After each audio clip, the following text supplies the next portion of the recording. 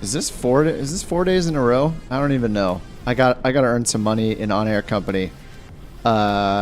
Obligatory PSA. If you're watching this, it may be a replay. If you're watching this in the future, this is not a tutorial. It's a live stream replay. All right. PSA complete. Let's move on to the important stuff. OnAir company. So I was looking at just looking at my balance here. We got 237K, and it's going down fast because of all the building I've done in Ohio and the hiring and buying supplies. So I spent a chunk of money, especially down here, doing all of that and renting planes. I was at 400K not long ago, and now I'm down to 276K. Not good.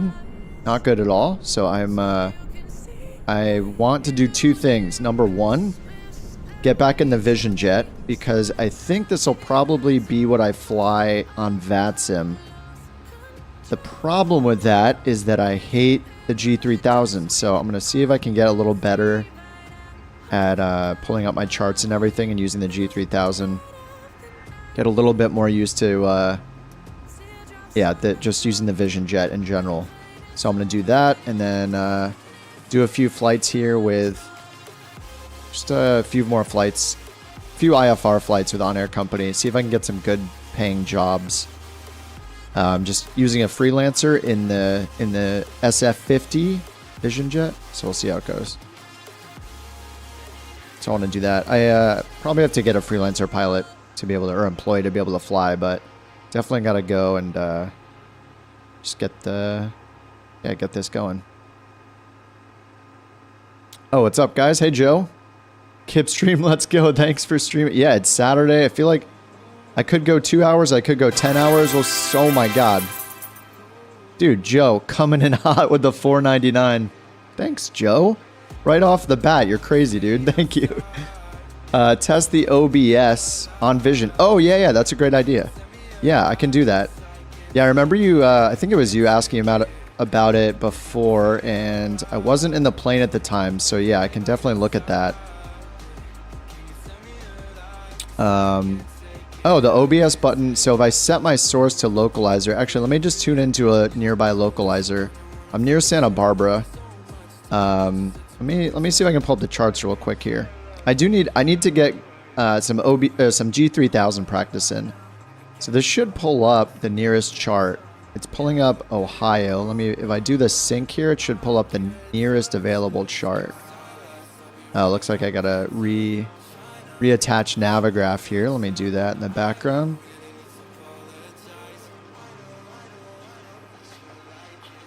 So I feel like, I wonder if it's stealing it from like the G1000 or something. All right, there we go. No available charts. Let's try again. So I allowed it. I'll wake up here in a second. I already linked you. Asking me to do it again. Okay, I'm going to do it a second time. Chart selection. Okay, I've already linked it twice. What's going on? Charts, please. Charts, please.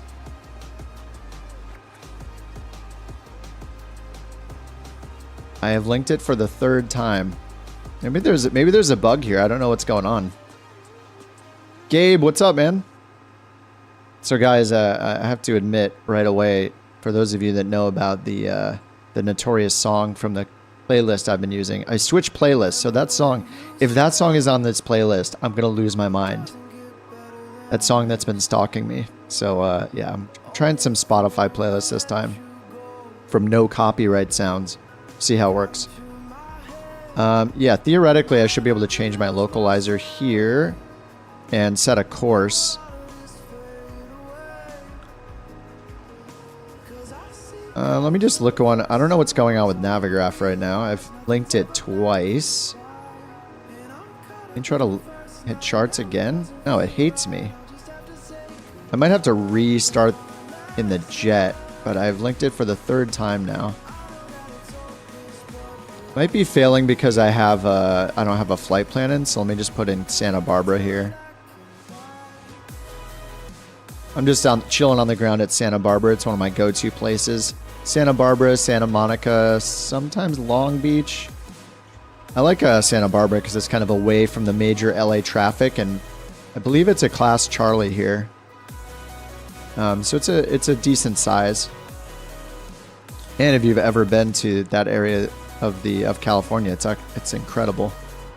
Do you think I'm going to be able to keep up in the TBM? Yeah, I would say so. Yeah, the TBM cruises a little over 300 knots. It might be even a little faster than the Vision Jet. Even though this is technically a jet, it's only got one engine.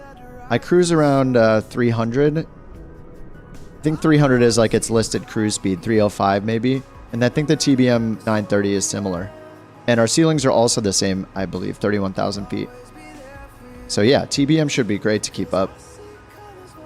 If you're in something like a Citation, you probably will be too fast, but you can try it. I think when I was flying this last, somebody was flying along in the CJ4. But I think they had to throttle back quite a bit. But yeah. What's nice is that, I mean, the Vision Jet's like $25, and so far I think it's pretty awesome. Despite it having a G3000. You know, hate it or love it or hate it. Yeah, TBM is comparable, yep. Comparable. Let me try the charts again. It's linking me again. Alright, I might have to restart the flight in this. Yeah, I'm just gonna restart the flight and see if that fixes the problem here. Yeah, man, the TBM is so fast. I haven't watched any of the videos on the TBM 850 that's coming out. Seems like there's a lot of people doing a preview access on the interwebs. But I do not have my hands on the TBM 850. But I'm wondering if the performance is much different than the 930. I assume it's slightly slower, just like knowing the 960 that Steve-O did in his video. I think that it has a little better performance and stuff like that. You know, every time they're releasing a new model, I think generally it's like a little faster, a little more powerful, a little more features. So I assume the 930 is a bit faster than the 850. Let me get this battery on again. Just need to get my... It's a good thing I didn't start with a VATSIM flight because my charts would be... Oh, there we go. It's working now. Okay, cool.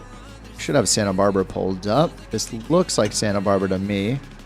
Let me get that in full screen. Fit it on the screen.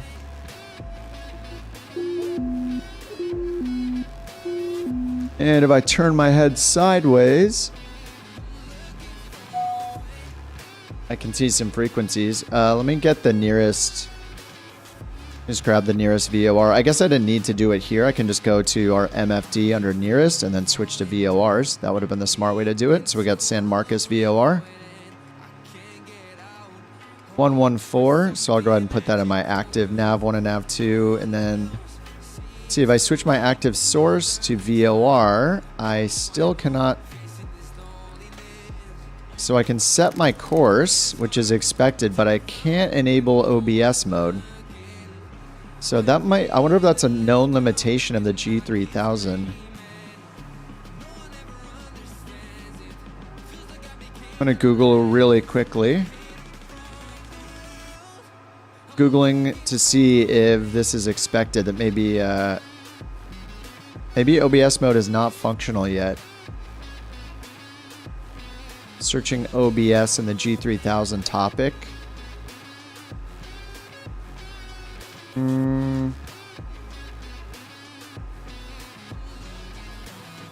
mean, it's disabled, like it is turned off, very, very turned off. Let me take off really quickly and see if, just see if it becomes active when we're not on the ground.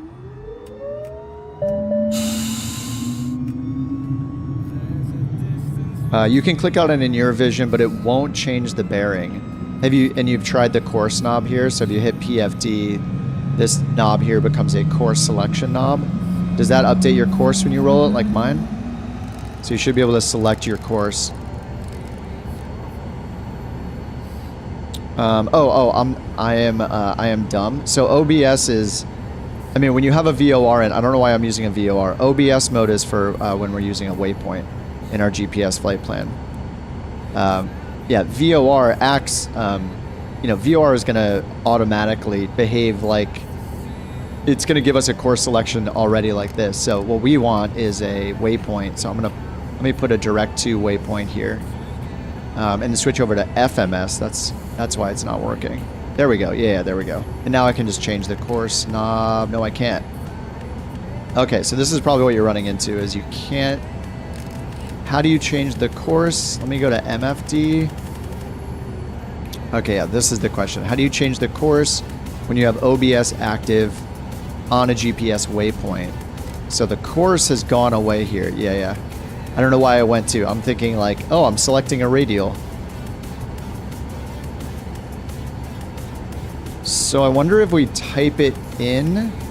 Now, I mean, we should be able to freely select it using a knob, but let me go ahead and type in... Can I type in a heading here? Maybe I can just type in the course here. 350. And it's still got courses 018.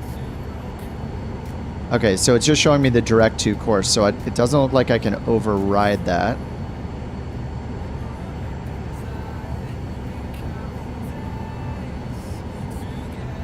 This is a good question. And I'm not as familiar with the G3000, so... Yeah, it just goes away. So if I switch... Yeah, I have course here, but as soon as I switch to FMS, course goes away. Yeah, I'm expecting course to show up here at the top, but it is not.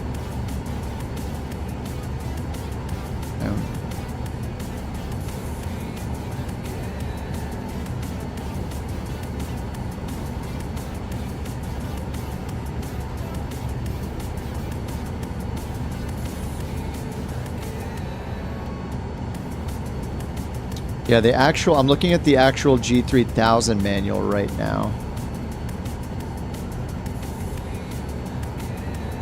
So let me bring up the G3000 manual. This is what I'm looking at. And I saw in here there is a section about pressing OBS.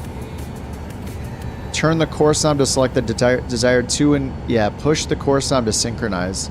Yeah, so the course knob is just gone. Yeah, this must be a limitation. Oh, it works in the TBM. Interesting. I gotta, let me see if the G3000, so if it works in the TBM, it could be because the TBM is using the latest working title software. Let me check in the marketplace to see if there's still the G3000, 5000 from working title inside the actual marketplace. If it is, maybe I have to turn on, maybe we have to add that just because the Vision Jet's a third-party plane. It might not be using the working title stuff. The latest and greatest working title by default. My God. Lumen! Stop it with the super chat. Thank you. Good to catch you live again. Thanks for the 10 euros. You're crazy. Beer fund. I actually am out of beer, and I actually grabbed a...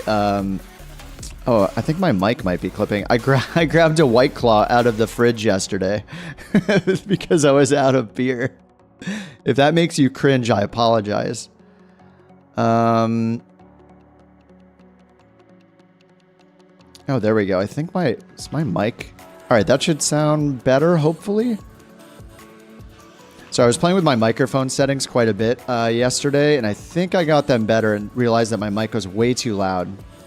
Sorry, I'm just changing some settings right now, doing it live. All right, I think that's probably a little bit better. All right, sorry if that was blasting your ears. It sounded a little bit loud to me. Yeah, thanks, Bloomin. Appreciate that. It should be default. Yeah, it looks like they did get rid of it, right? Okay, yeah, there's no more G3000. I don't even know if they actually had it in here, but they still have the 1000 and the 430, 530. So I guess that's not the issue either. So it might just be a limitation with... Yeah, let me load in the TBM just to verify what you were saying.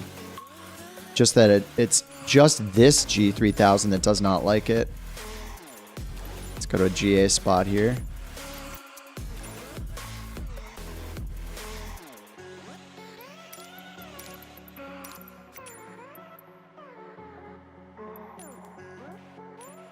All right, there we go. Do you know? Thanks, Mike.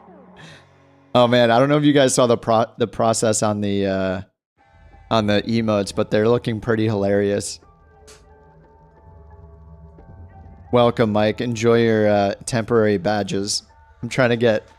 I mean, they're in progress, so the artist is Sushi. She's working on them, so I think they'll be pretty funny when they're done. What's up, Schwartz? Do I know how you can turn the turn on the ground with the T45?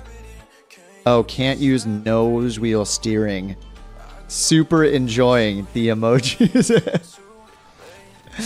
They're gonna be funny. I'm looking forward to it. Oh yeah, I'm just here in Santa Barbara temporarily, guys. We're probably not gonna fly from here. I'm gonna end up flying in. I'm gonna end up flying wherever OnAir company takes me for a bit, and then I might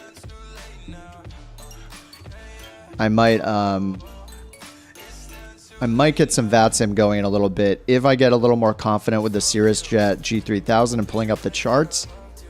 See how that goes. Or chat, do you know how to fix that? T45, is there can you double bind nose wheel steering axis to your rudder pedal axis or something like that? That might be an option.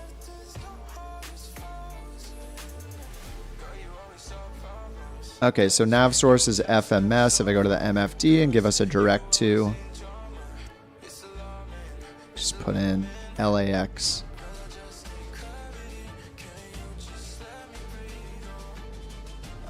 Activated. Oh no, I'm not getting it on. Oh well, maybe the knob doesn't work either actually. So I'm getting the same thing on. I'm getting the same thing in the TBM. As soon as I activate OBS, this does not turn into a course selection knob here. So that should be where it is. Here, if I'm on a VOR or a localizer, I can select my course, and that updates as expected. But changing it to FMS, course is not here. Let me try to add a full leg here and make sure that it's not because we're doing a direct to. But it should work for a direct to. Try course number 1 at the top near autopilot. Oh, up here. Oh, nice. Oh, there you go. There you go. Okay. That's okay. So then in the Vision Jet, is there another course selection knob? I don't know that there is on the autopilot for maybe there's another course selection knob. Let's hop back in the Vision Jet and check. Hey Mike, what's up? Hope you're well. Yeah, dude, it's early. It's before 1 p.m. on a Saturday. The weekend has just begun. Feels good. I'm ready. Ready to fly forever. Cirrus Vision. All right, Vision Jet. Thanks again for joining, Mike. And thanks, Bloomin', and thanks, Joe. Coming in hot today. Hopefully, unlike me on my flights, hopefully not coming in hot. Hopefully, nice and smooth today. I'm going to end up in Ohio for a little bit. Thank you for confirming the Vision G3000 is jacked. Yeah, unless there's another... You know what I want to try is... I think what I'm going to do is go and try... Oh, I actually have it bound on my throttle quadrant. So what I want to try is just hitting the commands, even though there might not be a physical knob for it in the Vision Jet. Maybe if we use the commands to turn the course... Adjust the course 1 up and down through the controls. Maybe that'll be a hack for now. And at the least, you know, that'll work through some shortcuts, hotkeys, or a Bravo throttle quadrant. So I'm going to try that real quick and see if it works. Yeah, the Vision Jet is just too fancy. So the autopilot, yeah, the autopilot down here. Which one is this? What's the name of this one? I used to have the physical version of this from Real Sim Gear. So yeah, unless there's another course selection knob somewhere, it looks like they don't have it in the actual unit. So if I change this, let's do FMS again. MFD direct to. Let's put in Santa Maria this time. Whatever, direct to. Okay, so there's no physical course knob. So let me use my Bravo throttle quadrant. No, it doesn't work. Yeah, I have a course knob on my Bravo throttle quadrant, so I have it on that mode, and I am scrolling. Oh, OBS is not on. Wait. Oh, it's not working there either. I want to figure this out because this is nice to use in general. I mean, OBS is just so nice. I feel like I haven't been using it much because I'll set up a visual approach using the Garmin instead. But it is super nice to use OBS. All right, let me check. Just a little troubleshooting here. I want to figure this out too. So the Bravo throttle quadrant. If I turn this and then I turn this, this is the button press. Oh, it's not bound. Okay, hold on. We can figure this out. So this isn't bound. This is the button where you basically select on the Bravo what you want to change, like heading or altitude. So it has a button press to do that. So select heading bug. So is there a select course bug that can be bound?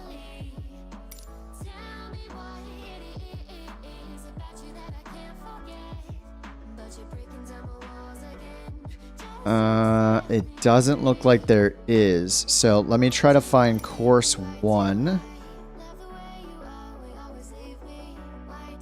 Is there a CRS 1 or course 1? There might not be a shortcut for this. Hey Branson, what's up?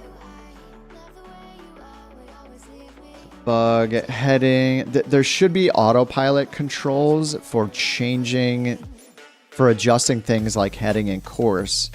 So if we can find one of those, I need to collapse all. Or is it under autopilot? So we have yaw damper, toggle, set mode, increase reference Mach altitude airspeed. I don't know if we have course as an option.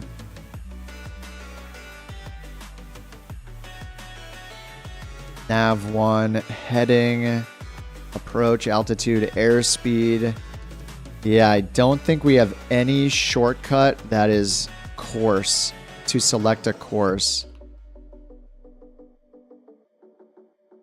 Set heading bug is the one that, or select heading bug is the one that's used. Yeah, is there? I don't think there's a course shortcut. I'm going to Google Honeycomb Bravo. Course knob. All right, Aerosoft and X-Plane forums.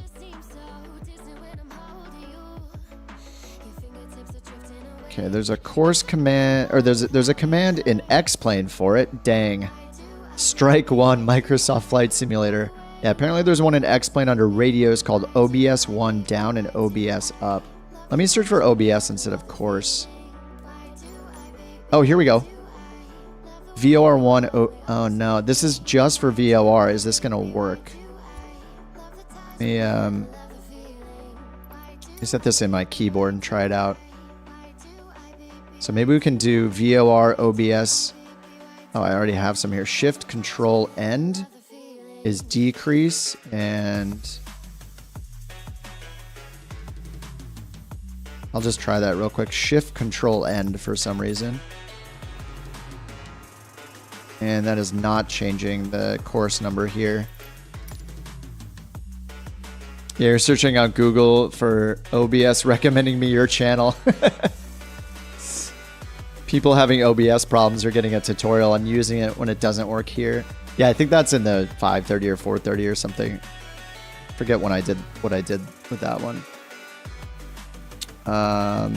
OBS.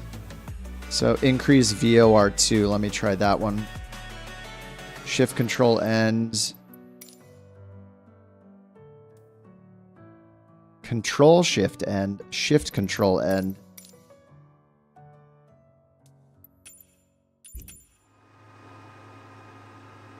Nope, it's not working. I don't know.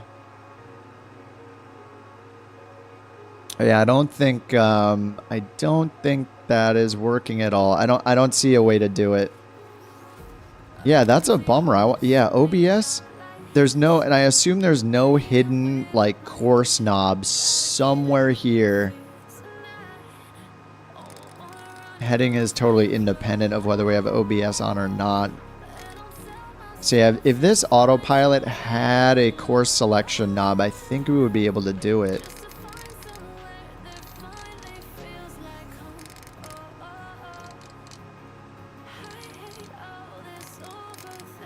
Yeah, that's a bummer. Is there a hit? I mean, it wouldn't be anywhere out of sight. It's not going to be like down here in the floor panel or anything, unfortunately. Course, not OBS. Yeah, there is no... I couldn't find anything labeled course in the entire set of shortcuts, so I don't think that's an option for us, Branson. Yeah, there's no CRS in the list and no course in the list, except for back course. Yeah, it's a bummer. I guess it's just a limitation. So until they add... Until in the G3000 they add the course knob here, the soft course knob, like it works here when you're on a VOR or a localizer. Yeah, I think until they add that... Let's see. Yeah, it's independent of the FMS one. So if I change this course to 173, this one to 263, I think it's yeah, it saves them all individually. Oh, that's a bummer. I wanted to figure this out. I was hoping that yeah, I was hoping this would work with the shortcut, but yeah, unfortunately it doesn't. You fixed it somehow? Oh, you can turn. Nice, Schwartz. All right, cool. The Ghost Hawk? That's a T45, right? People were talking about you on a recent Reddit. Oh, I saw that. Yeah, about like your favorite YouTubers. Yeah, there's a lot of... I saw a lot of love there for P. Gatcomb. I watch his stuff. And I just watched an Avangel video yesterday on... what plane? Avangel put out a video and I was watching it and learning about... forget which maker it was. Lionheart or something? Like a little prop that came out that Avangel was reviewing. Yeah, that was a cool thread. Lots of love thrown out there. Always feels good, man. Appreciate you guys if you upvoted it. Everyone go over there and upvote it now. No. All right, I'm gonna start with a few Vision Jet flights here. Really, my goal is to earn some money. I did do that flight last night that on the last stream, or maybe it was 2 streams ago. I failed to do the flight in the Vision Jet because I forgot to start the tracking. So I did do that one late last night. It was at like 1 in the morning. I did it while finishing a warm White Claw that I had from the stream yesterday. So that is completed. So I'm going to go ahead and do another Vision Jet flight or 3.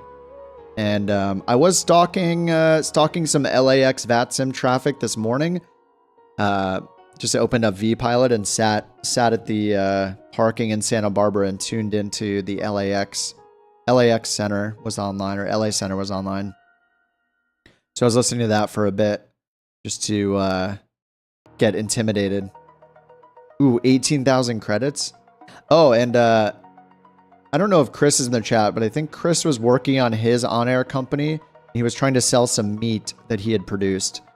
I think I'm actually going to try the trucking method. So if you guys do OnAir and you started a hunting camp or anything like that, you can see I'm up here. I'm up to 19 industry points, but I can't build another camp until I get 40. So, I already have 21 meats created here. I think I have some in my inventory I need to unload, actually. I picked them up. I was going to fly them. Oh, where's the meat? Oh, no, maybe not. Oh, there's 8 here and there's 21. Oh, maybe I need to... That's funny. I didn't know it actually shows all the meat icons on the map. So here we have meat icons all over the place, and lumber and all the resources are showing on the map. So I can go back.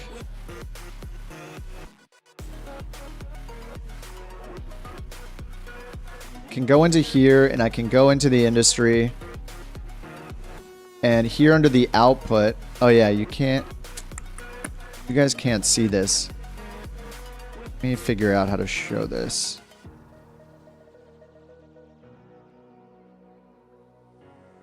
Monitor capture. There we go.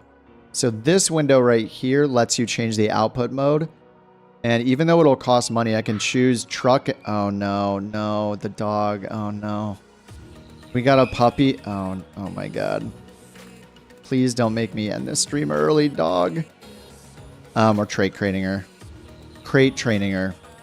Wow. So I can put in a destination here and have it transport, truck, and boat. So it'll take it there for us automatically. Then once it's there, theoretically, once it's at the airport that's going to buy it, I think I can just go in and then sell it without having to do the flight myself. So the transportation will be done automatically. And you can set a threshold here. So what I need to do is just find a place to sell it at. So I can go over here to industries. Yeah, go to supply and demand and find somebody that wants to buy raw meat.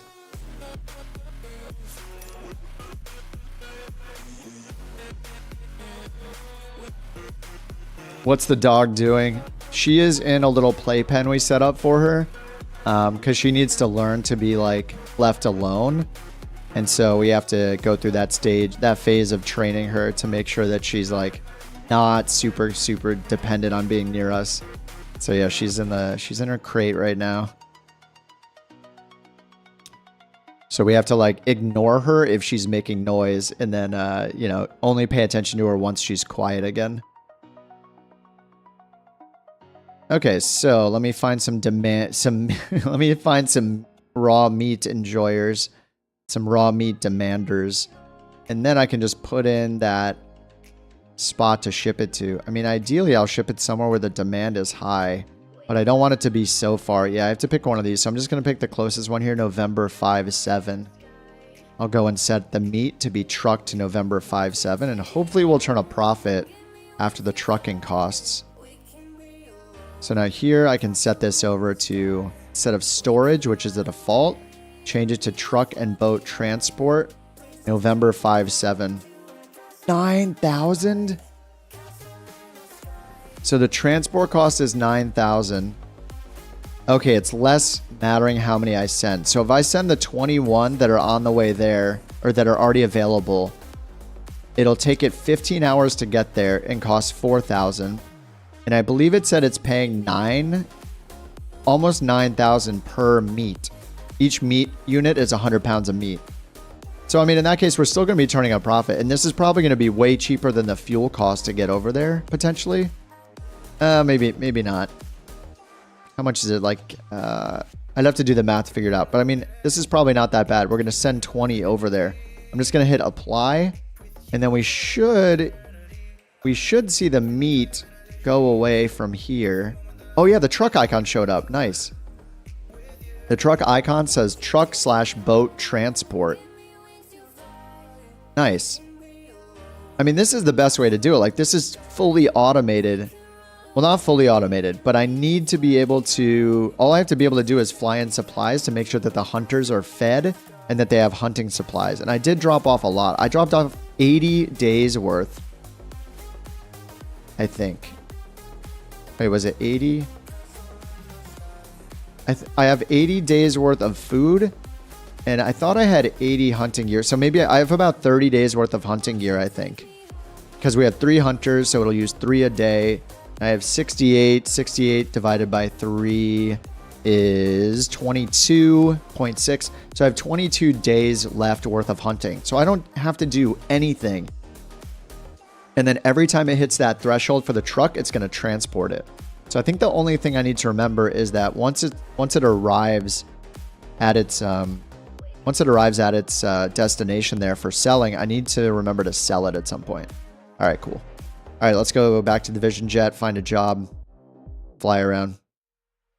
Favorite escort guy is waiting for the departure. All right, well, I'm departing from 4-5 Golf, it looks like. I want to pick up a few missions here. 4-5 Golf. I think I need to hire a new freelance pilot because mine is near the base camp. Did the base camp end up looking cooler as it upgraded? No. Unfortunately, it didn't. It looks the same. It's just the little tent.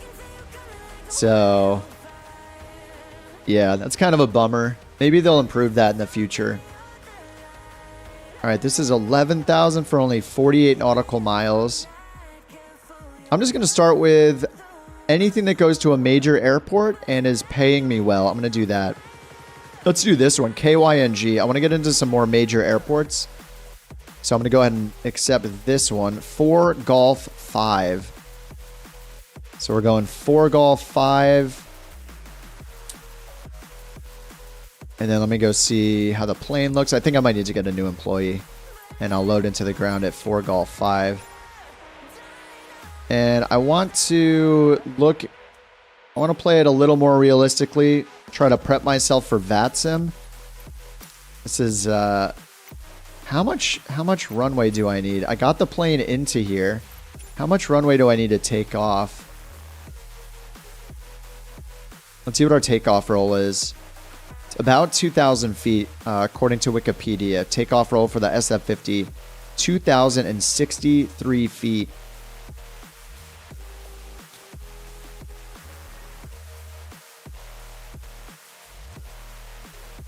And to get over a 50-foot obstacle, 3,200 feet.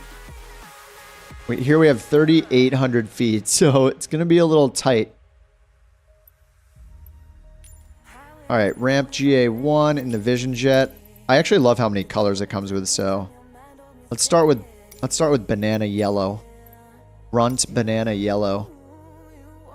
All right, SF-50. So wait, why does it say it's at I-9 or 5? Wait, what? Oh, I picked the wrong one. Whoops. It's I-9-5. I picked the wrong plane, I think. All right, wrong airport. Wrong airport. My bad.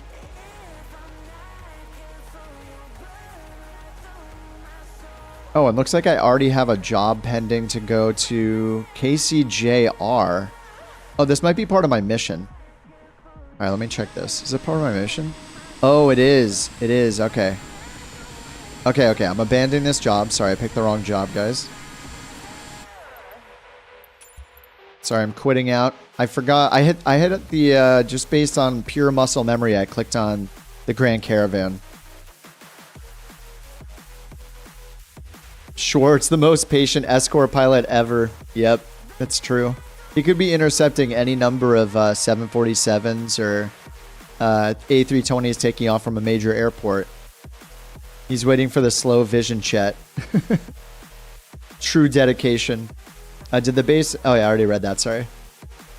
All right, here we go. I-95, it looks like. Hardin County. So I guess this is what I should do today, is complete this level 4. Is it level 4 mission? Not sure what... Where's the level? Level 5 mission, local jobs for 100 grand. That's going to help me a lot. So I should definitely do this mission. It gives a ton of XP as well. So this one is I-9 or 5. That's Hardin County to KCJR. Kilo Charlie Juliet Romeo. All right, so I'll go ahead and prepare this flight with the Vision Jet. Probably have to get an employee again. Quick, get your VATSIM skills up for the 24 hours of VATSIM next weekend. Wait, is there a 24-hour event happening?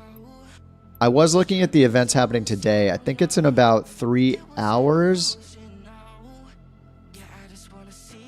Oh, no, I don't. Oh, is this the problem I was having? I have to make 2 flights because I can't carry all this cargo. Okay, looks like I'm going back and forth. No, wait, 295 nautical miles back and forth. All right, well, the life of a Vision Jet pilot, I guess. That's what's happening.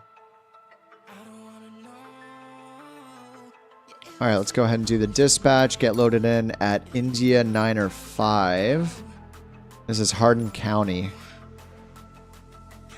And there is parking up here. All right, going up to ramp 8.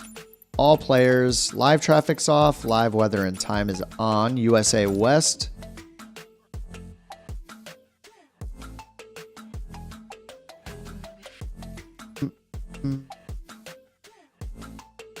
I'm driven fully by money right now. OnAir company, I need the cash.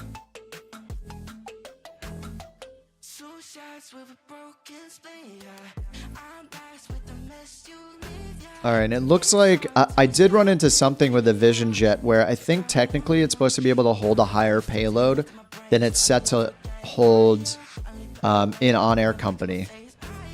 So because OnAir company is sim agnostic and it has to work for, prepared for X-Plane and for Microsoft Flight Sim, they kind of need to accommodate each configuration of plane, every plane and every sim. So here in Microsoft Flight Simulator, it shows my max payload is 1450. But then if I go to OnAir Company, you can see payload says 1328. So that's 122 pounds difference. So that can mean the difference between having one extra passenger or not, mattering my fuel and other payloads. So I think I did have a case where I had to bring 7 passengers, and no matter what, it would not let me do 7 passengers. Yeah, because let's see, 190 times 7. 190 times 7 is that 1425? No, 1330. Yep, that's exactly what happened. Look, 1330. It's 2 pounds more over the max payload as far as OnAir is concerned. Even though in the sim, you can take 7 passengers at 1450 max. If you're doing 190 pounds each. And that's how OnAir defines a passenger, is 190 pounds each. So anyway, yeah, that happened. But for now, it looks like I'm gonna have to make 2 trips anyway. Even if we had 7 passengers, I'm 538 pounds over, 350 with the fuel over that. So, all right, back to sim brief. Let's see the flight plan it made for us here. Departure runway 04 and arrival runway 04. And it's got us going through the APE VOR, Jet Airway 30 ESL, and then the Tiki 4 arrival. And that looks decent on the map. Sometimes I'll simplify it just to give us more of a direct-to route, but that one looks pretty good. So that one looks good to me. Let's keep that. And then it's put in 6 passengers and 0 freight. I'm going to set this to none. I'm going to set this to auto, and then I'm going to set the 0 fuel weight to make sure we match OnAir Company exactly. And 0 fuel is 4712. So I'll put in 4712. Leave the rest on auto and then generate that flight. What up, Trip? You got a CTD already. Oh, no. I mean, luckily, that's usually, especially if you're loading in, that's usually in mod, a community folder issue. What you can do is make like a folder on your desktop and you can do it all at once, but the easiest way is to start dragging folders from your community folder out somewhere else, like onto your desktop. Like move the folder out onto your desktop temporarily, and then reload the sim and try again. And if you do that repeatedly, you can kind of, by trial and error, just narrow down which mod is causing the problem. It's kind of annoying, but at least you can start, by process of elimination, figuring out if it is a community mod that's causing the issue or not. Oh, I shouldn't get this started till I load the plane, actually. Bijan trees. Yeah, that could be it.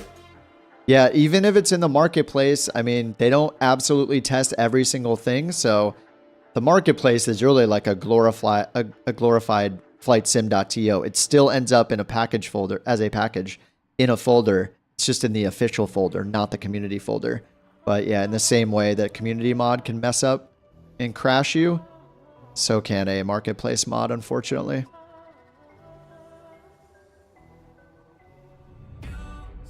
Yeah, there's a lot of VATSIM traffic on already.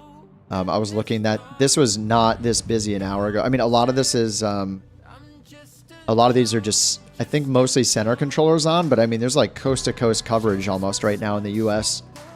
Pretty amazing. All right, 0 fuel weight is set. KCJR.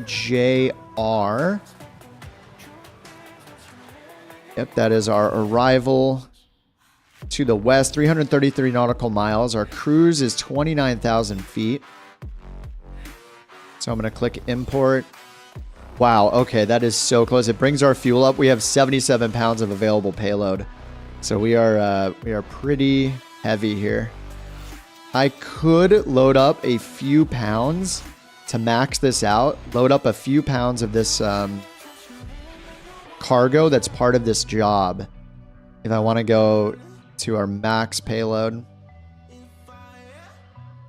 So then if I come back and I want, I need a little more fuel or something, I'm just maximizing how much I'm taking here. So I guess I can go to 1. Oh man, I need a pilot. Okay, I think I can validate this first. Yeah, I can. Okay. So while this is loading in the passengers and stuff, I'm going to go grab a new freelance pilot, put him here at India 9 or 5. They need to be able to fly a jet. Midday stream. Hey, Josh. VATSIM. Yeah, I'll see. I'm going to take a few flights in OnAir company and then evaluate how I'm feeling. All right, they need to be able to fly a jet, and we're going to pick their per hour rate at the cheapest possible. All right, Serena is our pilot.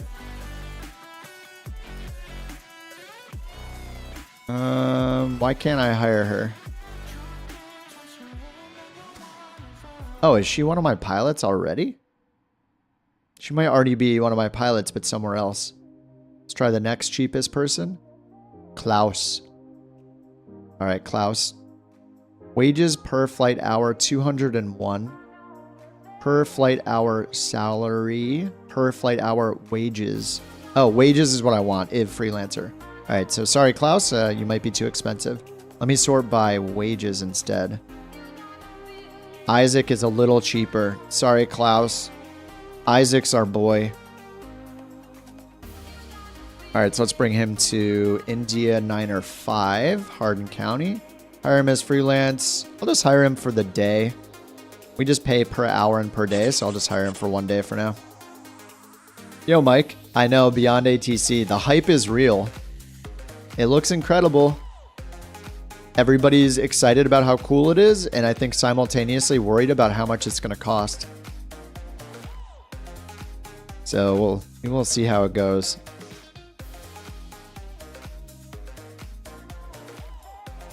All right, back to the Cirrus flight. All right, the Cirrus plane here in OnAir company. £1, fly in sim now. I'm not going to do any offset. We'll go real time for this flight. Isaac is in charge. We're going to KCJR. Charlie, Juliet, Romeo. All right, that's all set. Green check boxes, check marks everywhere. Start tracking. I'll hit that before I forget. And let's get this thing started up. Turn on the batteries, turn on the generator. Parking brake is on. And all of my thrust lever here is at idle on my Bravo. Now let's get the checklist up. Pre-flight inspection. Yeah, it's complete. Looks good. We got the covers and stuff on, so I'll take those off. But it looks beautiful. We're here at the fuel. Kind of realistic. You go over here to the tablet, take all these off. I'll take the chocks off for now, just so I don't forget. Bose headphones are on. Got the. I was calling them the A10s, and I realized that it's actually the A20s. So, if anybody heard that on the previous streams in the Vision Jet and was thinking, I thought they were A20s. Kip sounds like he's wrong, but I'm not gonna type to let him know he's wrong and embarrass him. I appreciate that, but at the same time, I was wrong. It's the A20s. Anyway, door is latched. Parking brake as required. It is on. Battery 1 and 2 and Gen 1 and 2 are on. External GPU as needed. We don't have one here. Verify FADEC channel is displayed before the thrust. FADEC channel is A. Verified. Next checklist. Strobe lights on. I'll hit that on my Bravo. Make sure it works on my Bravo. It does not. But it works. It was already on here. I guess I did that already. Done. Check our messages. We just have parking brake. So far, thrust level lever. I always say thrust level. I mean, technically, it's the level of thrust. I'm just idle. Hold the brakes and set the engine knob to run. Check the fuel pump. I think we just listen. There's the whine. We hear it on. Engine knob is run. It's been checked to verify the bat temp engine. Volt CAS messages are not displayed. They are not. Then we press the engine button to get it started. Monitor the engine instruments. They're always green in the sim. Everything will be normal, so I'm just going to keep going.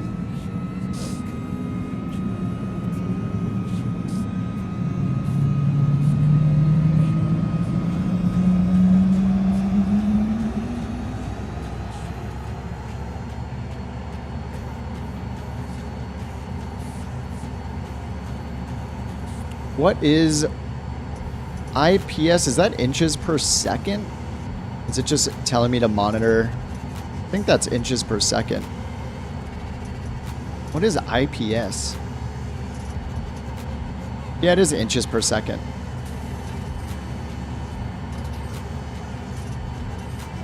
So it's more engine monitoring stuff. Environmental control system set. I just hit this button to enable it. And I'll just turn it to auto mode. There we go. Auto everything. Alright, we don't have an external GPU. Oxygen master switch, verify on. And then I believe we want to start our timer now because we need 2 minutes to turn bleed on. Go down to timer, hit start. Alright, and then it's going to say bleed. Oh no, actually the bleed is for battery 1 and 2 being on for 2 minutes or more. So we're probably almost there. So I forgot the timer. All inits are complete. We have our alignment and heading reference check stuff done. Calibrated caps pin. We can't do anything with that. Passengers, we're flying. There are no passengers. Oh, there are 6 passengers, but I'm not going to do a fake role-playing thing here. All right, fresh air. We'll turn that on because I missed the timer. That was already 30 seconds. It's definitely been 2 minutes. Bleed air switch to fresh air. Done. Comm and nav GPS set. We're not using ATC, so does not apply. ATIS and Cirrus, we would normally do that, but if we're doing VATSIM, but we're not going to do that because everyone, including me, pretty much hates flight sim ATC. Okay, I have a secret love for it when it works. It can be kind of nice. All right, set the transponder. We'll just do VFR. It's set to auto, so we'll just leave it there. Initial altitude set. We're just going to do a climb all the way up to our cruise, 29,000 feet. This is the thing that takes the longest, so as I just keep turning this Bravo throttle quadrant knob over here. Hoping Microsoft buys them out and includes it. Yeah, that would be incredible. I mean, they hired the working title guys because their development, the development they did on the G1000 stuff, and they did that before. I think they got brought on by Microsoft. So they've done it before. Hopefully they'll do it again. ATC is the worst aspect. Yeah, I think for me, it's a difficult choice to pick between better ATC or shared cockpit. I think I would go with shared cockpit if I had to pick one of those things, though, where you could actually play with people natively, cross-platform. All inits means to do the init page in the MFD. Oh, that's a good call. Yeah, I forgot about the init page. So I've done this init page before, and I don't think it's actually had any effect. Maybe there's something I haven't done correctly. Yeah, I've got the fuel here, set, weight and balance. Stop. It's just doing the test. Don't worry, we're not crashing or anything. 0 fuel weight, 3711. I have that set here. Actually, let me compare with that, what it shows up here. Does it show empty weight? It does. 3550 actually. It's 3550 in Microsoft Flight Sim. According to SimBrief, it's 3711. So it's, 161 pounds heavier according to SimBrief. And then I'm sure OnAir also has its own, its own weight.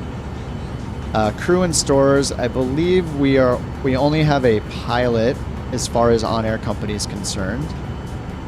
Passengers, we have 6. And cargo, I guess OnAir company would be the best for that. 6 passengers and 76 pounds of cargo.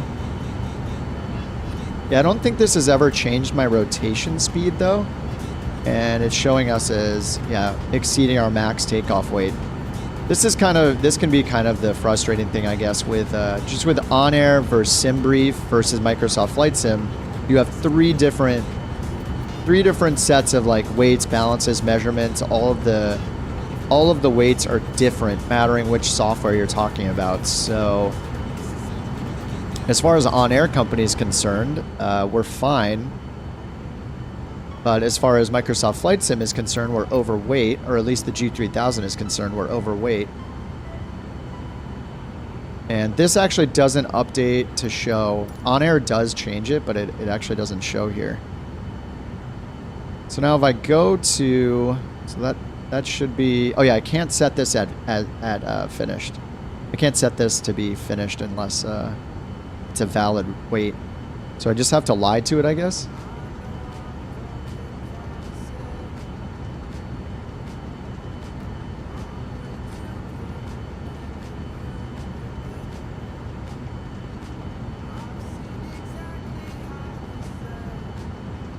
So let's go to takeoff. Yeah, and fuel on board says 176, but we have like 1210 is what we loaded it up with in OnAir company, right? Does it show my fuel? Yeah, 1203. Oh, that's in gallons. 179 gallons. So yeah, it doesn't like me. I'm just gonna lie a little more here just to see if it's board. Enter fuel on board to confirm fuel. Is that done now? Okay. I don't think it's actually going to change our... let me put in the flight plan. Go to SimBrief and import that. I don't think it's going to change our rotation speed. All right, KCJR ready for import. Okay, that's in. Let's go back to the init screen. Just make sure there are no... Okay, no bad looking things on there. Utilities, back to our initialization. Flight plan, okay, that's in. Accept. Yeah, so our VR has always been 90, and yeah, I've always seen 90 and 165. I think 94 is usually the same too. So as far as I can tell, it doesn't actually change anything in here. I mean, I should be at like max gross weight right now, and it doesn't seem to be changing my rotation speed. It's always been 90. So it's possible I'm doing something wrong in the Vision Jet here. Or it just doesn't do anything. All right, heading and initial altitude set. So we set our heading. Let's go and look over here on our MFD. I'll just check the chart. See if there's an available airport chart here. Showing Teterboro. Let me click that button again. All right, it said to use runway 4. I can barely see that number. It looks like 046. I usually try to avoid having to zoom in on the chart as much as possible. Is that a little more visible? 046, yep.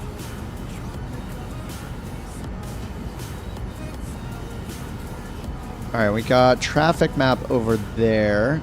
I think on this, I'm still getting used to the G3000, so I think I just want to use my HSI map over here. The inset map range knob on this left GTC, use range here, does not function when it's in inset map mode. So I think that's another excuse to use, or another reason to use the HSI map, is just that this little tiny knob down here will function as intended. Let me put on the active noise reduction here on the Bose. Flying luxury. Shared cockpit, yeah. We bring in so many more regular players. Yeah, and I think, yep, a small industry of sim flight instructors. Yeah, like I would hit up my Xbox friends and fly them around. And it's just great, yeah, for group flights in general. Like say somebody can't join, they could hop in as a passenger. That would be awesome. I'm going to go ahead and set our flaps. It's further in the checklist a little bit, but I'm going to set our flaps and our pitch trim up to 6 degrees, flaps to 50%. Trim up to takeoff, 6 degrees. That is set. All right, let's go back here. So heading and initial altitude, that was 046. So I'm going to set that over here on my heading bug. 046 heading. Flight controls are always free and correct. 6%, 50% flaps, good. Electric roll trim set. Is that? The roll trim is neutral. I assume I would set that at some point based on winds, but I'm just going to take it slow. That's enough for this flight. I actually have to learn. I don't even know the proper way to set roll trim for takeoff. I assume that's what it's for. Press the toga button. Okay, I just hit that, so it's setting our flight director to pitch up and level. Check our CAS messages. Probe heat is off. I'll go ahead and turn that on. Actually, I'll turn that on once we get closer to takeoff. Parking brake release. Check brakes. All right, cool. And then I'm going to get over here on the right side panel. I'm just going to get our normal map on. And that has our airways. And I'll keep the checklist over here on the left. And we have the HSI map as well. Zoom this one out.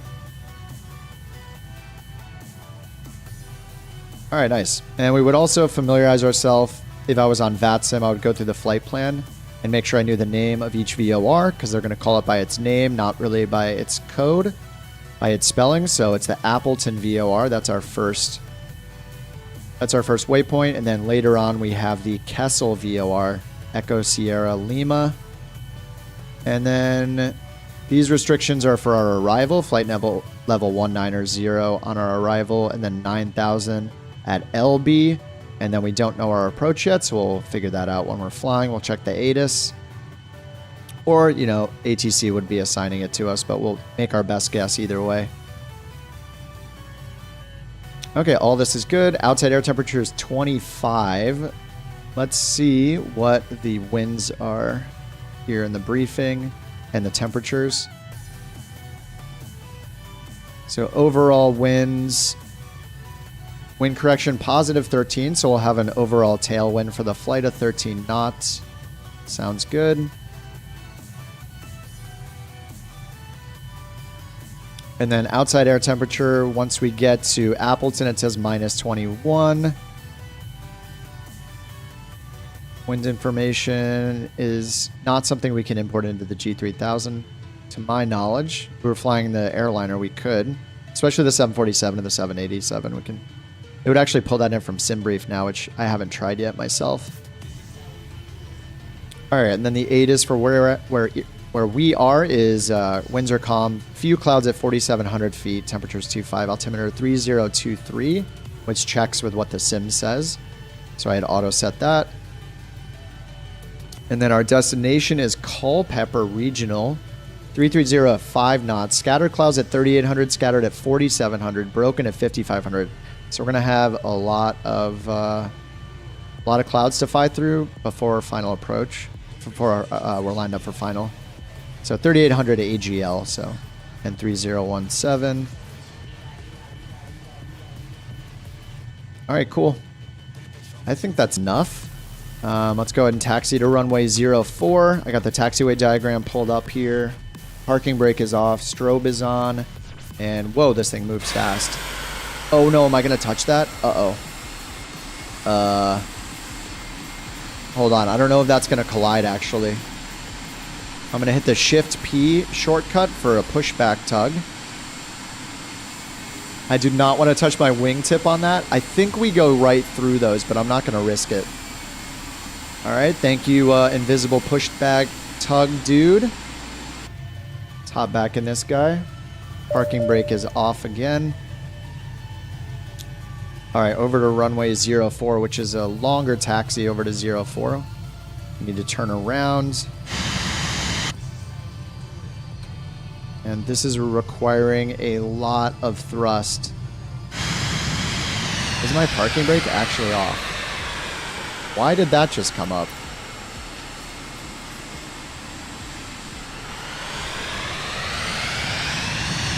Oh yeah, Shift P is a straight back push shortcut you can use.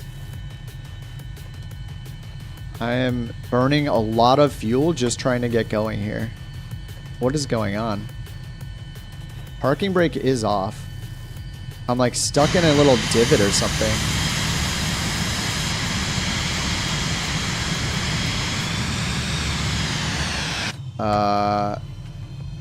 I don't think I'm attached to the tug. Let me try again. So if I hit Shift P, it's starting. Shift P, it stops. And I just wasted a ton of fuel on that.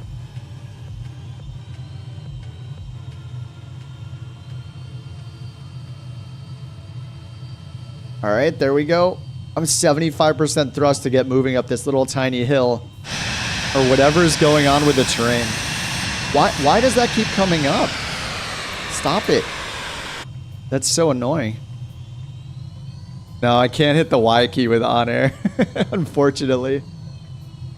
I can't move. What is going on? This is crazy. There's something. Ooh, we're rolling backwards. Maybe I do need the pushback tug to bring me up. This is I'm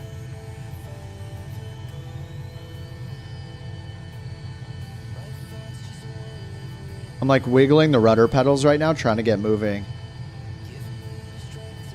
Okay, we're kind of going. We're kind of going. There we go. 77% thrust. All right, way back. Man, this thing, the rudder, like taxiing with the nose wheel steering on this is crazy.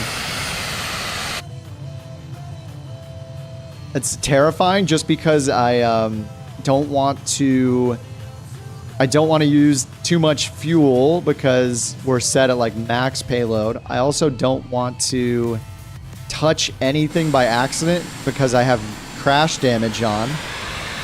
And yeah, I'm a little worried about just ending the flight and having to start all of that over because I touched the wingtip on something or tap the ground too much or something like that. Oh yeah, of course, John. Yeah, please do. We are at... Oh, I should actually post the route for you guys. Sorry, I haven't posted the full route here. Let me copy the actual route so you guys can see the whole thing in chat. And there we go. And dude, Joe, thanks again. $4.99 again. Thank you so much. Oh, I can click it to send a heart. Aw. Thanks, Joe. Appreciate it. Again, $4.99. Funding my future non-White Claw beverages. I appreciate that. All right, so there's the full route, and it looks like we have a restriction of... It says it wants us at 286 knot restriction. And flight level 290. But, you know, that's something that we would, I guess, follow if ATC was going to actually enforce it, but they're not, so we're just going to go. All right, runway 04, so we're going to make a turn here to the south. Or we're already on the taxiway, actually. Take this all the way down to runway 04, or just 4, I guess. In the US, we would just say 4, which I personally think is weird. But yeah, John, you can join up. We're on USA West, so make sure you change your multiplayer server to USA West. You do that by clicking your name in the very top right of the sim when you're on like the menus. USA West. I've done Pilot Edge before and I love it actually. Before I did any VATSIMing, which, you know, I've only done a little bit of VATSIM. Oh, looks like we're back taxiing, right? Yep, looks like we're back taxiing all the way to runway 4. The wind is calm though. We should probably just take off here. Yeah, let's just take off here. The wind is calm. It's actually flat. It looks better taking off this direction. Yeah, we're just going to take off here instead. So I'm going to sync my heading bug to the other runway. So this would be what, 22?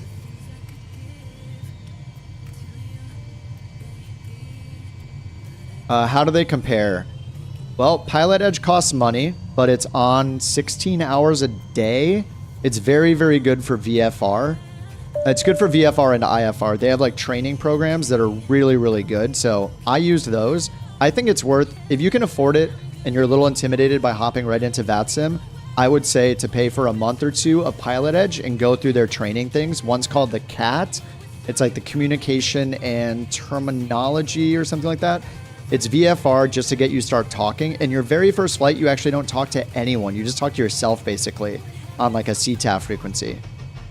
It's very good and they're online 16 hours a day and they're all very professional. It's really, really good. The downside to Pilot Edge, besides having to pay for it, is that with Pilot Edge, it's only the west coast of the US pretty much. So if you don't fly there, you might not be interested in flying in that area long term. But yeah, I think it's worth it. All right, probe heat switch is already on. Landing lights are on. Engine IPS switch. What is that and why do I not... Oh, it's ice protection system. I am dumb. as required. Ice protection system, of course. So I was like inches per second earlier. IPS, it was just making sure it was off earlier. So that's our whole ice protection system. Wing stabilizer, yeah, so all the IPS is off for now. We're at 25 degrees Celsius, but we'll turn it on when we get higher, when it gets colder. Check the cast messages. We just have our parking brake. Trim and flaps were already set. Verify emergency battery message is not displayed. It is not displayed. So that is done. Configure our multi-function windows. We already did that. We have everything up that we want to see. Hold brakes, thrust lever to take off. Engine instruments, check normal. Release the brakes. We have 90 knots for our rotation. Pitch up 5 degrees, and then pick up our landing gear when we're positive rate. Flaps up at 115, and then we're just doing a cruise climb all the way up at MCT up to 29,000.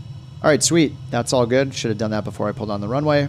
Heading bug is set, and I'm going to turn on heading mode in advance, and we're good. All right, holding the brakes. Parking brake is off. Setting thrust to takeoff position. Takeoff thrust is set. Brakes are off. Taking off on runway 22. We'll see how this goes. We have 3,800 feet of runway, and we will see how much we need for a takeoff at almost full weight. There's 50 knots. We're looking for 90. There's 60. 70 knots. We're going to use like this whole runway, I think. 80 knots. There's 90 right at the end of the runway almost.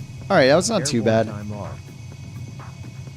Yeah, we used easily more than half the runway. What did we use, like 2,500 feet maybe? Maybe between 25 and 3,000. All right, pitching straight up. We're at 300 feet AGL. We can be in takeoff thrust for up to 2 minutes, I believe it says right here. Oh no, thrust set to takeoff limited to 5 minutes. Reduced to MCT within 2 minutes if available.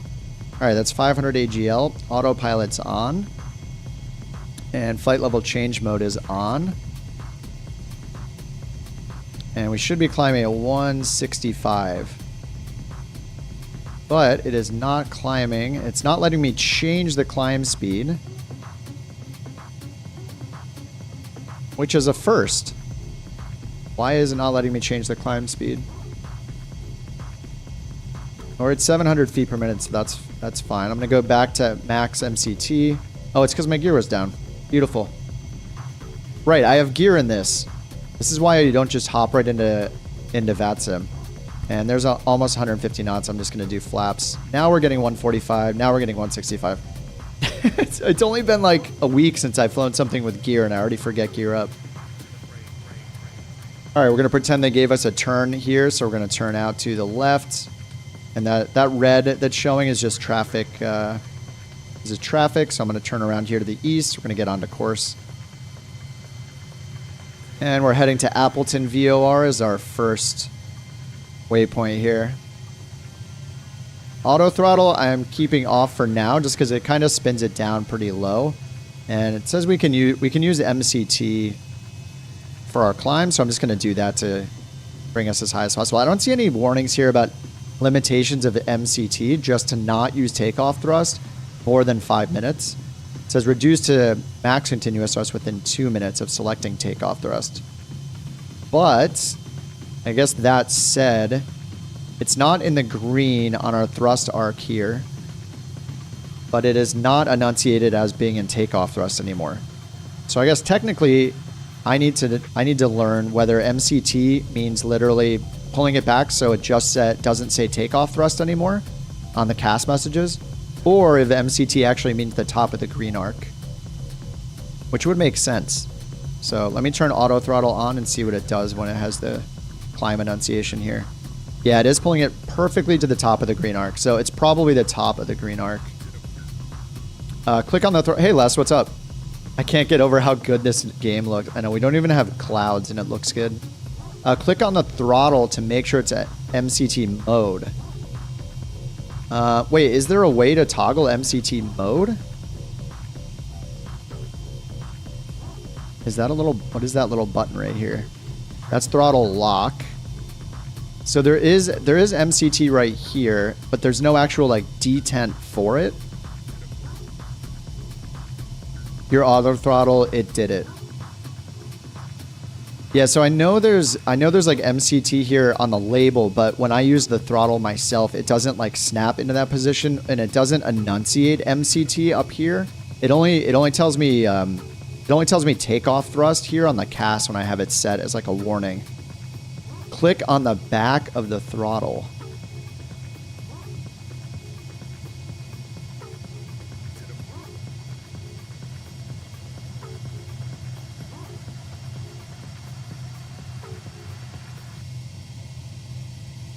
Are you talking about the button, like the toga button position?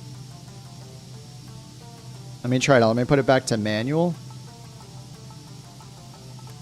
Let me try this real quick. All right, let me move this up to where I had it. Or are you just saying just literally click the throttle? No, that's not it. That's the toga button, I assume. Move your throttle and click on the handle. Oh, nice. It does just pull it there. Okay, okay, cool. Nice. Okay, there's just no enunciation for it. So I guess this is how they're simulating what I guess would be a D10 for MCT, is you just click on it to get into that position.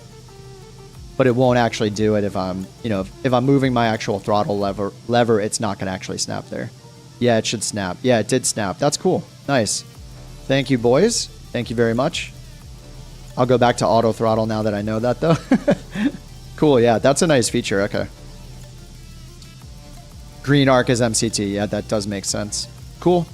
Thank you, everyone. Teach the slow Grand Caravan noob how to fly a jet. All right, we're headed to Appleton VOR right now. Almost passing 10,000 feet, so we'll get our landing lights off. In climb, going up to 29,000. And not using ATC, so we don't go crazy. All right, there is 10,000. Landing lights are off. Outside air is 9 degrees.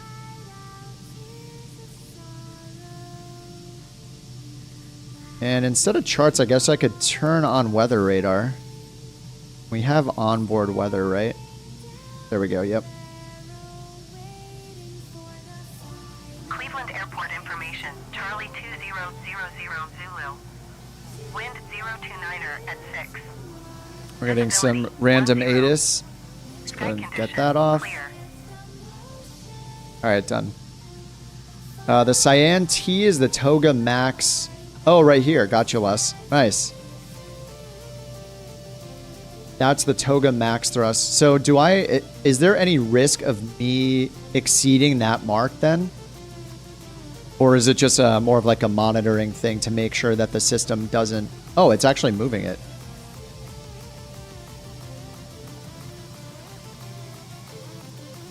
So is that... I mean, I guess maybe it's based on our weight? It's probably based on a million things.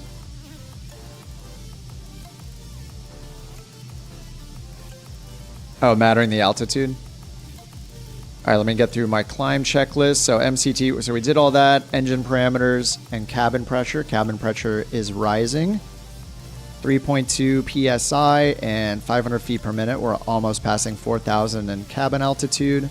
Ice protection as required, 5 degrees. I'll just turn on the engine one now. At least in like the Grand Caravan and stuff, it's usually 5 degrees, but obviously it's gonna change mattering the plane. But I also don't know if we have any preset. Got some coming up. And when we get towards our approach, we had several layers of clouds between 3,000 and 5,000 AGL. So mattering the temperature, we may need that. Altimeter set to 299 Yeah, when we get to 18,000 feet, we'll wait for that.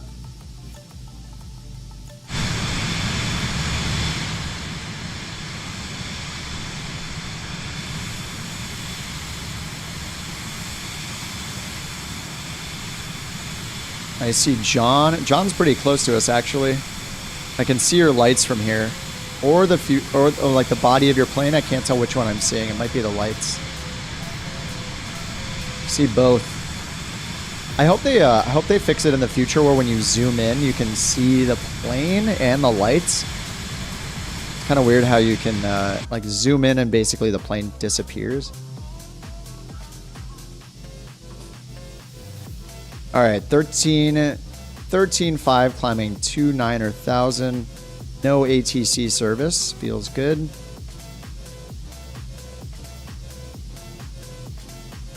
And we're on our way to Appleton. So let me see what's after that.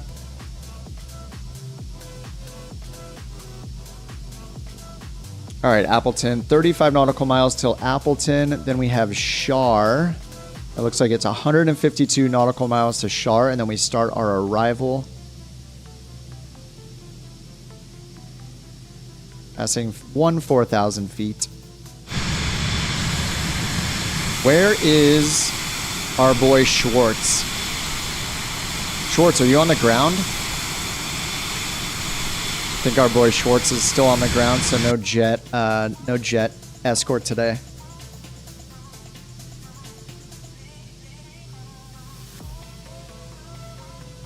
Oh man, I have a coffee that is the ice is all gone, so I'm gonna drink this coffee that's starting to get warm.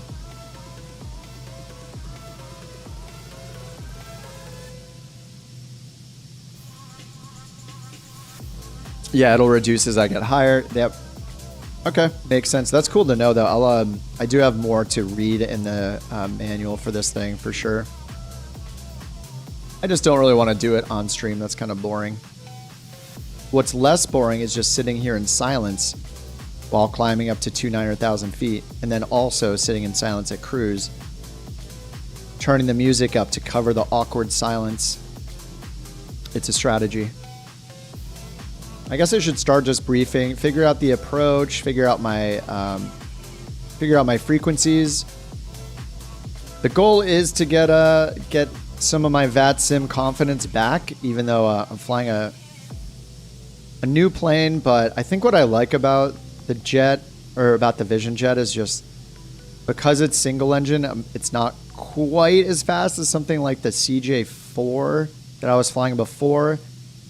I don't like that it has the G3000, but I'll get used to it. But it does give me auto throttle, which I didn't have in the CJ4.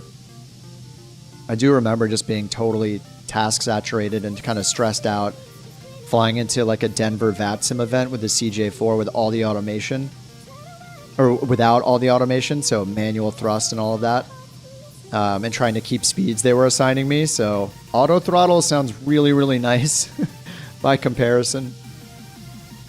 All right, we're at 16.6. We're just waiting for 18 so we can set to standard baro. Actually, I think the strategy with standard, let's see, we're in flight level change mode, so I think I could just safely hit baro, right? So maybe on my descent is the time when it's smart to switch to vertical speed mode temporarily, if I'm using VNAV or if I'm using flight level change. Especially with VNAV, so it doesn't quickly react to the quick change in altitude.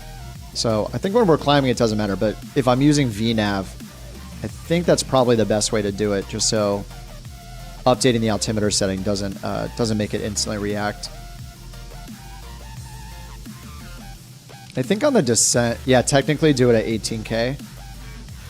I think what I need to get better at is, I think on the descent, because I'll have it like in VNAV on a descent, and then I'll just flip over to local altimeter setting, and when I do it, because that can potentially drastically change the altitude. All right, here comes 18. I mean, when we're at flight level change, it doesn't matter, but yeah, when I'm in VNAV, I think it makes sense to switch temporarily to vertical speed to keep that gradual descent going. Otherwise, VNAV could, I think, react to it. Even the TBM is faster. Nice.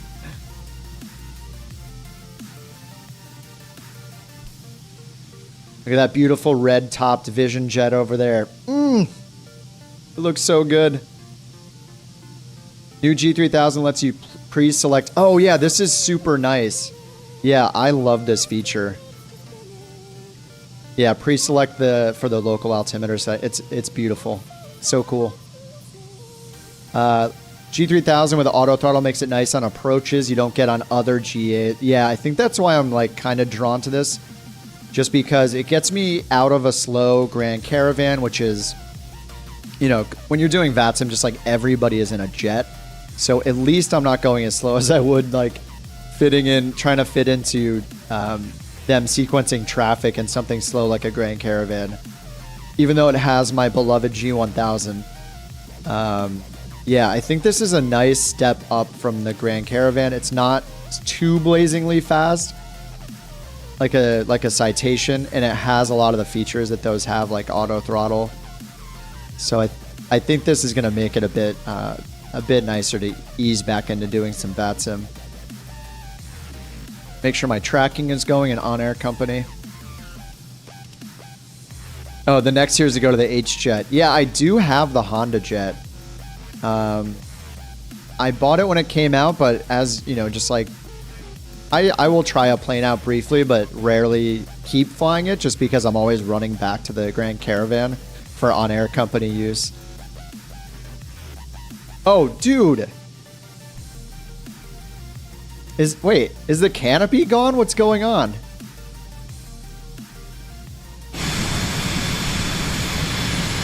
I mean, it's got to be Schwartz. What happened to the canopy on that thing?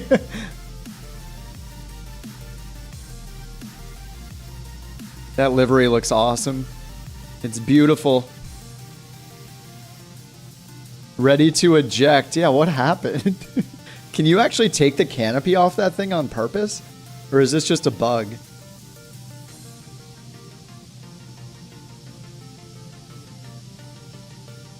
All right, that checklist is complete. Cruise, thrust as required. It's in auto. Ice protection as required. We're at negative 15 degrees Celsius, 21,000, climbing 29,000. So ice protection is still off. And it looks like we'll be clear of those clouds. I should look. I think I have the Vision Jet manual. Let's see. I think I have it in here somewhere.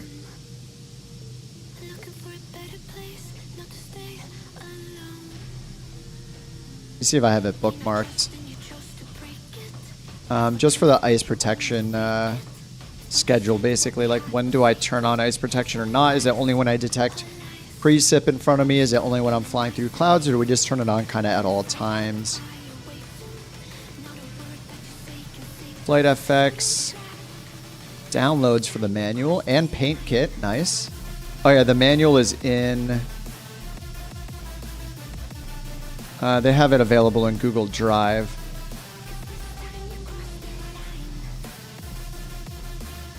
Oh yeah, Les, I think I saw... Aren't you on the credits? Yeah, I saw you on the special thanks on the beta team. Les himself. I was browsing this. I was like, just like, holy shit. Right here. So, somebody that knows what they're talking about. It's literally in black and white right here that he knows what he's talking about when it comes to this plane. Clear of clouds, don't think you need it. Yeah, I never know. Like, I think with some airliners, you turn it on, or certain anti-ice systems are just turned on as part of the checklist, like regardless of whether you're actually flying through anything. But yeah, I'm just going to leave it off for now. I assume it's smart enough to also start yelling at me. So we'll see if that happens. All right, landing lights are off. That's good. Probe heat is on. 8,000 feet in our cabin pressure, still climbing. It says climbing at 10 feet per minute, but I'm not sure if that's accurate. I think it might just get stuck at 10, even if it's not actually climbing. We are at 23,000, climbing 29,000. I should say 23,000, climbing 29,000.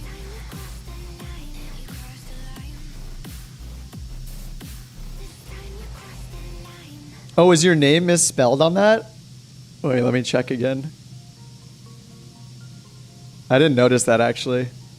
Oh yeah, he spelled it R-I-E instead of R-E-I. Well, it looks like they've turned it into a PDF or something, so that's as good as permanent. That's as good as a permanent marker. Also at negative 20 degrees, too cold.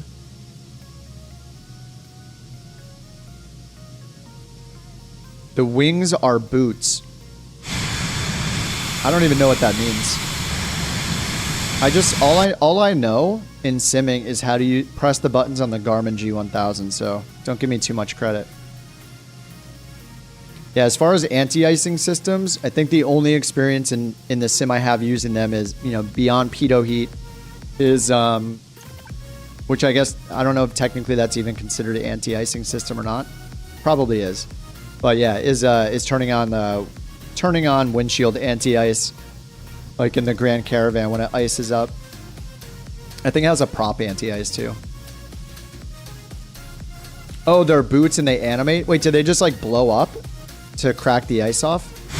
Or is that a different type of system? Wait, can I turn that on and actually see it? Is this a bad idea to turn this on right now? It's probably not a bad idea.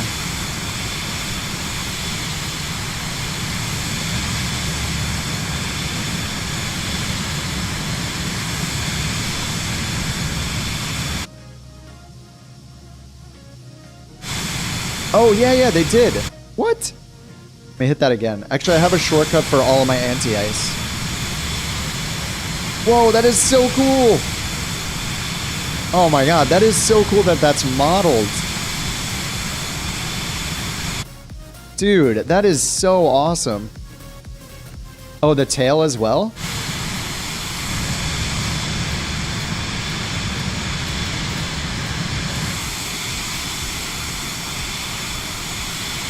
Let me get into the proper drone camera. All right, we're at 26,000. Just checking that. Let me get in the proper drone camera here. Turn that down. All right, let me see if I can get in close enough. Hopefully we're stable enough.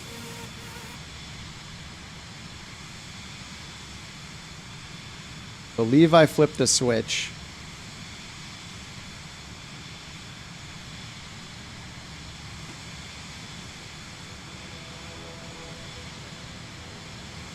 Maybe it's not taking my keyboard shortcut. Let me try it from the button.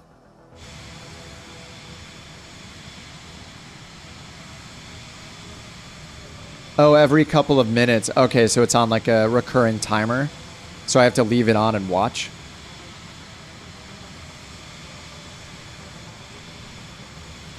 That makes sense. So you leave it on and it's periodically going. Okay, it's on a cycle. Okay. We will keep watching with bated breath. And don't worry, I know how to spell baited correctly. I know what you're thinking. I'm the guy that spells it B-A-I-T-E-D, and you're wrong. I learned the hard way. Oh, there it goes. I know that it's B-A-T-E-D. Don't worry about it. That's so cool. Lets it build up, breaks it off. Yeah, that is so cool. Awesome. Thanks for pointing that out. I would not have looked at that. And now I'm basically an expert. All right, let me make a video real quick on my expert knowledge in anti-icing systems on the Vision Jet. That's really cool. All right, ice protection as required. I got the less seal of approval that we're not worried about it, so I'm going to tick that. And monitor the EIS. Everything is green. I looked at the pressure already. Go to your kids' hockey practice. Dude, oh my god, I used to play ice hockey. It's been a long time since I played, but I miss it. Enjoy. That sounds super fun. Does the tablet let you show the co-pilot in this plane? I don't think so. We can go through the tablet real quick. Don't know the approach just yet. We're about to level off at 290, or at I guess flight level 290. 290,000. Am I flying the Vision Jet only or variety? Probably just the Vision Jet today. Right now I'm just doing some OnAir company missions to try to earn some money because my my balance for my company took a hit. Yeah, let me go through here. I don't think there is any way to turn on the co-pilot. If there was, I would love that.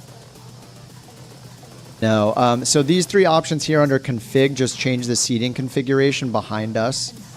Whether it's like 2 seats, 4 seats in a row, or like more comfortable seats, which is the complete one. Yeah, and then there's just headphones. We have some startup options. And then we have luggage. This just changes what you see if you open the luggage compartment, which is on the back left side of the fuselage. And then you just see different things stowed in there. And then we have the statics. I think these turn themselves off because there have been flights I've done without touching these. But the chocks and like the covers are on by default. and then whatever the registration shadow is. It says experimental, so I keep turning it off because the word experimental scares me. But yeah, and then besides that, you have the Bose headphones. You put the A20s on, and then there's this active noise reduction you can turn on or off. So just leaving that on. Immersion. Yeah, I'll go ahead and check the... it says traffic alert. Schwartz is down in the clouds. All right, it says traffic alert, but that's what this is showing people. I didn't know what this was when I first saw it, but this is like a TARA system, so it's showing that the altitude we are in is we're in the danger zone for traffic, basically, and it's showing us the RA, the resolution advisory, like to get. It's telling us to climb to this altitude to avoid the collision, and theoretically, it would be telling the other pilot to descend to avoid the collision, assuming that they were like coming to a head-on situation or something like that. That is my understanding of why. So that's the only reason that's red, is just because we have we usually have a Schwartz escort going on. So yep. All right, so let's see where we are on the map. We're going to Ottman. We have a few more waypoints after that, but yeah, it's a good idea to check out the weather. Check out the weather at our destination. And also, I should be looking at the arrival chart soon. So we're going to Ottman and then to Carl, I guess. And then right after that, it starts our arrival at the Kessel VOR. So I'm going to go ahead and just hit. First, I need to make sure that I'm on the correct pane up here on the weather radar. So I'm going to turn this off just because we're probably going to use anti-icing on the way down because we're going to fly through clouds. And I just want to see anything en route, but we're clear above the clouds that we can see. So I'm just going to turn that off. Go into weather, radar off. And then switch this back over to our charts. It should automatically change over to our arrival. There it goes. And that is microscopic. So I'm going to have to use the thing that I dislike, which is the zoom and the touch, this little weird touchpad thing. I don't know why I dislike this so much. It's not too bad to interact with. It actually performs better than the G1000's pan knob right now when you're looking at certain things.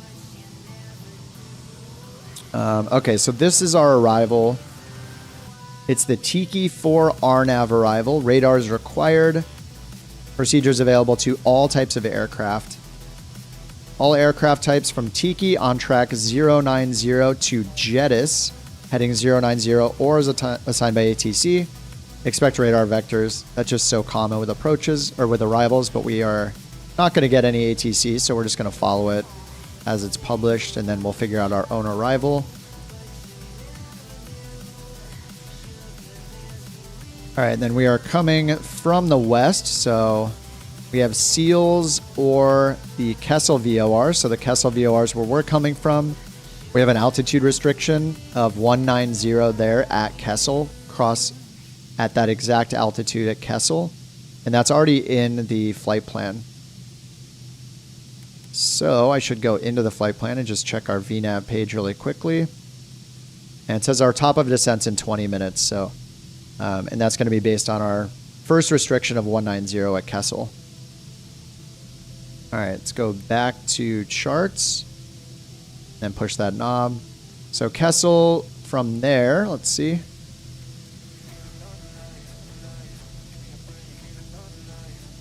So it looks like we have a descent after that down to 7,000 feet. That's 36 miles until B-Bone. B-Bone also at 7,000 feet. Our next speed restriction is at Libby over here, or LB, I guess. It's LB, 9,000 feet. And then to Tiki, and then Jettis, and from there, we're on a 090 heading. So that could be, or it would usually be, I think, represented in our flight plan as a manual sequence, or MANSEC, as inside our flight plan. So we'll see if that matches. We'll also see if the altitudes match. So here we have 190 at Kessel, which is correct, and then we're expecting 9,000 at LB. There's that. And then here we have that MANSEC, manual sequence. So that means it's not going to do anything. It's just going to leave us on a 090 heading, and we have to react in some way. So normally that would be to like listen to a controller's vectors or something like that. or in our case, you know, or just assigning an approach. So we're going to go ahead and just pick our own approach and figure out what is good for the given weather at our destination. So let's go to our destination. We're pretty far away still, right? Oh, I don't have DTG up here.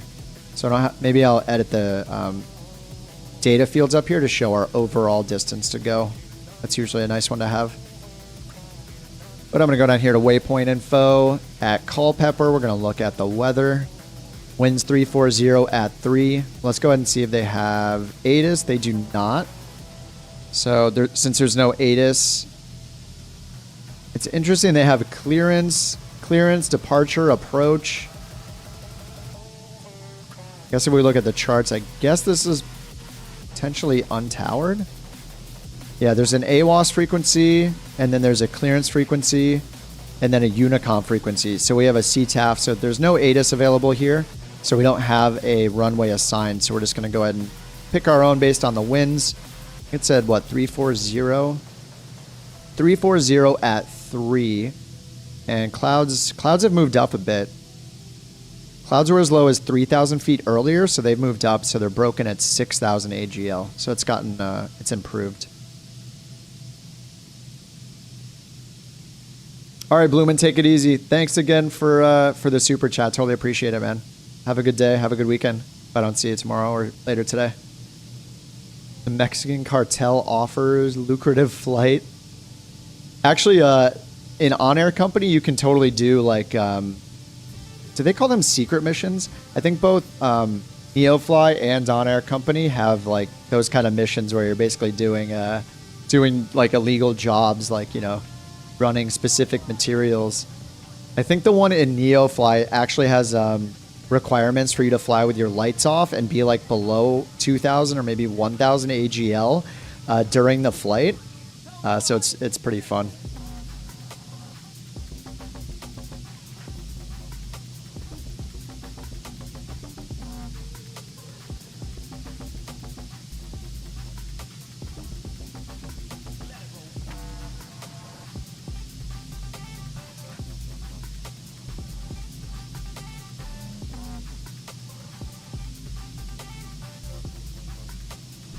All right, so I was getting a quick puppy update.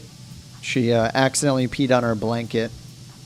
But, you know, not a big deal. We expect these things, so it's all right. She's been really good besides that. She's been learning how to use pee pads, so we're going through all the puppy training phases. Enon says the wings have rubber inflatable anti-ice boots. Flip the switch. Oh, yeah. I don't know if you watched us doing that, Enon, but yeah, Les was just walking me through that to show it off. But yeah, you can see the leading edge of both the wings. Sorry, that's probably really loud. The leading edge of both the wings does it periodically, and so does the leading edge of like the tail here. It's really cool looking. If I turn it on now, it just matters where it is in the cycle, I guess, because it just happens on some interval. But yeah, I didn't even realize it was modeled until he said it. Yeah, periodically on a timer, exactly. Yeah, we'll see it again here. I feel like it's like every 30 seconds or every minute or something. We weren't watching that long before it happened. Then I'll go through and set up our approach.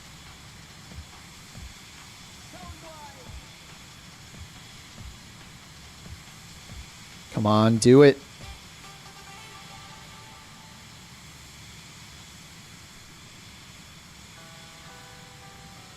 There it is. It's happening. And then it'll automatically close it. Oh, it did the bottom and then the top. Awesome. I didn't realize that it did it in segments like that, and now it's off. And then it'll also do the tail. Let me see if I have the camera back there still. Yeah. So it does the same thing on the tail. I don't know if it's in two sections on the tail or not, like it just did on that one.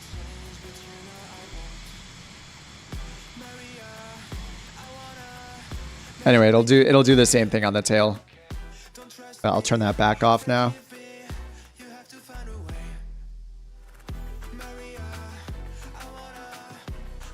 All right, let's continue figuring out where we're going to go for the approach. So Let's see, the weather, so 340 at 3. So let's go ahead and check what procedures are available first. So we have, oh yeah, list the arrivals here too, which is cool, since I'm on the waypoint page. So we have a localizer approach for 04, and we have an LPV. Ah yes, beautiful. LPV for both runways. So 340, I guess the wind would be slightly more favorable for runway 4, right? Because that'd be a 120-degree difference from 22, but only a 60-degree difference for 4. So we'd have slightly less crosswind if we went on 4. I mean, it's only 3 knots though. Yeah, and runway 4, I mean, we're coming in from the east. Yeah, I think runway 4 would be preferable. And then also when we get our rollout here, we'll be closer to the taxiing, like we'll be here. Actually, this thing stops really fast, but it'll just be a left turn off, and then I'll stop over here at this area.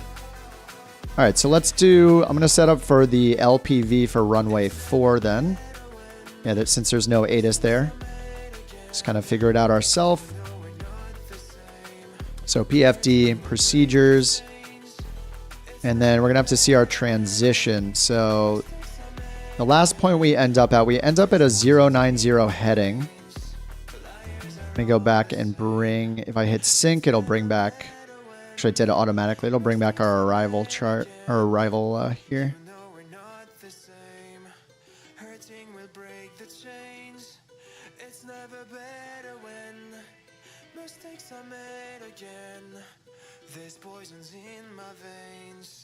The puppy is yipping. I'm hoping it's not coming through. It doesn't look like it's coming through yet, but if you hear it in the background, she's okay. She's learning to be in her little playpen.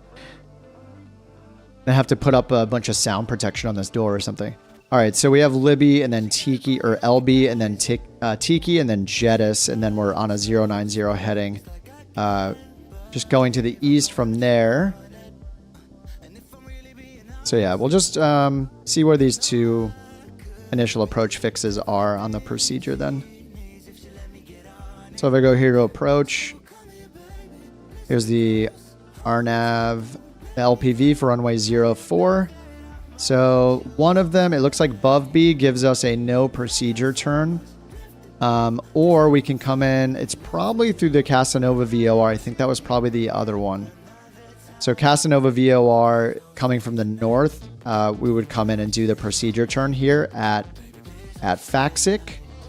But if we can come in through BUV and have a good turn, like a turn that's not more than 90 degrees, then we shouldn't have to do the procedure turn. But I think it's just going to depend on what angle we're coming in, or what track we're coming into that waypoint on. So let me just hit home and go back to proc and just put in runway 04 and see what it looks like in the preview. So that's localizer 04. We're going to switch over to RNAV. Realistically on VATSIM, like if we're at an airport that's towered, we're going to, or they're paying attention to. In this case, it's a smaller airport in the DC area. So we're probably realistically not going to get vectored by ATC in that case, mattering how busy they are. So if we go to BUV and I hit preview,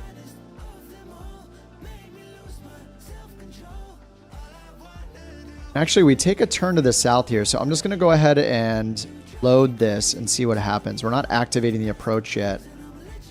So I'm going to load it and go over the MFD and then move over there.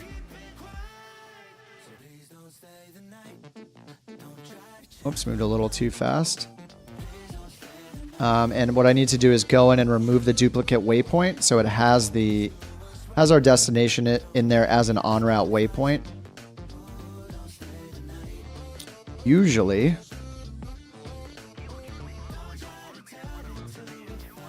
KCJR is actually not in there as a waypoint, so it's just leaving us on the manual sequence. All right, let me get the panning back on.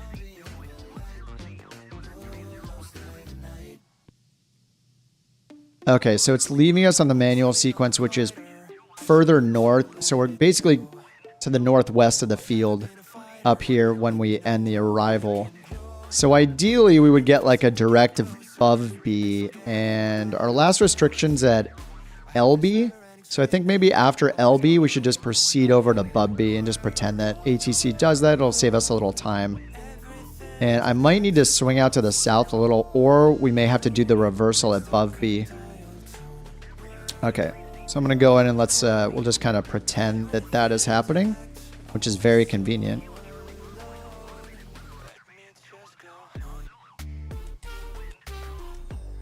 Yeah, so once we get to LB at 9,000 feet, then I'll do a direct to above B. All right, let's go ahead and switch our frequency again. We're getting the AWAS, sounds like.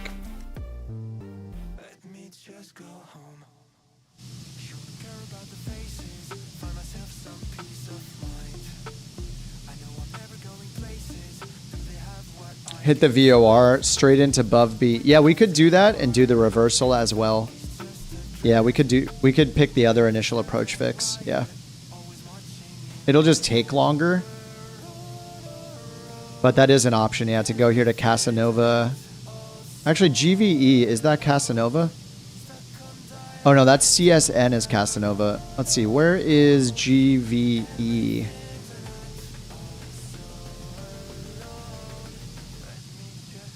Is that part? Let me check the procedure again. Was that our other option? Oh no, it is CSN. Okay. Yeah, so at least in the database, our only two options here. Yeah, it's either vectors or we come from the Casanova VOR, which is actually, that's probably more natural. Like we would end the entire arrival procedure. We would be spit out on that 090 heading. That would probably put us towards the Casanova VOR. And then we would, overfly the field outbound and then do the course reversal here at Faxic. And then it would turn us back inbound to intercept the glide path down. So, that's another option too. Oh, it's southwest from above B. Oh, okay, yeah. So that would maybe set us up for a less of a high angle turn then. Is that what you're saying, Josh? I think that's what you're getting at.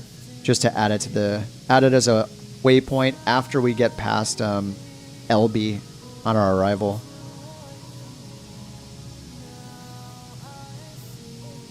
Gotcha. So GVE. So yeah, if we put that in, yeah, we could make ATC give us whatever instructions we think are great for us, right? We're just making up our own ATC, which is great. I mean, it's better than using Flight Sim ATC, so it's still going to be more realistic. So yeah, then I could go to this manual sequence, and I could either remove it or just for now insert after. So let me see this waypoint. GVE that Josh is talking about. It just says Northeast USA. So the Gordonsville VOR. I'll go over to the MFD and check. Yeah, that does look good. Yeah, it's there southwest above B. I can see it right there on the map. So yeah, that would be pretty nice. I do want to get down to our 9,000 restriction on the arrival, and then we'll make that turn to the south from there. It is going to be a tight angle, but it'll give us like a wide arc of like the turn anticipation. So, it'll just be a long turnaround basically, and then give us some time to set up for above B. All right, that sounds good. 42 viewers, yes. So what's nice about weekends, more people can sim, more people can watch me not know about the ice boots on the Vision Jet. Dude, it's so cool that they model that. It's really, really nice. Now all we need is to wait for the working title team to... And maybe this isn't implemented because it's not realistic, but if we get that course selection knob here, software course selection knob, so we can use OBS, that would also be incredible. Or just like a fake knob somewhere in the cockpit that is that's a course selection knob on the autopilot, something like that, somewhere just hidden. Slowly catching up. Mike is here.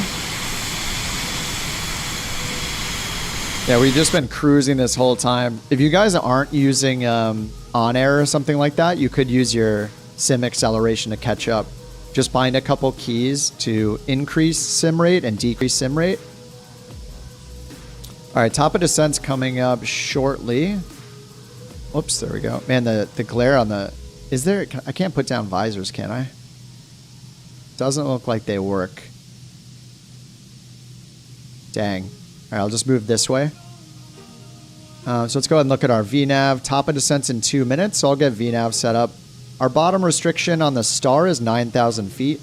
So we'll go ahead and roll this down for about 20, 22, 23 minutes. It'll take me to roll this number down to 9,000, 9,000. Oh yeah, Mike, it's your first time in the Vision Jet? It's really fun. Yeah, I like it. I think this is so far my leading candidate for a plane to get back into doing VATSIM. So I am enjoying it.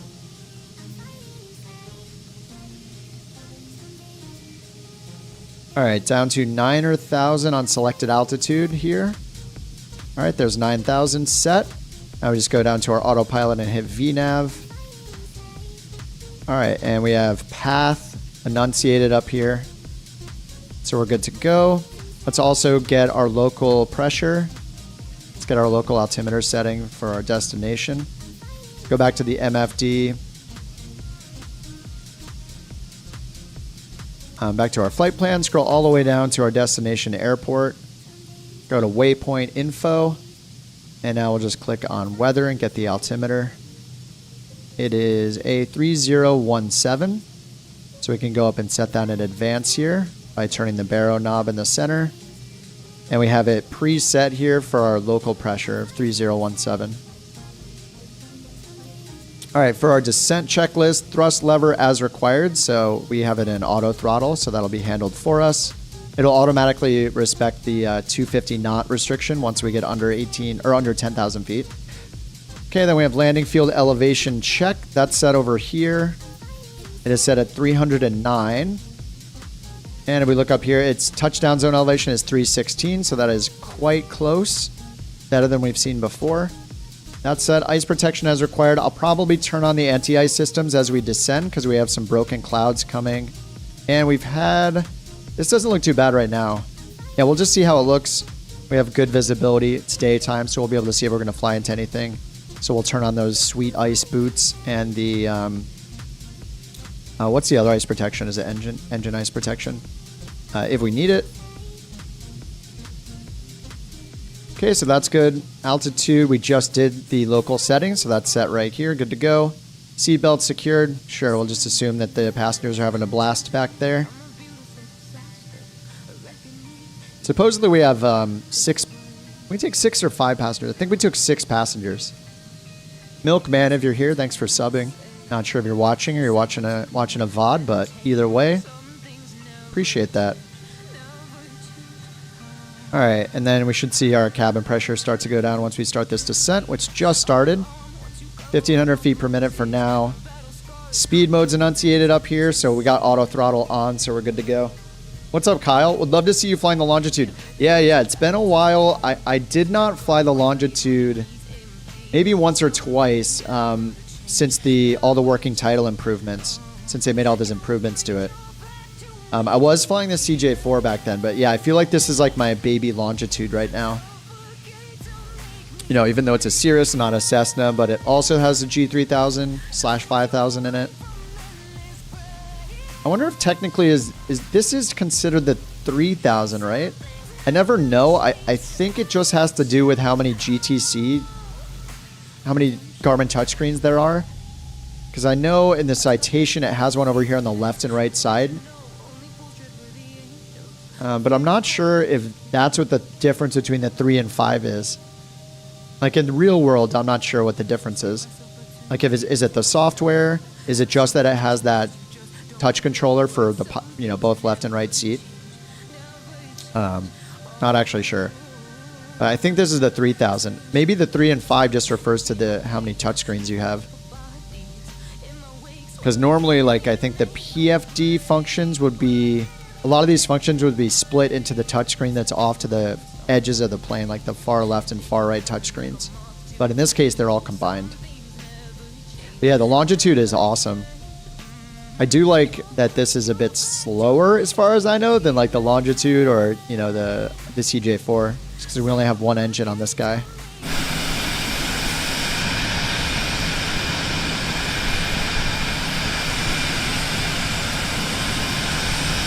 You know, say what you will. I think a lot of people think this plane is ugly, and maybe it is.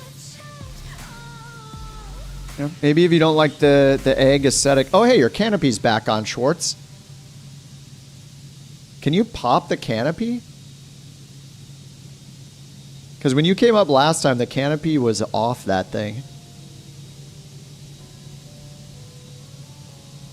All right, so approach briefing. Let's go ahead and take care of that. We're still descending. Our first restriction on the star is at 1,900,000 feet. And then after that, it's going to go down to 900,000 feet by LB is that waypoint. So let's go ahead and look at our approach. So right here, we are flying into Culpeper, Virginia, Culpeper Regional. And so we have the RNAV GPS for runway 4. This is an LPV approach. So we're getting vertical guidance down to 294 AGL. The last we saw on the ATIS down here, 6,000 feet AGL broken on the clouds. So we'll be well under those by the time we get to our minimums. So that shouldn't be an issue. And visibility is 10 statute miles at the nearest airport. Actually, that's on the surface. That's an AWAS, so that is at our destination airport. 3017 on the altimeter. That's set over here. So yeah, we're finding the LPV approach.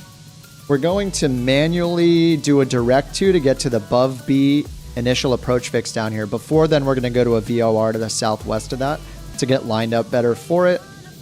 We need to descend to 3,000 feet by the time we get to Faxic, and then we're ultimately going to be at 2,100 feet for Goral. That's where we're going to get our vertical guidance with the WAS-enabled glide path down to the runway 04. Final approach course 038. And we already have landing elevation. It's set automatically down here. That is very close to matching our touchdown zone elevation, so we're good. All right, and then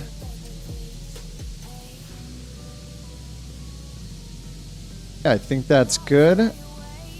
And then for our missed approach procedure, we have a climb straight ahead to 3,000 direct Doyat. And it looks like we have Pappies on the left, and we have a standard glide path angle of 3 degrees. And then we do have some fallbacks here. So if this was modeled and we lost our integrity or the precision of our WAS system or GPS, it would fall back to the LNAV VNAV or to the LNAV approach. But that is not simulated, so we don't have to worry about it. But we do have those fallbacks with higher minimums, less precise, or potentially losing our vertical guidance. But we could always go by the Garmin advisory vertical guidance down. The plus V's would probably kick in. And then we have the weather down here. We could go ahead and tune the frequency since we're not using it for anything else. See if that matches. It's not going to match the METAR, I don't think.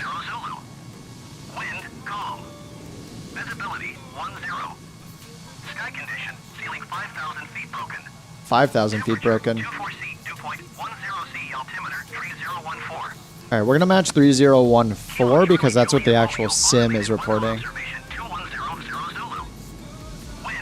Alright, we'll turn that off.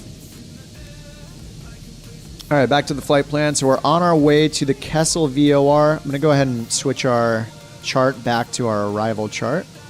Whoops, I did it on the wrong side. Let's go back to the map there.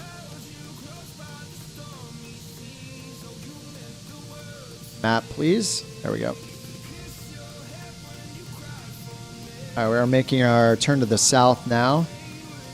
Am I planning to fly the 787? I haven't done it yet. I played a little bit in the 747. I know they just made those updates with Sim Update 13 that just happened on Thursday, which was super fun for everybody. Dude, nice, Schwartz. Look at that precision. That's how you do it. That's not how I do it. That's how Schwartz does it. I did see that they added SimBrief integration into the 747 and the 787. So yeah, if you guys fly those and don't know, You can now import your SimBrief flight plans using the MCU or the MCDU. And it'll also bring in the wind forecasts as well and set those up. So that'll help with your performance calculations.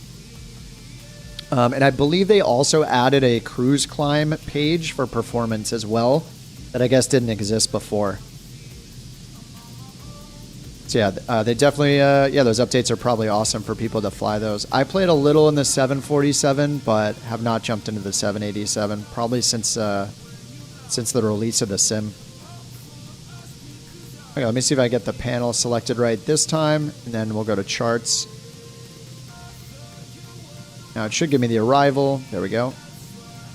Go ahead and zoom in on the arrival chart here.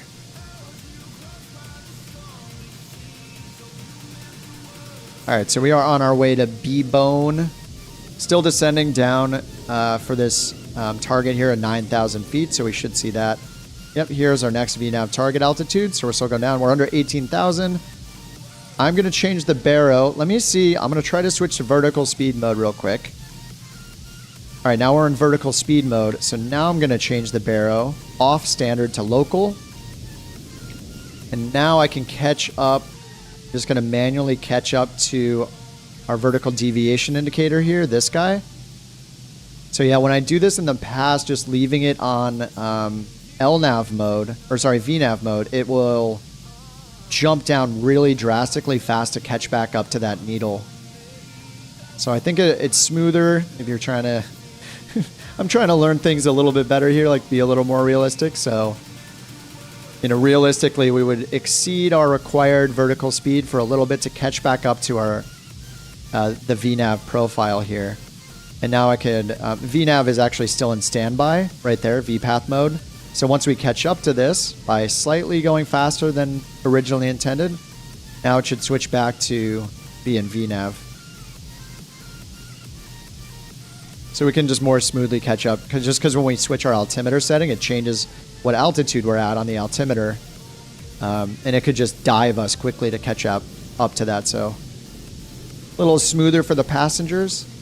All right, we did the approach briefing already. We're doing the RNAV LPV approach 04. All seats, we'll just assume that's good. Ice protection is fine for now. I'll turn it on as needed as we come up into these clouds here. Flaps at 50% is going to be next, but we need to get down under, I think, 190 knots for flaps 1, which is the 50% setting. Right down here, 190 knots. I actually think our flap setting on the initialization screen showed lower. So if I go here, back to initialization.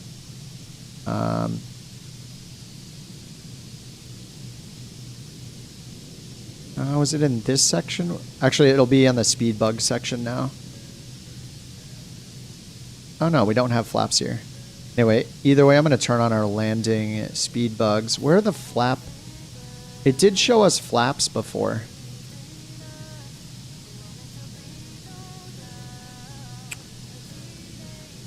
Yeah, I'm not sure how to get back to flaps that was shown in the initialization. It's under performance? There we go, flap speeds. Okay, so flaps 1, 145, and flaps full 125. So that's different when what's shown down here. And I don't know if these are just... Oh, this is where it's... Okay, yeah, this is where the FMS is based. So this is going to probably affect our auto throttle when we... Yeah, I don't actually know how this works. Yeah, I have no idea. I would be guessing. But anyway, normally I tick off auto throttle anyway once we get down lower. And then I just do it that way. Get us down under 190 to engage flaps 1, and then under 145, 150, I think it is down here. Under for full flaps. Let's see if I can see that. Yeah, 150. 190 and 150. All right, I'm going to turn on anti-ice just for a... We're at 1 degree Celsius. Yeah, I'm going to turn anti-ice as we come up to these clouds here. And then if we get like over 5 degrees Celsius, I'll probably turn it back off. But I think this is probably the only thing we're going through. The only clouds we're going through. All right, we're making the left-hand turn here towards B-Bone. Then we're going to Luray, and then finally LB. Once we get to LB, I'm actually just going to change the flight plan here. just going to delete the manual sequence here and delete a few more waypoints. So we go to Gordonsville after that. So we're just kind of doing this ourselves, pretending that ATC is giving us a nicer approach. These other waypoints take us a little further than we want to go. So we're just going to remove them. So now after LB at 9,000 feet, we're going to turn south and go to Gordonsville. All right, after that, our final approach fix is 2,100 feet for our altitude. So I'm just going to bring our selected altitude all the way down to 2,100 feet. Oh, in business, they basically do the vertical profile that they want. Yeah, I'm just using LNAV. Yeah, realistically, we would be getting instructions from ATC. But yeah, then we could kind of descend to whatever we think's comfortable for our passengers, I guess. I thought I read somewhere that in general, like anything over 1,000 feet per minute is like considered fast. I don't know how much truth there is to that. All right, we're at just passed through 12,000 feet, and we're descending for 2,100 feet. Ah, I shouldn't say 4. Descending 2,100.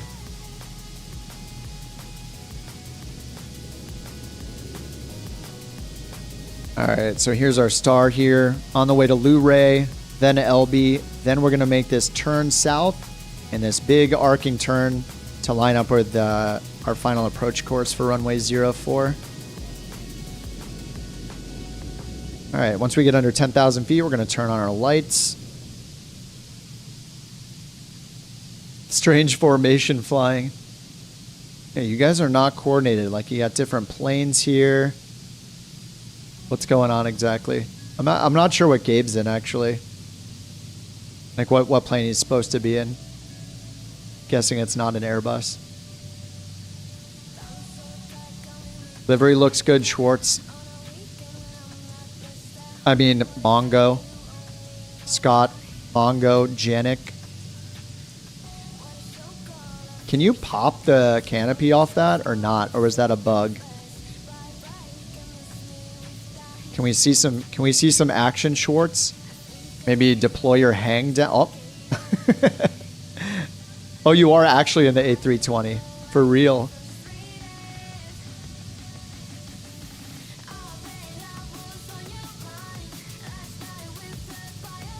All right, about to pass through 10,000. We'll get that speed restriction. It's already set at 250 knots. We're going to go ahead and turn our landing light on. That is done. All right, got a few clouds here to fly through, and then we're going to start slowing down probably before we get to this long winding turn here. All right, then I'll switch over to the approach plate as well. All right, MFD, chart options. Oh, not there. We need to go back one. Sync. Still showing that, so I'm just going to manually switch over to the approach. All right, I didn't set our minimums yet, so minimums are 610. Let's go down and set that here. PFD. Minimums, 610 for our decision altitude. Done. I already set the speed bugs for our approach. So that's 100 knots, and then VREF is 90.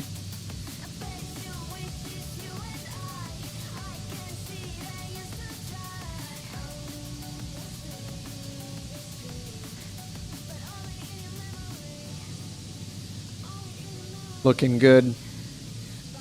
Up close and personal.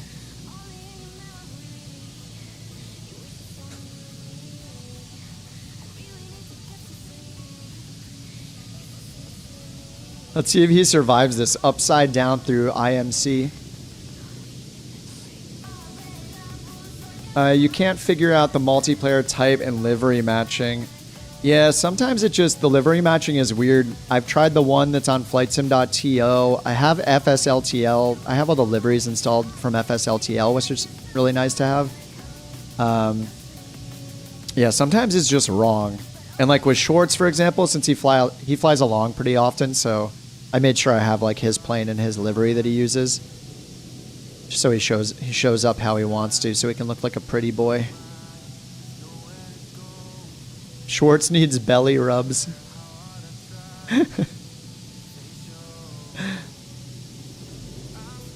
All right, so we've made that right-hand turn. So we're headed to the south now. So I'm going to start slowing us down. I'm just going to pull the throttle back, and auto throttle should turn off automatically. There it goes. So I'm just going to pull our throttle back to start slowing down. We're still on V path.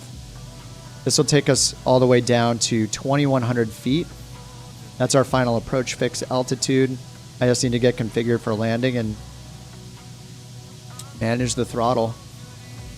I could be using auto throttle. I think I just like the simplicity of pulling it back now.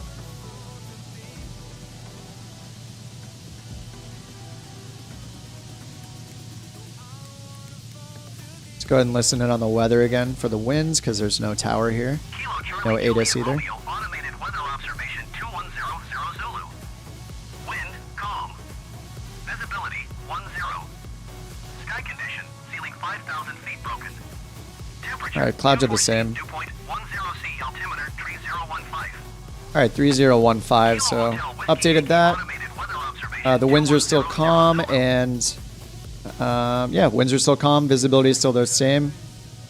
And the clouds are still at 5,000 AGL. That's totally fine with us. We go down all the way to like 600 or 200? 294, 600 on the mins. 294 AGL on the LPV approach. This is the part where, VATSIM would be yelling at me to speed up. So I could then just switch back to manual auto throttle. Set that at, say, 210 knots, whatever speed they're going to give me. Let's just do 200 for now, and then re-enable auto throttle. And then just, what's really nice is, since I have the Bravo throttle quadrant, you guys who have it know there's like a little autopilot selection knob that you use. You decide what parameter you're changing.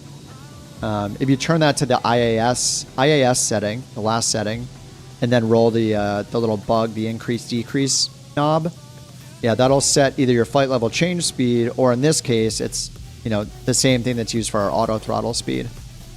So I can just go ahead and just turn that knob and change it as I need to. So it's really convenient. The only thing about auto throttle, like I need to get used to, I guess I'll just leave auto throttle on until final, and when I'm ready to turn it off, I just need to remember to look over here at our current thrust percentage. And because my physical throttle lever is not going to position itself automatically, I'll need to pull it down to match whatever it was set here to start, just as like a starting thrust. But yeah, as soon as I start moving it, it's going to try to increase my thrust to wherever I had it, the physical position, of the lever. So that's why I was like, in the last few flights I did with the Vision Jet, I was turning auto throttle off. But it is more realistic, I think, that if I'm doing VATSIM, I'll want to take advantage of auto throttle as one less thing to worry about when I get a speed set, and just keep it here. So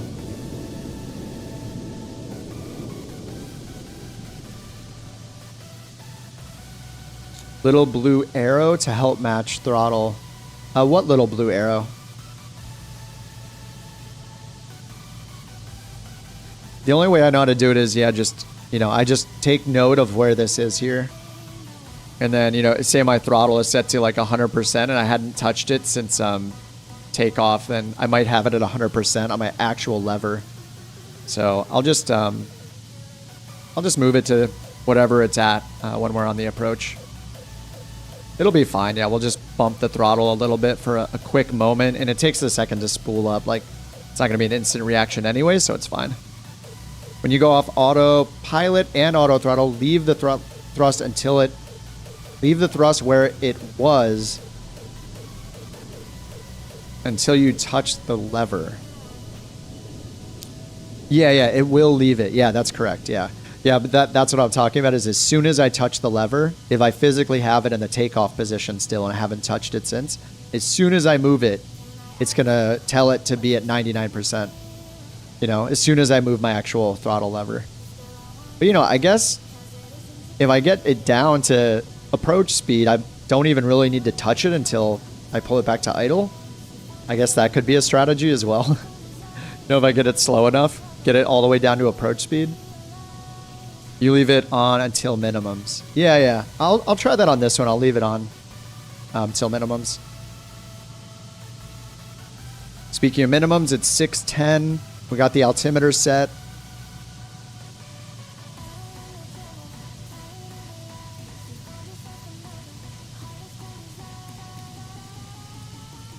Oh, this knob is not working down here to set my inset map. Let's see here. Oh yeah, it's not changing the range of my my HSI map. Oh, maybe it's still bugged. If you move your throttle now, you'll see a blue arrow. Oh, I see what you're saying, Steve. I see what you're saying. But if I move it too much... Okay, I am moving it a little bit. Yeah. So I see what you're saying, Steve. As soon as I switch, if I look, I'll see a little blue arrow. I believe it's on the outside of the ring, right? Like right up here. There would be a blue arrow showing where my throttle is pulled to. So I can just visually pull it to wherever the white arrow is, instead of trying to look at a percentage. So I see what you're saying, Steve. It looks like I can't see that, though, with auto throttle on. So I am moving it a little bit right now. I'm moving my lever very slightly. And it's not bringing that blue. It's not showing it right now. So it must be restricted maybe. Or it doesn't work maybe when auto throttle is on. All right, I'm going to go ahead and get us down for our first notch of flaps. Down to let's say 180. And we're still descending. We're going down to 2,100 feet. That's our final approach fix altitude, but until then we have to pass over here over Faxic at 3,000. So I'll get like flaps 1 set here, and then when we go down and we're getting ready to get towards the final approach fix and capture the glide path, I'll put gear down, and then yeah, I think I'll do flaps 1 while we're on the descent to the final approach fix. Then we'll get flaps 2 or full flaps before we hit it, and then once we hit it, I'll put the gear down. And then we'll make sure... Well, we'll be on auto throttle, right? So I don't have to get my speed set. Not used to having auto throttle, so...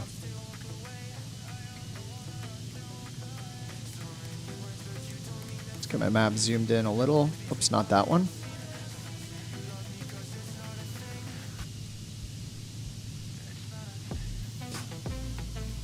Oh, on the A320 and fly-by-wire. Yeah, maybe it's just a thing with this plane. I mean, that's great to know, so if I fly something else, I'll know to try that now. Yeah, on this one, it's not showing. I don't know if it ever shows. We'll see. I'll see if I remember that. If I remember to pay attention to see if it's there. I'll probably just pull it back to, like, match the percentage. Hey, Words, what's up? No, this is the, it's the Cirrus Vision Jet. Dude, you guys look so smooth together. It's beautiful. It's just a classic formation flying combination of an A320 and I don't know the type of plane that Schwartz is flying. Mike, are you in the TBM? Can't tell. Oh, no, I see the V. Oh, sorry. Mike is in the Vision Jet as well. Yeah, you guys were all flying this that time when I was flying around the Grand Caravan. I was getting jealous, so I had to partake, and I was happy to see that it was like $25. I think that's a reasonable price for a plane in the marketplace, like 20, 25 bucks. As soon as you hit 30, 40, I'm like, oh man. But you know, usually the complexity of the plane dictates the price. But all right, we're almost at above B. Above B is the initial approach fix. From there, we're going to descend. I could probably keep it a little bit faster. Let's go up to 190 for a second here. This is where ATC or VATSIM controllers are yelling at me to keep the speed up.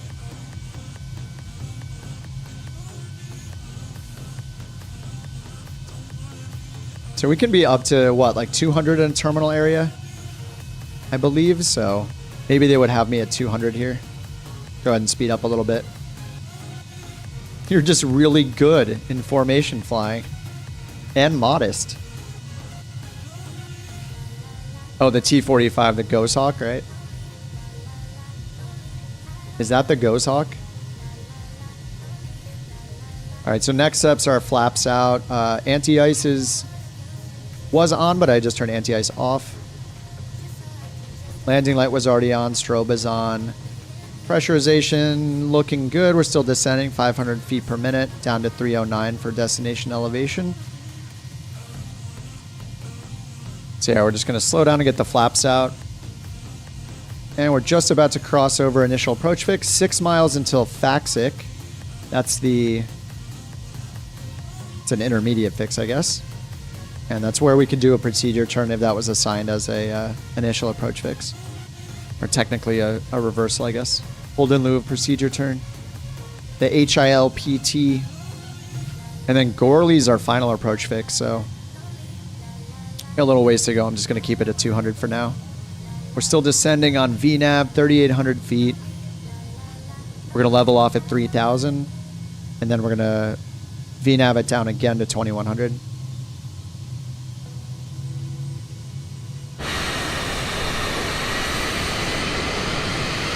Oh, tip to tip.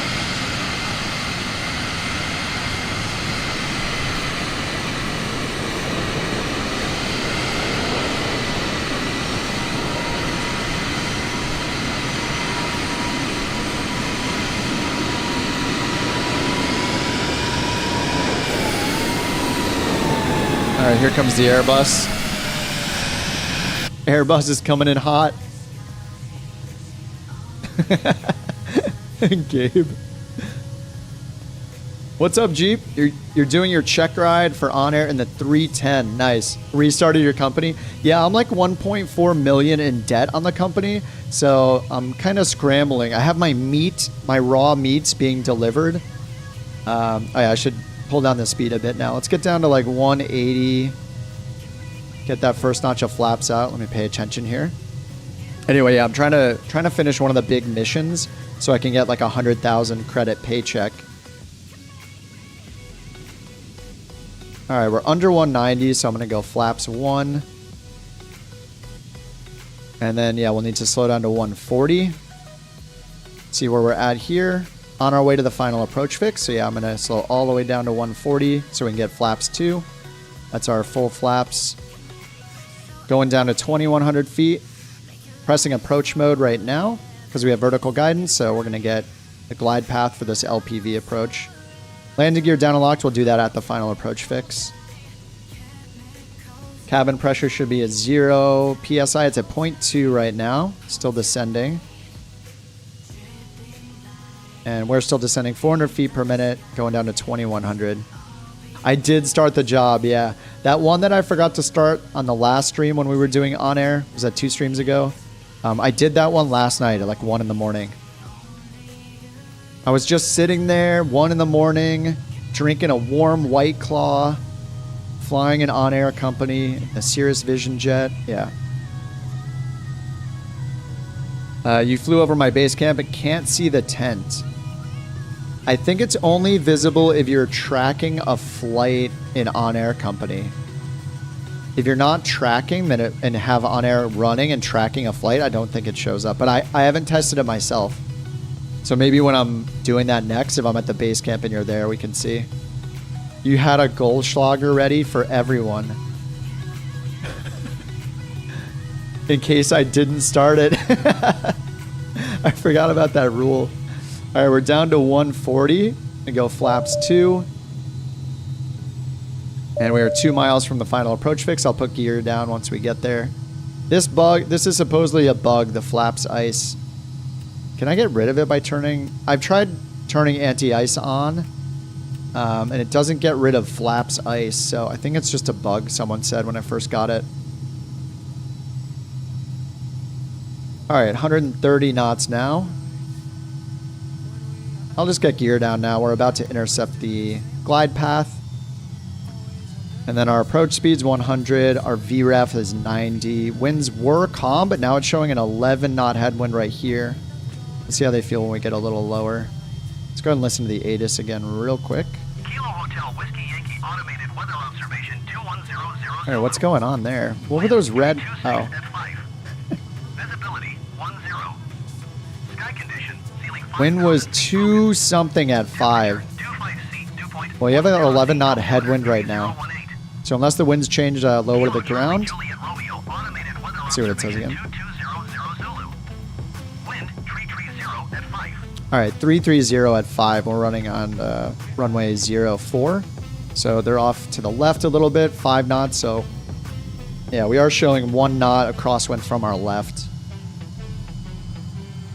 All right, well, we're on the glide path. I'm going to go ahead and bring us down to 120 for now. Landing lights are on. Flaps as required. We're at full flaps already. Cabin pressure differential is still at 0.2. It's still descending. Windshield ice protection switch is off. All IPS is off. Then autopilot will be off. Airspeed should be VREF to VREF plus 10, so between 90 and 100 knots. I'm having it auto throttle. Slow us down gradually to 100.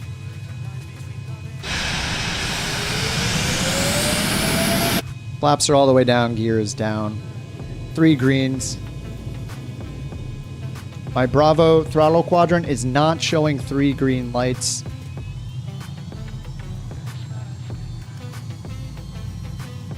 Actually, I'm not seeing any lights. I'm not sure that it's working today with the lights.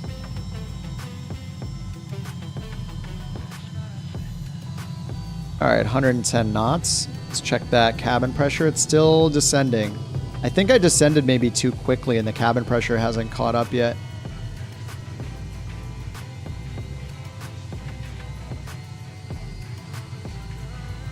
All right, slowing down to 100 knots on the auto throttle. All right, we're looking at our minimums. We got 610 for minimums. We're at about to pass 1,000, so we got 400 feet to go until minimums.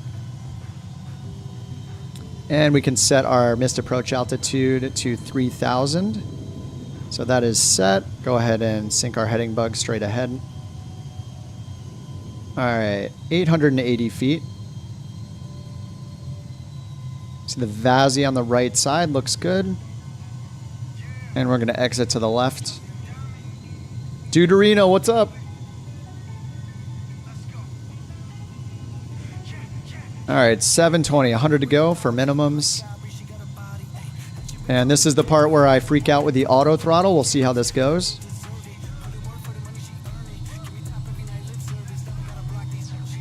All right, that's minimums. That's off. Auto throttle is off. I don't see the blue thing, but I just pulled us down to about 40%, which is where it was.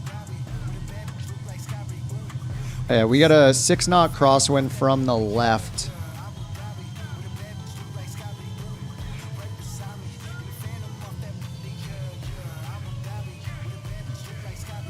This is a bumpy one.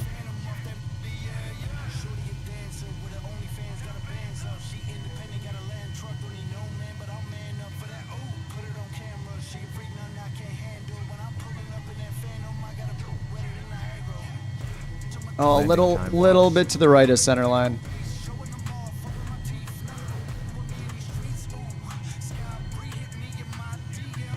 Nice. Dude, the brake performance in this thing is crazy because it's so light. This thing just stops on a dime. Awesome.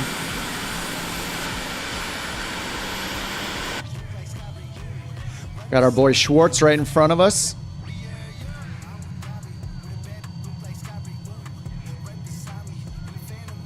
Survivable landing. 10 out of 10. Exactly. All right, that checklist was completed. Landing, flaps were 100%. Airspeed, we got all that. Thrust lever and brakes as required. There's our go-around checklist. We're just going to complete all that to get to the next one. We got to just move to the bottom. Oops, let me get off the runway before I get yelled at by nobody. Oh, look at those beautiful red Vision jets. I went banana yellow for the first flight. All right, parking brake is on. Let's go through this. Flaps up, so they're at 100 still. All right, up to flaps 1. Okay, 50 is indicated. Now going all the way up. All right, flaps indicated up. That's done. Ice protection systems are off. Engine IPS is also off. Probe heat switch off. I have a pitot heat switch. Okay, that's done and indicated here too. External lights as required. We're going to go landing light off. There's no taxi light, so we just leave the strobe on and check the brakes. Well, we just stopped, so I think they work. All right, nice. Parking brake off. Let's go over here. Give it a park. Take a couple photos.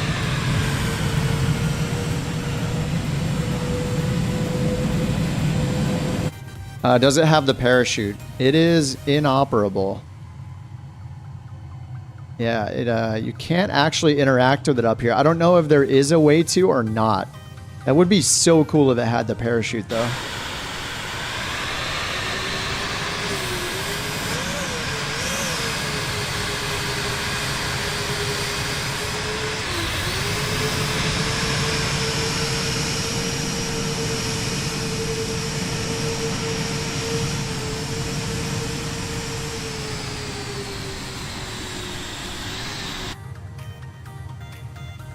Thought about buying it this weekend. It's pretty nice.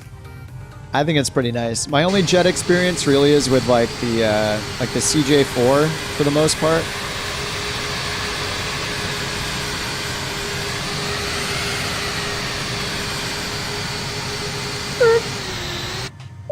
All right, parking brake is on. Thrust lever is idle. Ice protection is off. Switch to lead to fresh air. Oxygen master off. Lights off. It's our strobe. I wonder why the strobe doesn't work with my buttons. Actually, I can't turn it off. Yeah, something is holding the strobe button down. I don't know what it is. Press the engine button. And we turn this to off. Replace the caps pin. Not a thing. All right, generator and battery is off.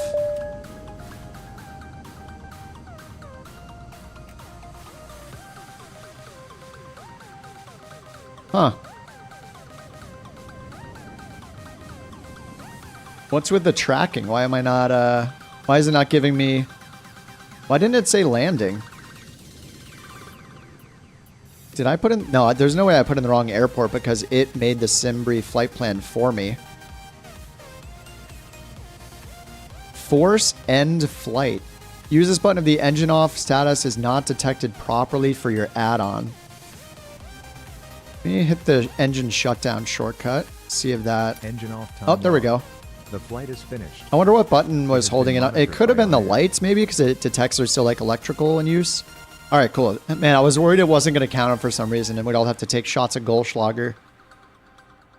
All right, that's good. So this flight, we actually didn't... I didn't bring all of the cargo for this flight yet, so... the mission is not technically complete, so I'm not going to get paid yet. But I want to go and make sure that it's dropped the cargo off. So I'm going to go back to the Cirrus jet here in the list and make sure that it's still... It looks like it's still unloading probably. Oh, maybe it just finished. All right, so here we've brought... Yeah, arrived. It has the 6 passengers that we brought here. And then it's got 76 pounds of the cargo delivery that we brought here. But... there is still like 500 pounds left at our origin to go pick up again. So now we have to turn around and fly back. And then after that, we turn around and we fly back here again. But what I should do is, actually what I should do right now is see if there's a job available back to where we're heading so we can make money both ways. That is the smart thing to do. So let's see, we are at KCJR and the rest of the cargo is at what? I could just check our SimBrief flight plan. It's back at I-95. So what I need to do is just go here and search for jobs and see if there happen to be any passengers or cargo that want to go back to India 9 or 5. And if there are, then we can do a flight where we get paid. No reason to fly and not get paid if you're doing OnAir. Unless you're being lazy like I do most of the time and I don't take the time to look something up like this. So let's see if there happens to be one going to India 9 or 5 in this list. There is not.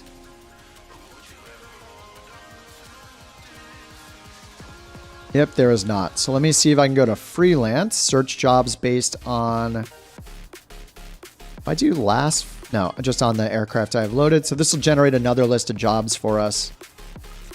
Wait a minute. This doesn't... No, wait, I can't do this. I can't do this. I'm not going to do it. Okay. This will not actually physically move our pilot by completing a freelance job. They are truly one-off jobs, so I cannot find one here to do. That's a bad idea. All right, looks like we're going to be just paying for fuel to go back, unfortunately. Unless I want to find one that's like on the way. That is another option. Let me see if there's anything between where we are and India 9 or 5 up here. So anything going to the northwest like this, mostly west-northwest like this, I will see if we can do that job. We'll be able to land at a different airport, so that's kind of fun. So I can just scroll out on the map here and see whatever is going west. Can I see I-95? I think it's like up in this area, right? Hey, John, first time flying, enjoyed it. Oh, awesome. Late in the UK. Thanks for joining, John. Yeah, thanks for flying along, man. Hope to see you next time. Yeah, somewhere close to I-95. I'm always like just a little slow. I swear I'm not reading your messages and then pretending like I had that thought. I swear, Enon. Not just copying your brain.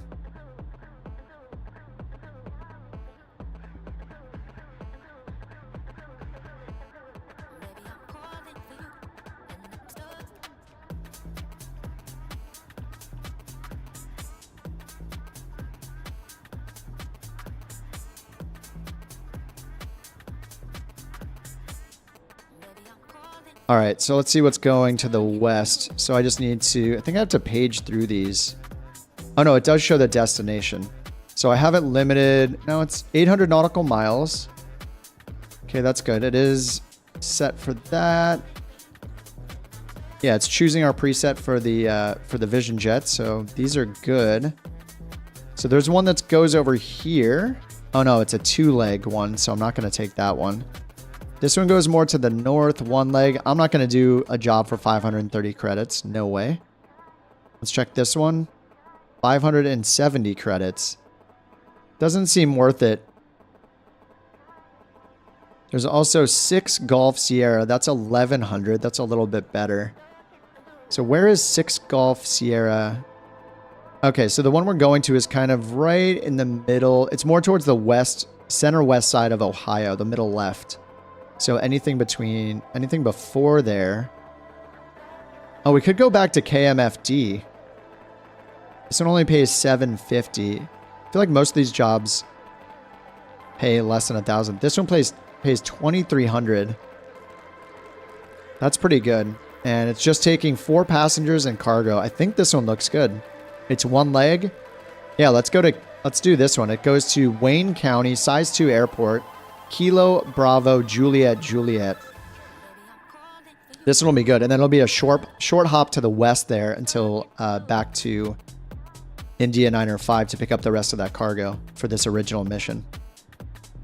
All right, so let's go ahead and prepare the plane. We'll get our new sim brief flight plan going and all that. This one looks pretty good. Hopefully we can take it in all in one go.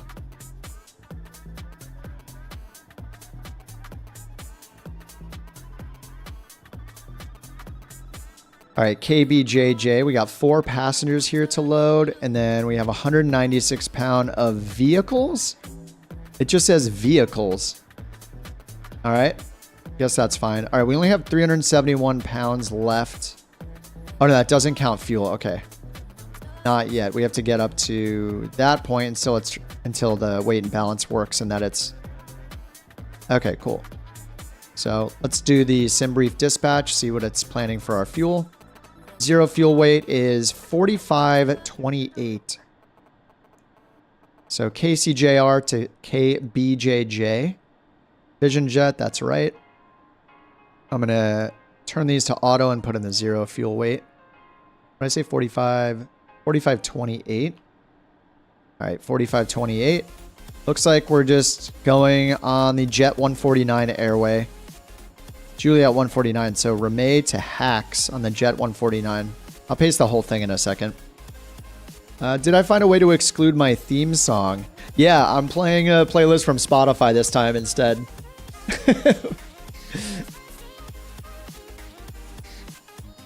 I can't believe that song came up 2 times in a row. I think the issue is, I don't think it's like the most unlucky thing. I think that service, like when you load it, it's not actually randomizing between all 1,000 songs that are available in that playlist. So I think it ends up like picking a small subset of songs and randomizing between them, shuffling between a small set of them. Because there's no way it's going to be a 1 in 1,000 chance that often. No way. That's way too unlucky. So I don't believe it. All right. Altitude is 30,000 feet for the cruise, 293 nautical miles.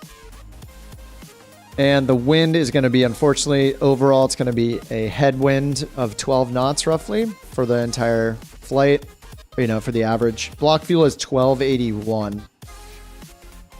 And here's the full route.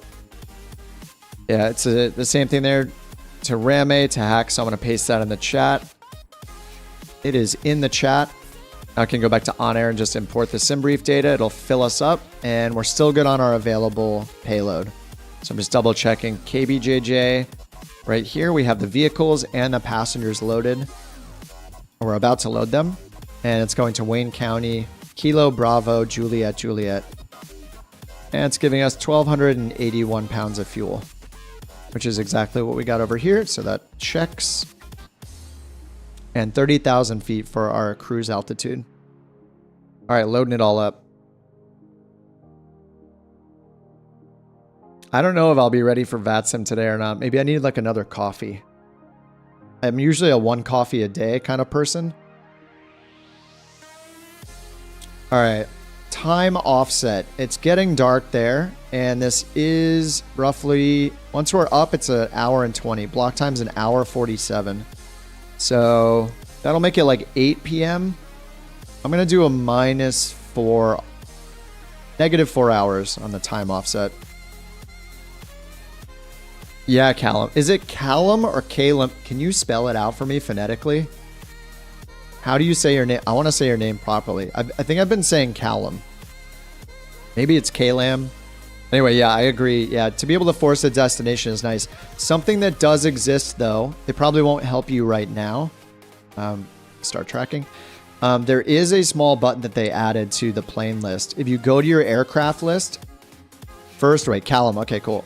If you go to your plane list here, this little, it's a very specific scenario, but if you're trying to get back to your home base, like your pilot's home base location, most times this isn't helping you, but if you do end up like being a home base kind of person in an on-air company where you're constantly going back to your home base because you've built FBOs and all that kind of stuff, you have your fleet there, whatever.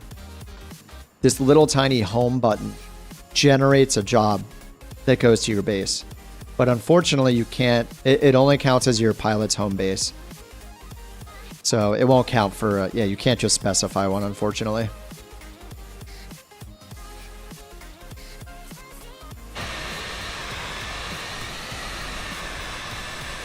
Dude, the cops are here again. Not in real life, in the sim. They're always here. They're always watching.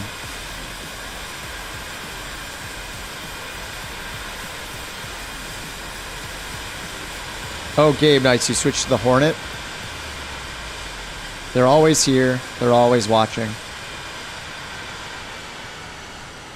There we go. Get a quick picture here. It's blocking Schwartz from taking off.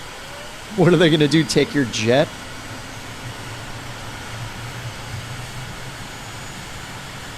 It reminds me of Super Troopers.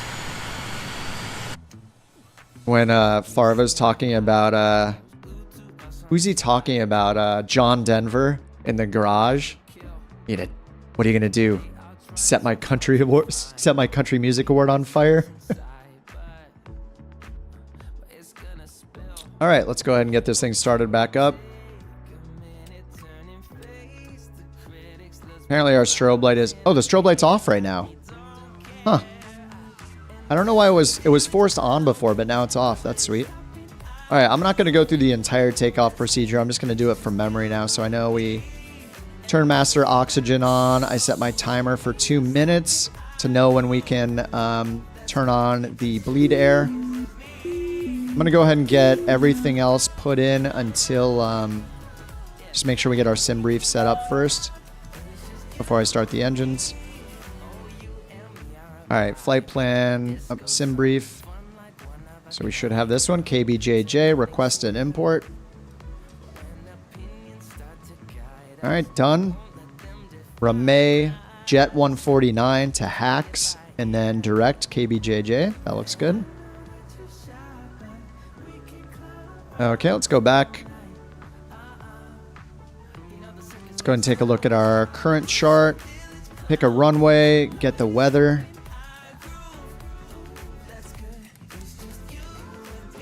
Oh, the song is great. This is I don't think these songs are as good as the ones on the other playlist. Maybe I'll switch over. I'm going to risk it. I'm going to go ahead and risk hearing the worst song of all time by switching back over. I've been using the soft house playlist, which has been decent. We've heard this song a million times.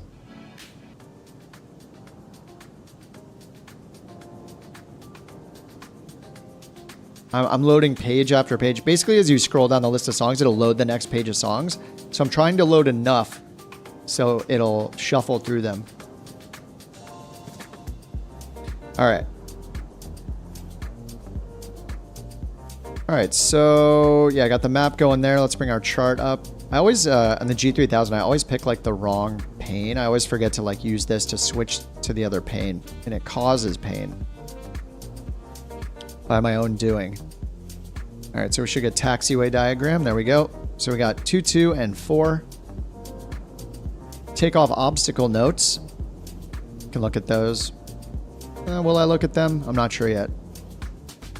All right, let's get the ATIS again. I already had it tuned in from before, so hopefully it's still in here. Kilo Charlie Juliet Romeo. It is. Weather observation 1800 Zulu. Wind 340 at 4. Visibility 10. All right, we can use runway 04 again. 5,000 feet broken. Temperature 24C 2.10C altimeter 3018. Hey, Adrotter, what's up? Kilo Hotel Whiskey All right, 3018 on the altimeter. 1800 Zulu. Let's go ahead and turn that off. And let's get going faster than we did last time. So I'm not going to go through every single procedure again. What's the name of this one? I can actually tell you. This is called Pomac by West and Xander. Pomaque on Epidemic Sounds. Copyright-free music. Oh, Starfield. Nice. I just saw a headline that said that Starfield is Bethesda's worst-rated game. But actually, from the friends that my friends that do play it, they all seem to like it a lot. So I'm not sure how accurate that rating is. Oh, whoops, the ECS was already on. I guess I'll just leave it on. All right, let me just get the engine started. Turn that on. Click that. Good. Let's get our flaps down to 50%. Get pitch trim set up to 6 degrees. It's currently at 3. It's 4, 5, 6 right up here. Flaps are in 50% takeoff position. Turning bleed on and turning pitot on. Strobe is already on. Landing. Oh no, strobe is on now. Landing is off. All right, fuel pump is on. Just make sure that everything turns green here. You found it. Oh, really? I couldn't tell if you were being serious or not, or you're just making fun of copyright-free music. Hey, it's not getting my YouTube channel banned by using copyrighted music, so whatever it sounds like, in a way, I'm okay with it.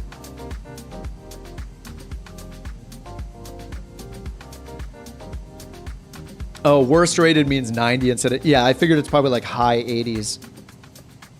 You've seen that too? Everyone you have talked to loves it. Yeah. I did see a quick... I don't know if it was like a TikTok or what, but somebody had shown like their base operation where they had automated a bunch of things. Totally reminded me of like Factorio. They were just building this giant automated industrial thing. I don't know what kind of effort goes into that because I don't own Starfield. But yeah, it looked, man, the aesthetic of the game looked really cool. I don't know if there are mods or anything for it that make it look as good as it did, but just the atmosphere, the ambience of like where he was on this planet looked really, really cool. But for now, at least, I'm just all back in on Flight Sim. Schwartz and Gabe, you're gonna do a formation takeoff. If you guys want to coordinate your stuff, you can do it inside the Discord. We can make like a formation flying thing if it's interfering with the other channels. I know some of the guys were doing a flight earlier. All right, so we're gonna go over to runway 4 to the south. It looks like a 038 heading, so I'm gonna sync that up here, and I'm also gonna bring... Yeah, there's 038. Actually, it must have been 035, right? That was our final approach course. And I'm going to bring our selected altitude on the autopilot all the way up to 30,000. That's our cruise on the leg backwards. Back to the west. 30,000. Flight level 300. Bringing that up. Did I get the 3 F-18s for this flight? I got the ones you linked me, and I also grabbed whatever the 4 most popular ones were. But I got the one that you sent me. I figured it was called like the something 80. Something like that. But yeah, I installed those liveries. So hopefully you'll show up as intended. All right, we're almost almost to 30,000. It's so painful with 100 feet increments only. All right, 30,000 up there. 3018 on the altimeter. 035 on the heading. We're already started up. And we're going to take off. And once we take off, let's see, we're doing runway 04. So we're going to make a left-hand turn to the west to intercept that first leg to Rameh. Strobe light is on. Landing light's off for now. Parking brake is off. Pitot heat I'm turning off and back on. So my switch should be good there. All right, we're going to make our way to the south end of the field for runway 04. Problem with the rudders on the F-18 on the ground. Does that have to do with the control, tiller stuff? Do you have to have some certain settings so it'll actually use like the tiller wheel, or I don't know what's on the jets.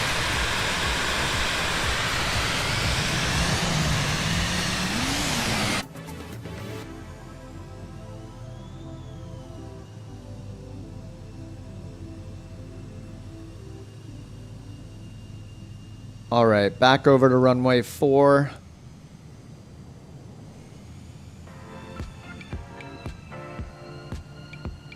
And down here, I need to turn my speed bugs for takeoff back on. Speed bugs, takeoff, all on. Okay, that's done. Stall speed high. I also don't know what that warning means. I've seen that before in the flaps ice error, alert that comes up. One of you guys said that that is a bug with the flaps ice, so I'll assume that's still a bug.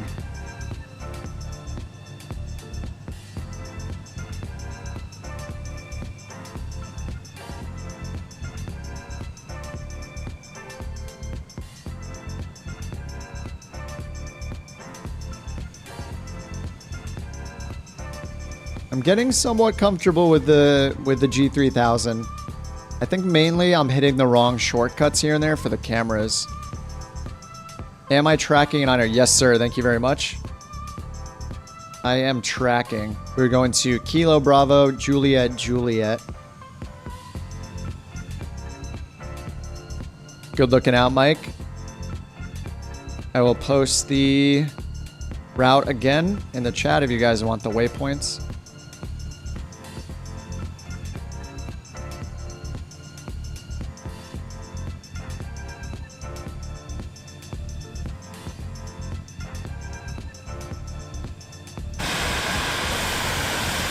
So many vision jets. It's beautiful. Yeah, and if you guys are still on the ground behind us and you missed the takeoff, just use you can use your sim rate increase to just warp speed to us and catch up. If you plug in the same route in your GPS, your FMS, it'll be easier. You can catch up to exactly where we will be. All right, there we go. All right, so before takeoff, we have flap set to 50%. Pitot heat is on, aka probe heat. Gear is down with 3 greens. Yeah, flaps are set. Pitch trims in takeoff position, 6 degrees. And that's it. We just need to turn landing light on. Parking brakes back off. I need to hit the toga button. Just did that. We're good to go.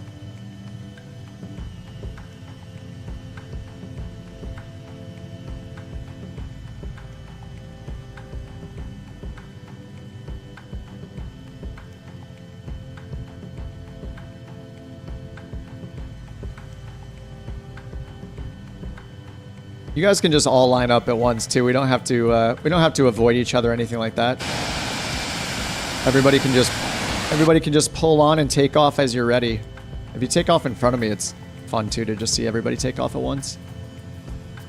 I want to see people take off too. It's fine. There's no collision. We're good. Everybody has such good manners. There we go. Jet going across the grass. All right, so takeoff is set. Just need to hold the brake set. Takeoff thrust. Let go of the brakes, and then we're waiting for 90 knots for rotation. I'm gonna sync the heading bug straight ahead. I'm actually gonna move it a little to the left. Oh, I was looking at the wrong. Wait a minute. This is 04, right? Oh, it must be 038. Now that, yeah, maybe it's 038. I have no idea. All right, takeoff thrust is set. The boys are up. I'm looking for 90 knots. Yes, we're neck and neck. Oh, I missed it. Had to look down. All right, there's rotation at 90. I will remember to put gear up now. All right, gear's coming up. Waiting for 115 knots for flaps up. All right, 200 AGL. Pitching down a little bit to get up to 115. All right, that's 500 AGL.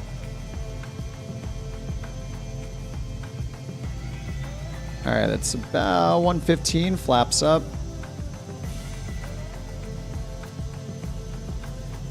All right, trimming, autopilot's on. All right, heading mode, nav mode, flight level change mode, and turning out to slightly to the west. And go to a heading of like 300 to get on course. All right, 300. All right, gears up, flaps are up.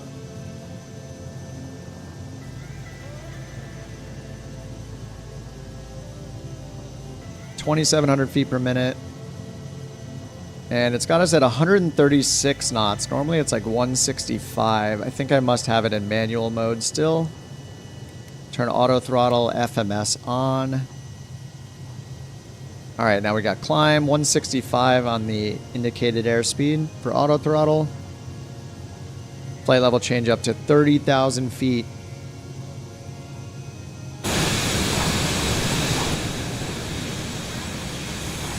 Hey, Jonathan, what's up?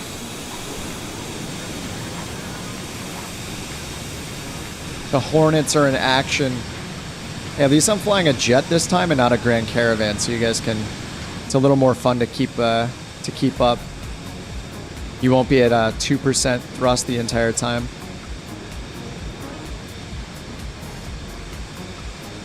Dude, the terrain is looking awesome here. It's all about the lighting, just like photographs. It's all about the lighting. The lighting's bad, the picture's bad. If you guys are just taking off and you want to catch up, just use the sim rate increase button to warp speed ahead. Just put it up to like 2x for a minute and then pull it back down. Like I thought Gabe was doing that, but I forgot he's in a Super Hornet with the gear down. Gabe, pull your wheels up. Oh, they're up now. Maybe that was just a bug. One of them was like off to the side awkwardly. All right, I'm putting anti-ice on. Well, we're still at 9 degrees Celsius, but I'm just going to turn it on just in case.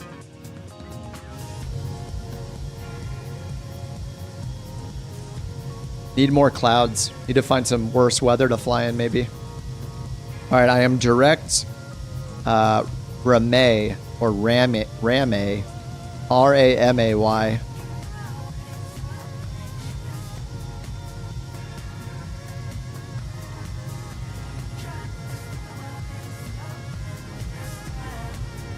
So many F-18s. Now I'm the one that's out of place.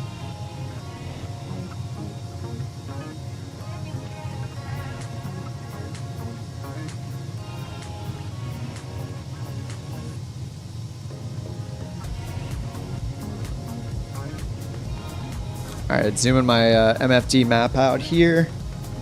And let me get the checklist back over here.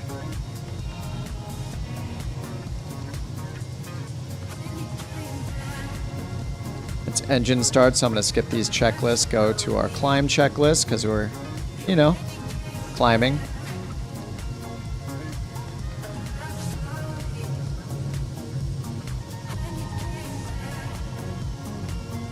All right, there we go. Climb, thrust lever, MCT. We're actually using auto throttle, engine parameters, monitor. They're always good because there's no failures monitored here. Everything's fine. Cabin pressure is coming up 500 feet per minute, 3 PSI. And that'll get maxed out on this flight because we're almost at our ceiling. We're going to be at flight level 300. Ice protection as required. It's on right now, so we're flying through some clouds. 5 degrees Celsius outside.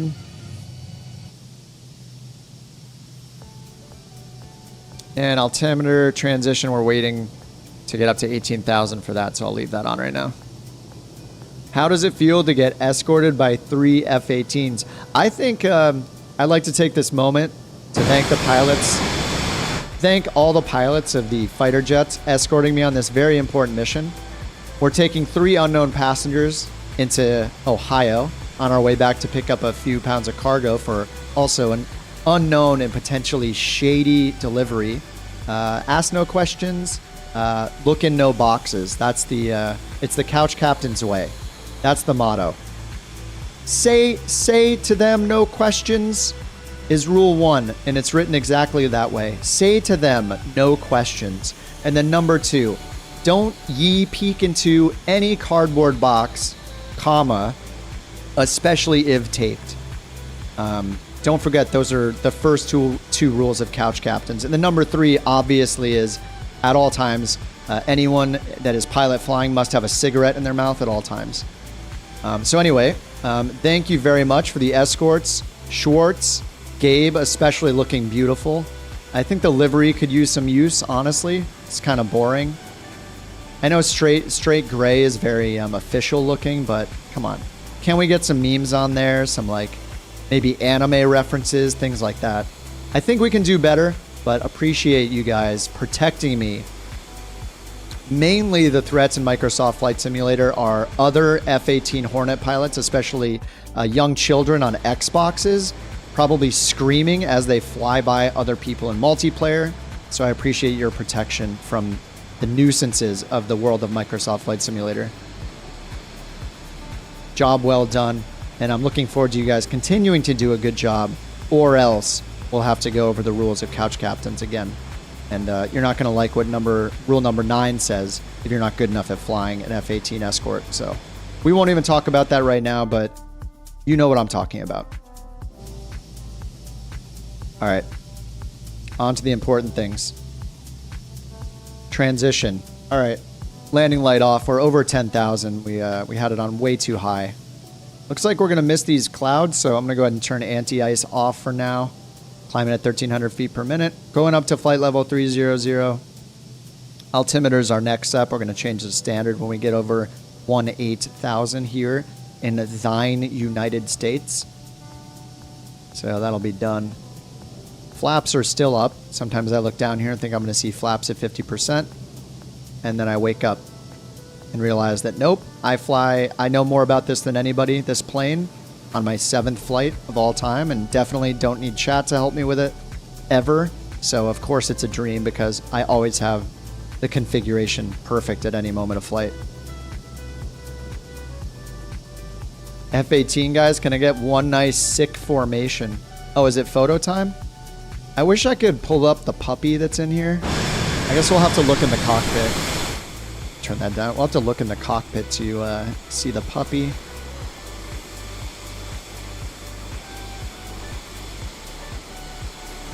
Oh, he's not here. Where is he? I turned on the puppy. Where's my dog, dude? Uh-oh, I left him back in wherever we were. I left him back at whatever the name of that other airport we were at was. I have forgotten the name of it, but it's fine. We're gonna head back. We'll pick him up again once we get there. All right, transitions next here. 15,000. Climbing. Flight level 300. I left the dog on the hood with the coffee. Speaking of coffee, I have 2 sips left of my morning Starbucks, even though it's 3:40 p.m. now. It's very warm, and I'm going to enjoy it right now. Ooh. It still counts. It's still caffeine.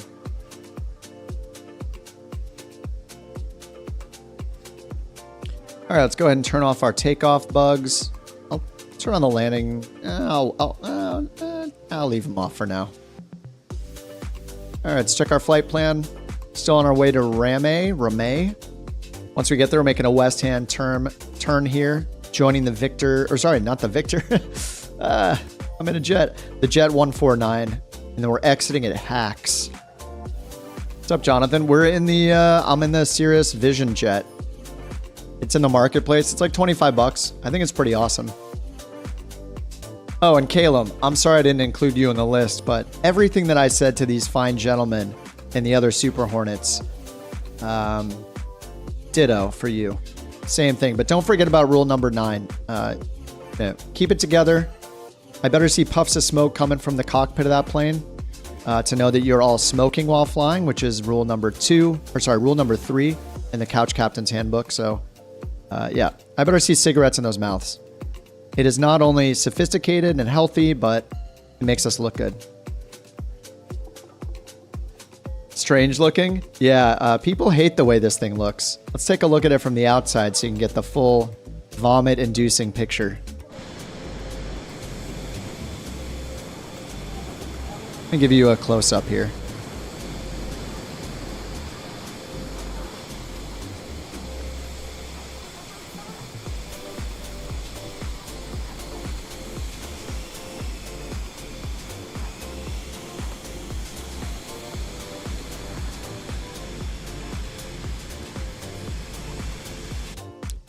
I actually don't think this thing looks bad, but, you know, nobody ever said I had good taste, so I think it's kind of cool looking.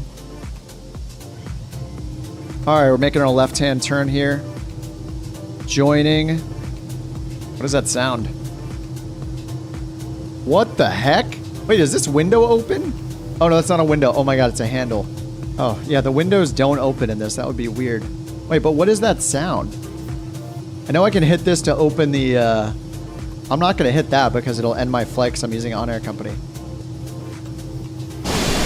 What is that sound, though? Is it the jet?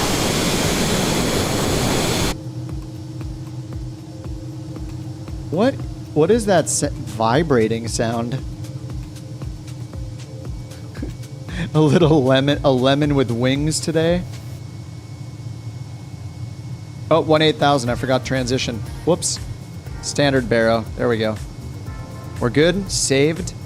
Still climbing at 165 knots. Let's see. Everything over here is looking good. Green, green, green, green. All in the green. Auto throttle doing its job. 4.9 on our PSI. Cabin altitude coming up to 6,000 feet. And we are on our way to ET. Is that supposed to be ET? I would say ET for that. Unless it's 8. Oh, it's 80. Oh my God. I think I've seen this waypoint before. This is definitely 80. 80.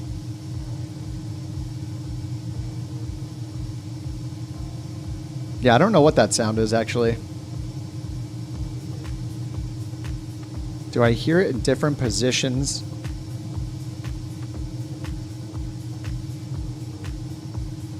Yeah, it's like coming from over here. It's coming from the wing. Right?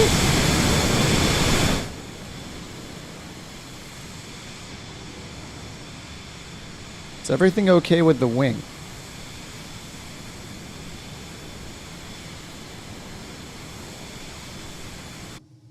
I think everything's okay. We got, let's see. We got our flaps up. Autopilot's doing his thing. Climb mode. Autopilot, yaw dampener. Auto throttle. Flight level change mode. Just past 20,000 feet. Flight level 200. I still hear it, though. What is that sound? Is that just the sound of the fuel pump? Let me turn the ECS off. Oh wait. It went away. I think it's the Super Hornets. Who's in front of me? Is that Schwartz or Gabe or Callum? Can you come closer to me? Can you back that afterburner up towards me? And we'll see if the sound returns.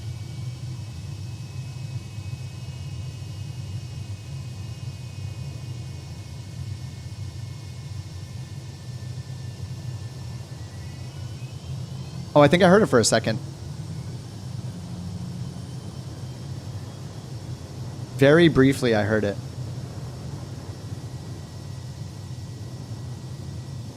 Pretty much when you guys were right next to me, I was hearing it a lot. Yeah, I don't know. I don't think it's our plane, though. I think it's an environmental or like other aircraft sound. Anyway, back to the jams. Do I have stowaways? Yeah, probably. I wish those stowaways had some aviation knowledge and they were correcting me and yelling at me so I could do things even better, which is my goal. 100% realism all the time.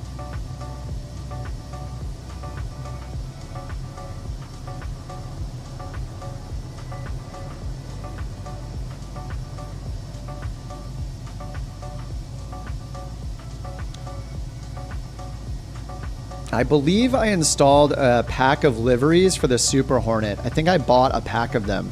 So if you guys want to get wild on the next flight and put on some cooler liveries, I can see if I have them.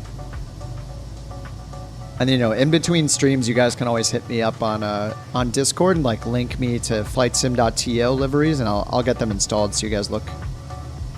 You're represented the way you want to be represented in this world.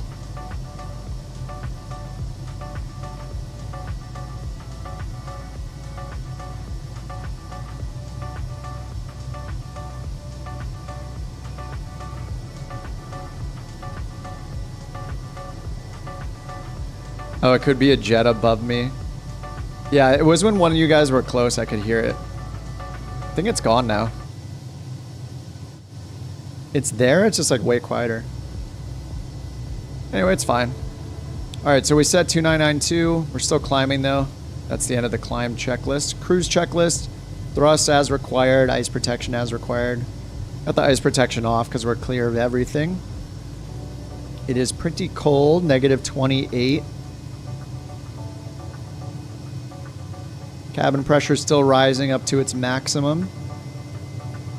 We're going to be just shy of our ceiling of 31,000 feet.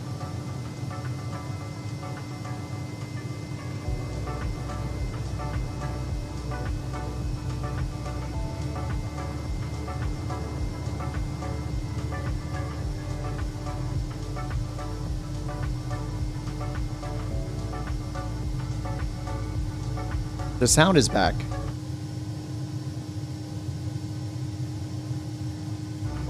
Yeah, I'm not sure. Are there 737s? Yeah, there are a bunch of 737 variants, but they're very expensive, mattering which one you buy. PDMG is one of the best. PDMG is one of the best and most highest respected aircraft developers, third-party developers, and they released a bunch of 737s. I bought the 700 variant, 737-7. But I think the 737-800 is the most popular of the variants. And I think it's like 60 or 70 US dollars, so it's very expensive, but in terms of quality, you pretty much won't get a better quality plane if you're looking for like very accurately modeled planes.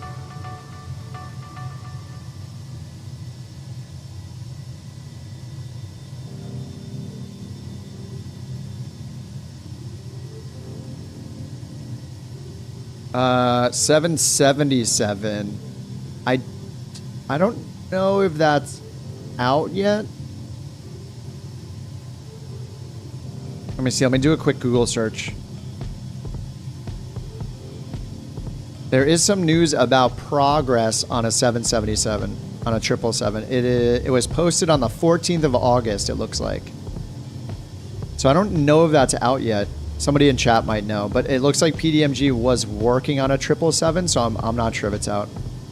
Yeah, there's a bad Captain Sim one. Basically, everyone gives the advice to avoid all Captain Sim products. Is general advice you'll find within the flight sim community. So, it will almost certainly be worth waiting for the PDMG 777 if they're making one. Supposedly they are making one. All right, we are at flight level 270, climbing 300. What flight sim? It's Microsoft Flight Simulator.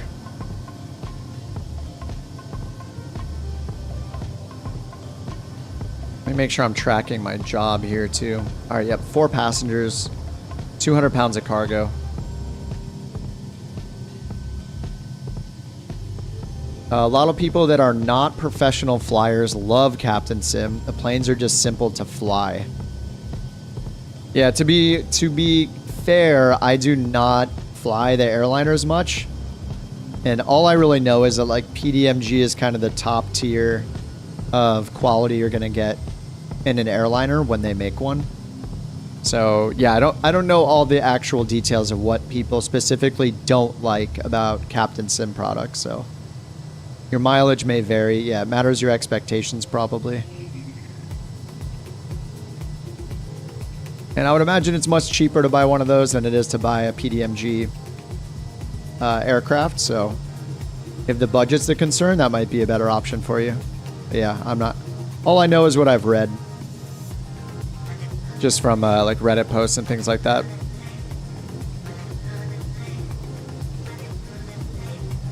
All right, I'm going to bring up our destination. We got a little ways to go here. Oh, I wanted to put up here at the top, I wanted to change one of these. I think I'll probably replace track. Which one would I replace? Our landing time is there, right? It shows minutes. I kind of want to see miles. I'm going to replace ETA with distance to go. Aircraft systems. Not sure if I know where this is. I have to browse around here a bit to find it. Might be on the PFD. Where are the data fields?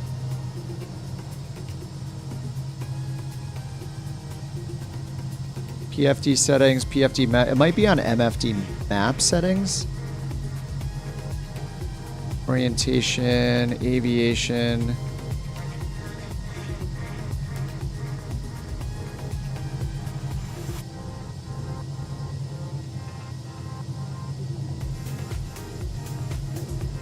Utilities setup, avionics settings, MFD fields. Here we go. All right, so I want to replace estimated time of arrival. That's in Zulu. Yeah, I'll just replace this with distance to go. Distance to destination. All right, 210 nautical miles. So yeah, I like seeing the overall distance as well. All right, that is all set. Back to the flight plan screen. And then over here, let me bring up just our next chart that we have.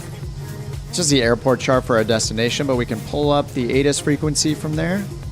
There's no ATIS, but there's an ASOS surface observation system. So at least we'll be able to get the winds. 118075. All right, let's go down and plug that in. 118075. Actually do that in COM 1. Kilo Charlie Juliet Romeo, automated weather observation. Kilo Oscar Mike Hotel, automated weather observation 1800 Zulu. Wind, calm. 118075. Did I get that in? Sky condition. Can I get? I guess it's 075. Zulu. Wind, calm. Visibility 10. Sky condition, few clouds at 5,000 feet, few clouds at 14,100 feet. Temperature 22C, dew point 10C, altimeter 3016. All right, 3016. I'm gonna double check. Charlie Juliet Romeo, automated weather observation 1800 Zulu. Wind, calm.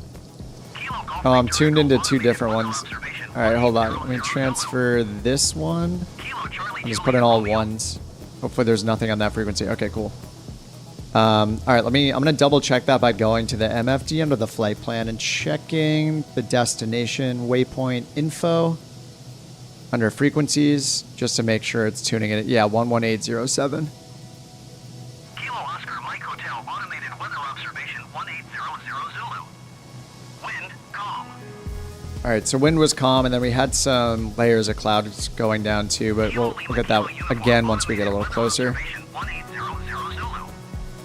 Oh, I said PDMG. See, it just shows you guys what an airline flyer I am in Microsoft Flight Simulator. I'm all about the airliners. Wait, the oxygen's off? Oh, the oxygen's on. The oxygen is on. Do I have a warning somewhere about oxygen? What have I done?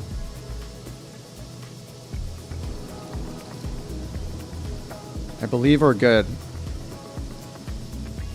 The timer's on the PFD. Yeah, I have the timer on.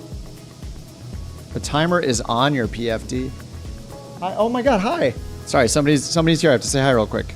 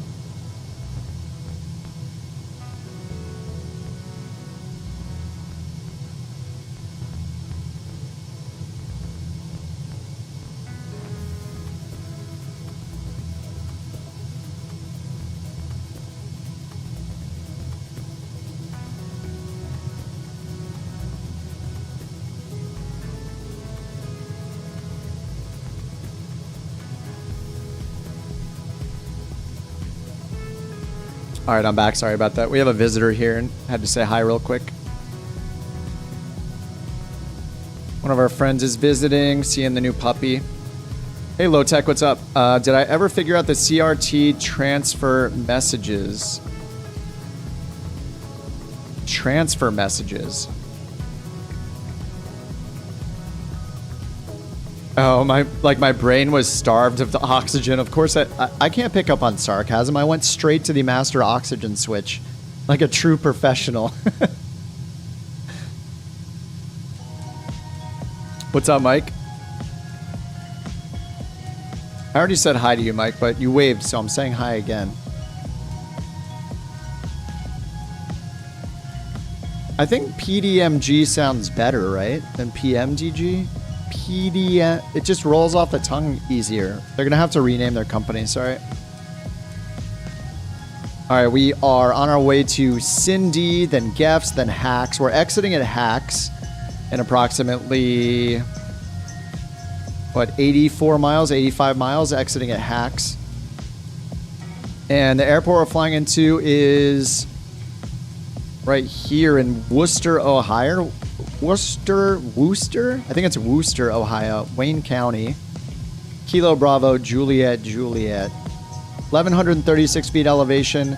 We have a Unicom frequency. And I guess Cleveland for departure. So anyway, we just have an ASOS. Runway is 2810. 5,200 feet almost. So that's going to be really nice for us. And let's go ahead and just check what approaches are available there. The ASOS says winds are calm. Let's go ahead and just see what we got. Procedures wise. Okay, KBJJ. We got an LPV on runway 28, and an LNAV plus V. So we got an LNAV on runway 10. You can also have the visuals. Tim Morgan on YouTube. Oh, great videos for learning to fly this beauty by the book. Kind of. Hey, that sounds like exactly what I want, is to fly it kind of by the book. I'm going to write that down. Thanks.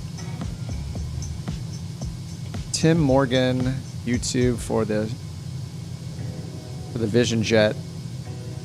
I'll check that out. Thanks, Manic. Yeah, I think this is going to... This one feels like a good thing, a good plane to use to get back into VATSIM to me. Because yeah, my last experience with VATSIM was doing the CJ4. And that was some high workload stuff.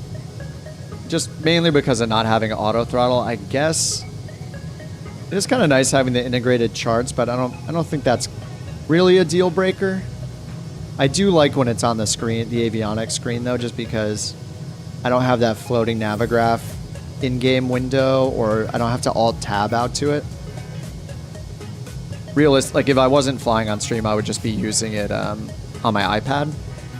For sure, it's awesome on the iPad, so I would be doing that, but yeah, I want to show everything I do on the screen here, so I'm always using whatever it can be seen in the sim itself whenever I can.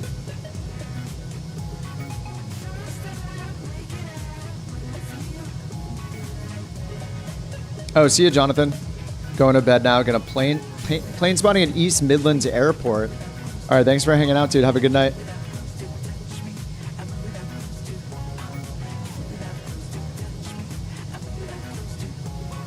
Yeah, low tech. I forget what the transfer message thing was.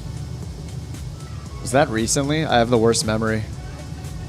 Did I figure out the CRT transfer messages?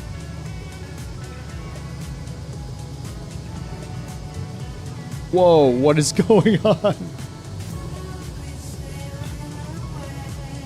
45 knot crosswind. Is that the wake from the jet? There is no wake modeled, is there? Or is wake modeled? It feels like it is. With the timer, you meant the timer is shown on the PFD on the mini display. Oh, right down here, yeah. The middle one is for the MFD and the right is for comms. Oh, the crossfeed errors. Oh yeah, you're talking about like when I was switching to radio. Yeah, I don't know if this is a bug or not, but what's weird is when I switch to radio here, I get this. So like I don't understand why would the nav comm screen give me an error?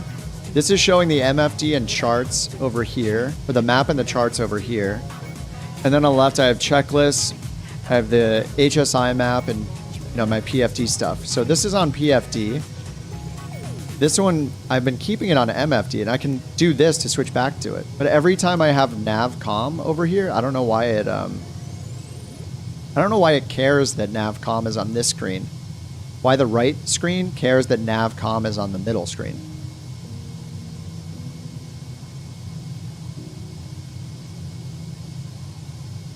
Love watching your videos. Thanks, Manic. Yeah, I'm curious why. I don't know why this is an issue, and then I can just get out of it by switching back to the MFD here. But I try to just leave this on navcom, so I have like PFD here, navcom here, MFD here, and I think I would probably do this for VATSIM's sake since you're manually tuning everything in here. Yeah, I'm not sure. All right, Jonathan, have a good one. Thanks for hanging out. Enjoy the plane spotting. Oh yeah, how late is it in the UK? It's gotta be like 1 or 2 in the morning. Because I don't have comms on the right and MFD on middle.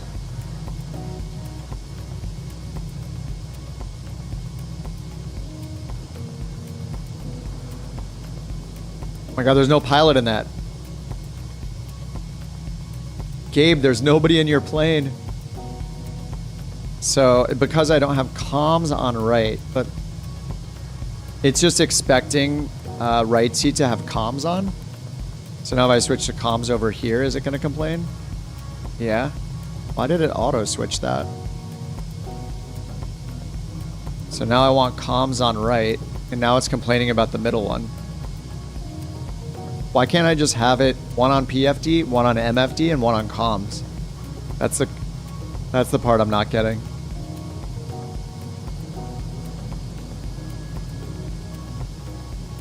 Oh, 5 minutes past 12. Okay, I'm in California. Watch Tim and soak up the goodness. Oh, I'm down. Yeah, I will totally watch it after the stream today. I'll check out the channel. Navcom on right. Yep, that's what I got. Navcom. Computers have feelings. Either way, it's yelling at me. Anyway, I'll just keep doing this. Every time it complains, I just switch back and it works, so not too bad. That'll be just fine. 106 in Norway. Yeah, 406 here, or 1606 in California.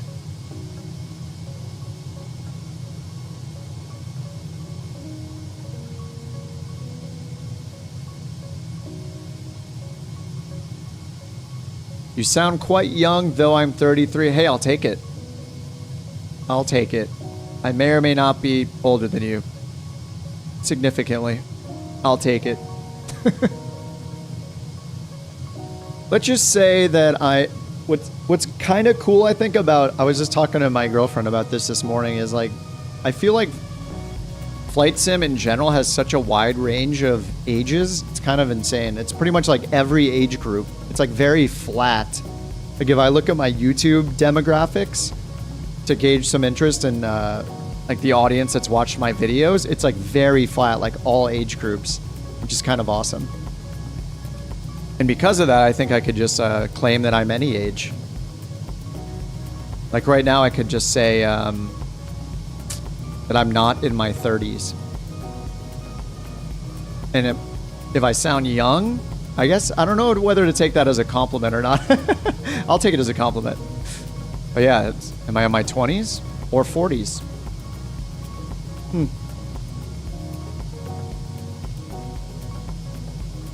Well, let's just say that I'm not retired.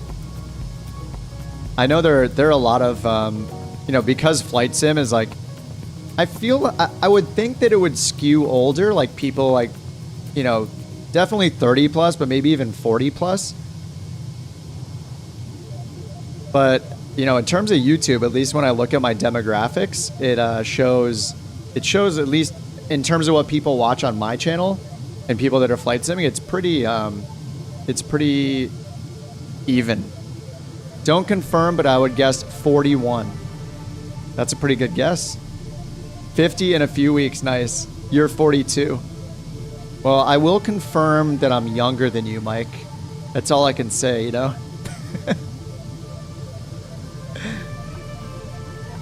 Let's see what waypoint we're at now. All right, 15 miles until Gefs. I haven't checked my top of descent, so, and I haven't set, we're coming up on hacks, and I haven't even set my approach, so I'm going to do that really quickly. Let's go to procedure, approach. I think winds were calm last we checked. I'm just going to pick the LPV. And let's see, course reversal. Let's go to preview on map. Preview on chart, actually. So we're coming from the west. I think oh, nice. We can go to Dehi, probably. So we have Gimu, Ebiki, and Dei. Let's see what it says for Gimu. Like, are we to the south? We're to the south. Let's go for Gimu. Load and active. I'm just going to load it. Okay, then I'm going to take away our duplicate waypoint here for our arrival, or for our destination airport. VNav, is it time to descend? All right, we still got 11 minutes. Woo! All right, I was getting a little worried I was falling behind the plane. Go back to flight plan.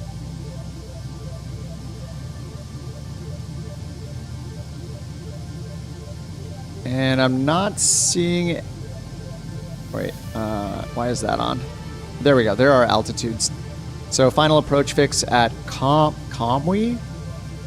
Some of these names are so bad. Someone needs to get better at naming the fixes because they're pretty crap, I think. 2,800 feet at Comwe. All right, I'm going to roll this forever down to 2,600 feet. Where did I get 26 from? 2,800 feet. You would say I'm 31. Thank you. Or how dare you? That's what I like about flight sim. Like you could be any age and people will be like, oh yeah, it makes sense. That guy is he's 22. Oh cool, he's into flight sim. He's young and into flight sim. They're like, he's 75. It's like, oh man, did he fly planes when he was younger? He's probably been into flight sim for like the 40 years the software has been around, you know?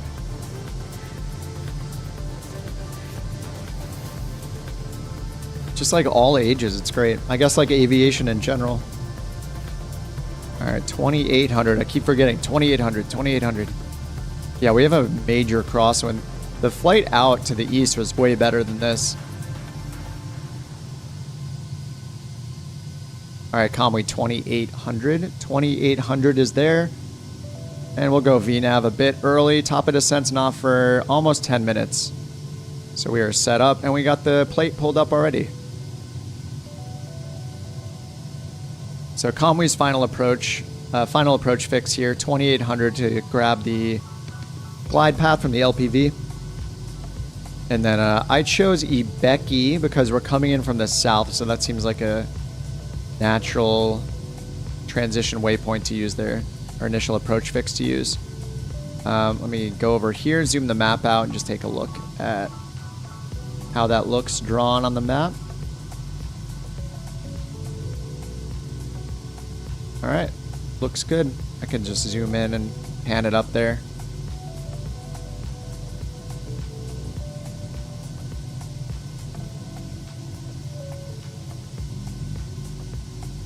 Top of descent. Wait, did I put in Jimu? Did I put the top one in? I don't think I put Ibeki in. Yeah, I put the one to the north in. Let me fix that. We want Jimu. Let's go back again. Procedures. Wait, I did. Oh yeah, we want Ibeki. There we go. Load. All right, now once again, take out the duplicate. Remove waypoint.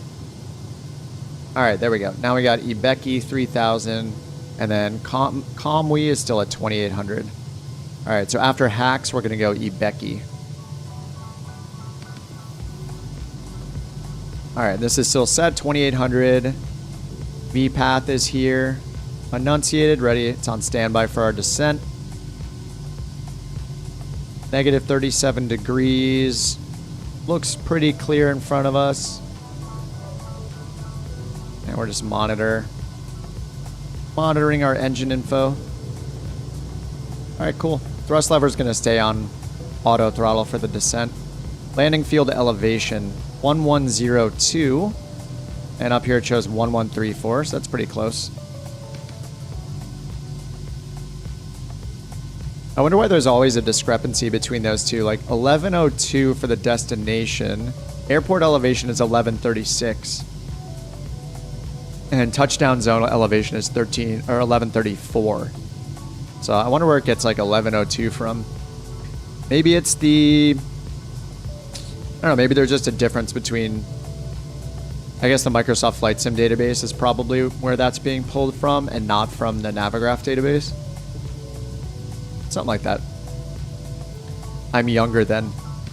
I'll take it. Feels good. All right. And yeah, once we get here, so what we're doing is we're making a stop on our way back to where I needed to pick up my first cargo and passengers. So we did like a pickup job kind of on the way back. So this airport here, KBJJ, this is on my way back to our original departure spot, which was kind of more to the southwest, but it's kind of on our way back. So we picked up a job on the way back, so I'm not flying for no money in OnAir company.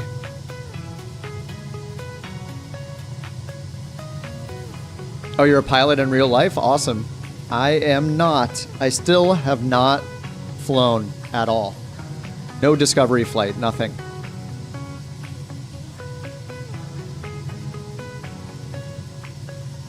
I'm just a gaming nerd.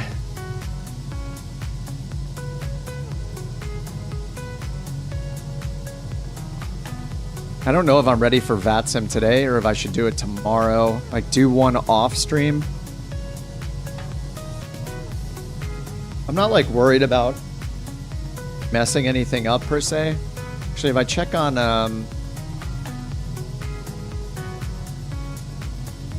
let me go back to the map and see. There was an event that was supposed to start at 4. I'm guessing that's happening right now.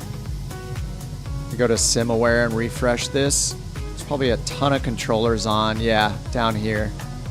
Yeah, we're flying from Atlanta. Yeah, Atlanta is fully staffed right now, it looks like. So they're having this MLB themed thing. They're going from like Atlanta to Tampa. And what was the other airport? It wasn't Daytona Beach, I don't think. Was it Sarasota? Maybe it was Daytona. But they had an event. Let me bring up the event screen. Yeah, this one, MLB Madness. This just started 15 minutes ago. So I guess it's based on yeah. I don't know. There's not playoffs yet or anything, right? In MLB. I guess these are probably just games that are happening. But yeah, they're doing Atlanta, Tampa, and KMLB. Did I just look at that? Is it? Where is MLB? Oh, right here. Okay, Melbourne International. Which, right, when I looked that up, I was like, Australia?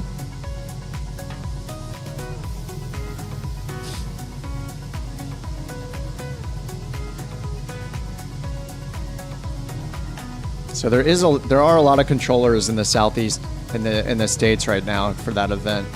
So it could be a good time. Hey Jack, what's up? If I had the time in real life, I could train you to be a real life pilot because I'm allowed to do that. I think I know where I would go. I would probably go to the same flight school that my girlfriend went to because she flies. Yeah, I think it just kind of terrifies me, honestly, in real life. Like, being in small planes kind of freaks me out. But then again, I've learned enough in the sim to kind of understand the basics. So I think, yeah, I don't know. I just don't know yet. Jack says, do you prefer to fly jets or props? I mostly fly props. But I think getting back, like, I want to get back into VATSIM since I took a break from the sim for a bit. So I think I'm kind of beta testing the Vision Jet a little more. So if I can get used to like the procedures, like this thing is very straightforward to fly, I think. And I think this would be fun to fly just because it's faster than a prop. And a lot of the time when you fly in VATSIM, especially if you do an event, it's going to be like all airliners for the most part. So just because of that, I think flying a jet would probably be a better experience in VATSIM, but I was flying props in VATSIM as well. As long as you're going IFR, I think it's a better experience. How did I check the time to top of descent? Go down to MFD, flight plan, VNAV. Or if you don't split the MFD, if I come up here to MFD and go to full, you'll actually get the VNAV profile in the bottom right if you turn this thing on. So top of descent's in 1 minute. This is actually super useful. I should really start loading the charts on the left. I think that's actually maybe my ideal layout because I'll learn the checklist or I can have it somewhere else. But this is so awesome to turn on. This is under the MFD options. Let me see. I think it's under map. Yeah, map settings, inset window. Turn this flight plan text on and it gives you this, including the VNAV profile, which is awesome. Yeah, I think I should leave it this way actually. And then go to PFD. And over here, if I go to the checklist and get rid of that, then instead I could just put the chart over here. I think this makes maybe more sense. I kind of like this configuration. You fly for Emirates? I mostly believe you, but you could just be saying that. But if you do, that is badass. The shorts, what's with all the shade? Gabe is doing just fine, okay? No fighting amongst the couch captains. Oh, I thought that was a puff of smoke that came from the cockpit. I was gonna say that's a good smoker. Like, do you guys ever see Aqua Teen Hunger Force? There's a part where these aliens that come down from space, they're telling one of the main characters that he has to become a smoker, and he's very impressionable. And I remember the part where they're forcing him to smoke and steal DVDs from like a video store. Yes, exactly, Chris. Smoke while flipping the bird. Smoke while doing so. Wrap yourself around that DVD player. I personally, I don't and have never smoked in real life, but, you know, some people still do, I guess. Whatever, I guess generally it's, people see it as unhealthy, but here in the Couch Captains, we see it as sophisticated. All right, we started our VNAV descent. Auto throttle's managing our stuff here for us. 1,300 feet per minute roughly, so we're going down ultimately to 2,800 feet for the final approach fix.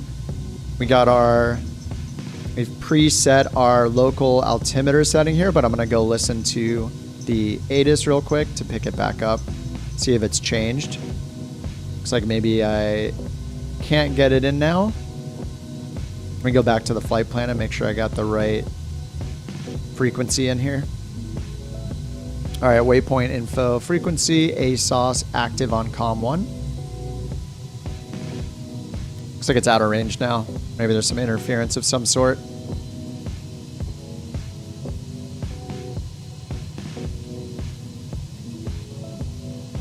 He is good though, yes. All right, Jonathan, nice. Thanks for hanging out, man. Have a good night. Emirates captain out. I've never been on Emirates, actually. Whenever I think Emirates, it's probably the same. I just think of 380s. I have to fly on one of those one time. All right, we're just monitoring our stuff here. Cabin pressure is not descending yet. Go ahead and zoom the map out a little bit. So we're coming up to Ibeki next. That's our initial approach fix. 3,000 feet is our restriction there. And then 2,800 feet at Kamwi. So we are flying the RNAV GPS for runway 28. Once we get out to 2,800 feet at the final approach fix, we'll be on a final approach course of 277. It's an LPV approach. Minimums are 1398. I'm going to go ahead and set those.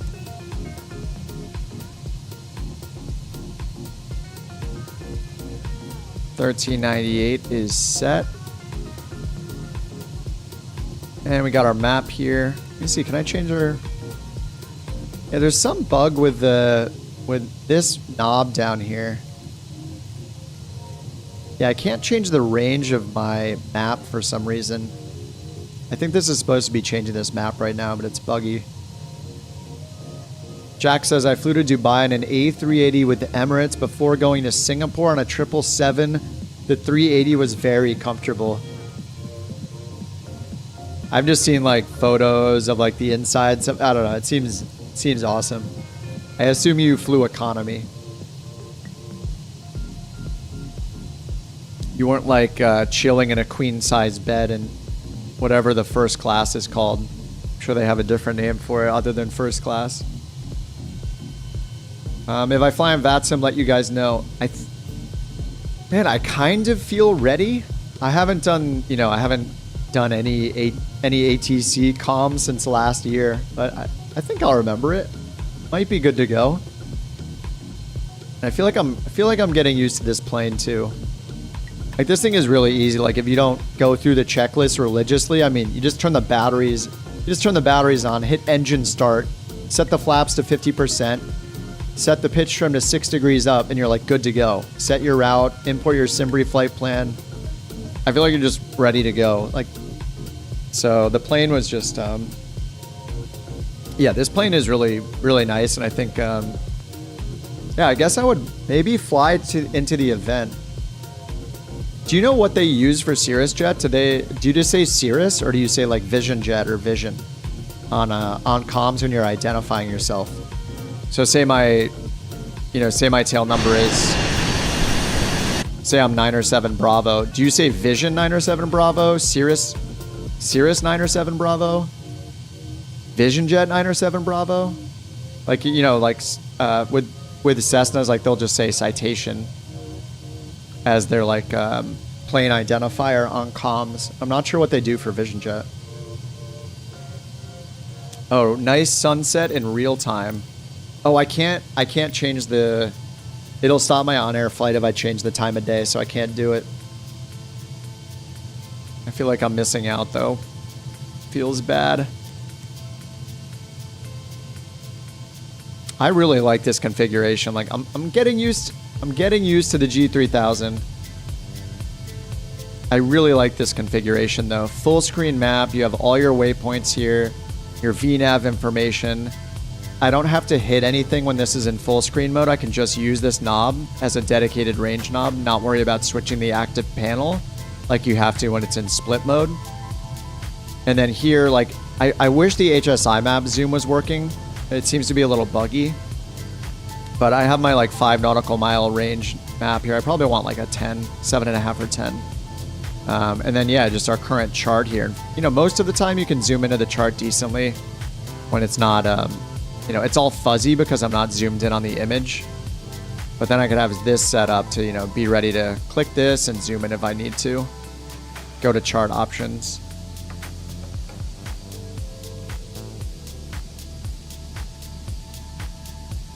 Yeah, overall, I think this setup is pretty good. All right, we're at 20,000 feet, still descending. Gonna have to switch over to local pressure soon, but I couldn't pick it up, so I'm just going to go and see what it says on the METAR for now, even though it doesn't always match what's in Flight Sim, the Flight Sim world. Oh, we don't have the info. Oh, wait, no, we do have it here. Okay, observation altimeter is 3025. All right, so I'll set that over here. 3025. Oh, here it comes. All right, now we got the AWAS in so we can hear it.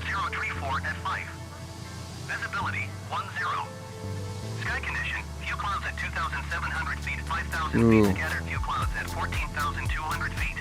All right, clouds at 14, 5, and 2700. All right, 3021. All right, we got some more clouds have moved in, so this could be a nice approach. And by nice, I mean it's nice because it's in the sim. All right, that's all set. I set our minimums already. We got LPV, and we're on our way to a Becky, and then yeah, our VNav descent's going good. We're about to pass transition level, so what I'm going to do, or transition altitude, so I'm going to switch to vertical speed mode. We're going at 1700 right now. Now, once we get through, I'm going to switch to standard baro. Okay, push for standard. Cool, that's all stable, and we're still descending, so I'm going to switch back to VPath mode by just catching up. So I'm going to give it minus 1700, catch back up to our vertical descent indicator here.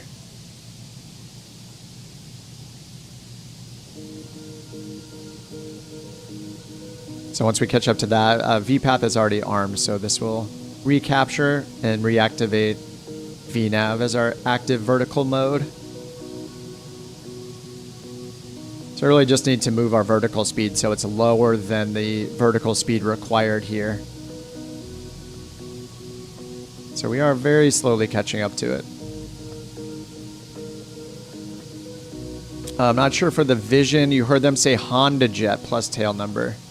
Yeah, maybe they do say Vision Jet. I actually was wondering, I think I've Googled this before, and I've tried to figure out like what the aircraft description is like used on ATC for specific planes. I don't think I'm not sure that I ever found a source, but there's got to be some official thing somewhere, right? Like for standard phraseology based on what plane someone is flying. Like if they say Cessna, but they're actually in a citation, but they say Cessna, it's like pretty sure you're supposed to say citation because they need to know you're not like a 172. So I'm guessing when it changes like the class of plane you're flying from A to B or B to C, like you need to, I would assume the description changes.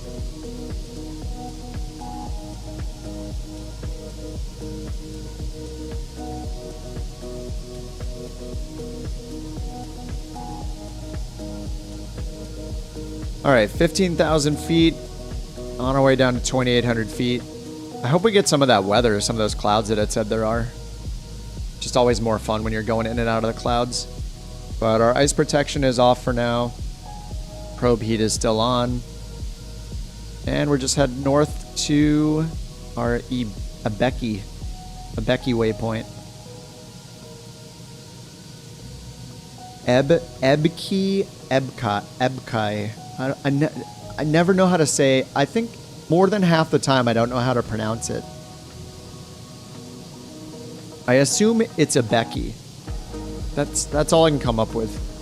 All right, bottom of descent, 7 minutes and 48 seconds. Oh yeah, this is our, I think this is called, sorry, I called it something wrong. It's vertical deviation indicator, isn't it? What did I call it? I called it something different, something wrong.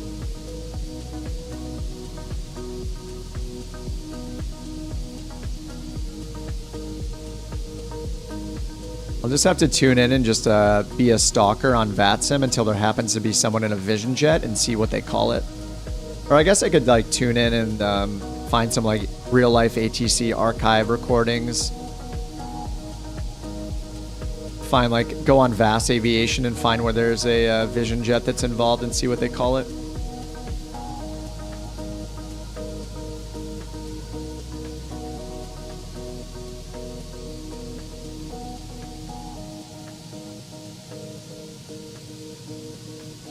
All right, cabin pressure, PSI is going down, but our cabin altitude has not started going down yet.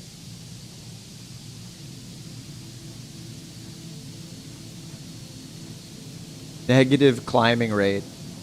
That is one way to say it, I guess. That you're descending.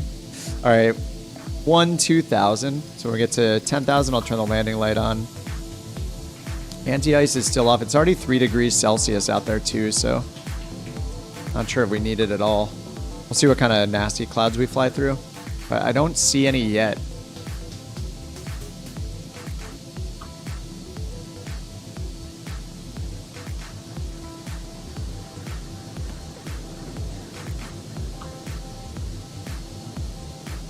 And check 118075, I think was the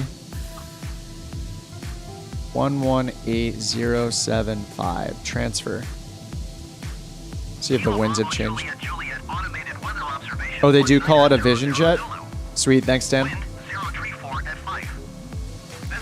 034 at 5.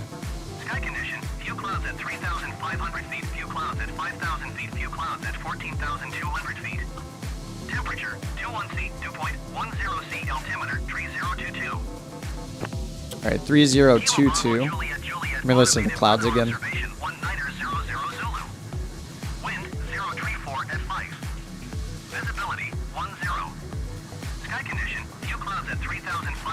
All right. All right, 14,000, 5,000, and 3,200, I think it said. And our minimums we break out at 264 AGL, so we're at 264 AGL down, so that'll be just fine. All right, let's go ahead and turn that off. All right, cool. So we are 11 nautical miles from Ibeki. And I should start slowing down. Let's go down here. Where's the shortcut? There we go. Switch over to manual speed mode. And let's get down to 200 knots.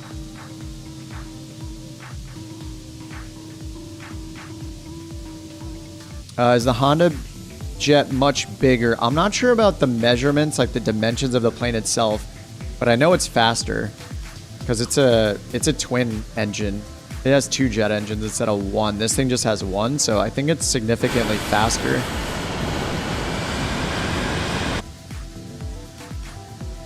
But I'm not sure in terms of like the dimensions, like the length of the plane, the measurements of the plane, and like the capacity, but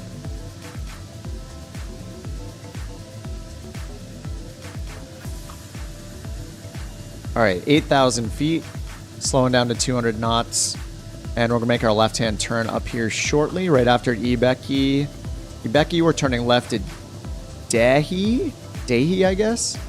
And then Kamwi's our final approach fix at 2,800 feet.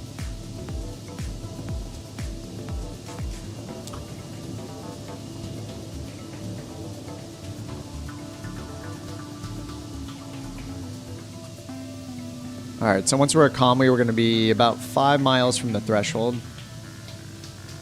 So once we make the turn, I'll slow down and get flaps 1 out. I guess I can set our speed bugs now, but we know it's going to be 90 and 100. PFD speed bugs landing on. So VREF is 90, so we will be landing between 90 and 100 knots. See what the winds look like. It said what, 3? It was off. It's going to be off to our left. We might have a little bit of a crosswind.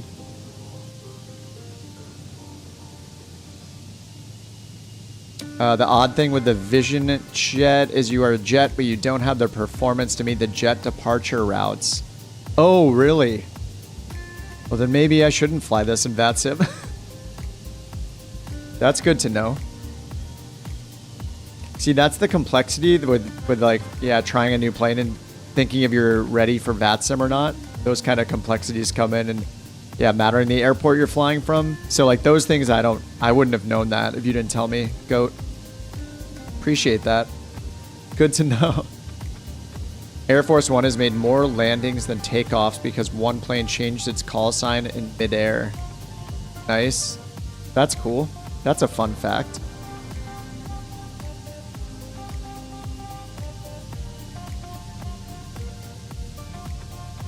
Just inform the controller you'll be slow. Yeah, those are things that I do feel like I need to know right before flying on VATSIM 2. It's just like my climb performance and stuff like that to know what departures I should take. But is that just because usually it says like, I know in a departure, like a departure, on a departure procedure like chart, it's going to say something like turbojets only. So does that mean that I'm not sure how like the speed classification works. Does that mean the Vision jet is not considered a turbo jet, but just like a jet? Like, I wonder if generally I should be following like turbo prop departure procedures, if that's just safer in general. All right, making our left-hand turn here. I'm gonna start slowing down. We just need to be under 190 for our first notch of flaps. Let's go to 180. I feel like I got my flaps configured a little too early last time, so I'm going to try to time it. But I still want to be fully configured right before we get to the final approach fix. All right, I just pressed approach mode. Oh, we already have the glide path. Okay, interesting. Glide path in the middle of the turn. I probably should have waited until I finished the turn. But usually we don't have it till we're near the final approach fix. But yeah, this will be fine.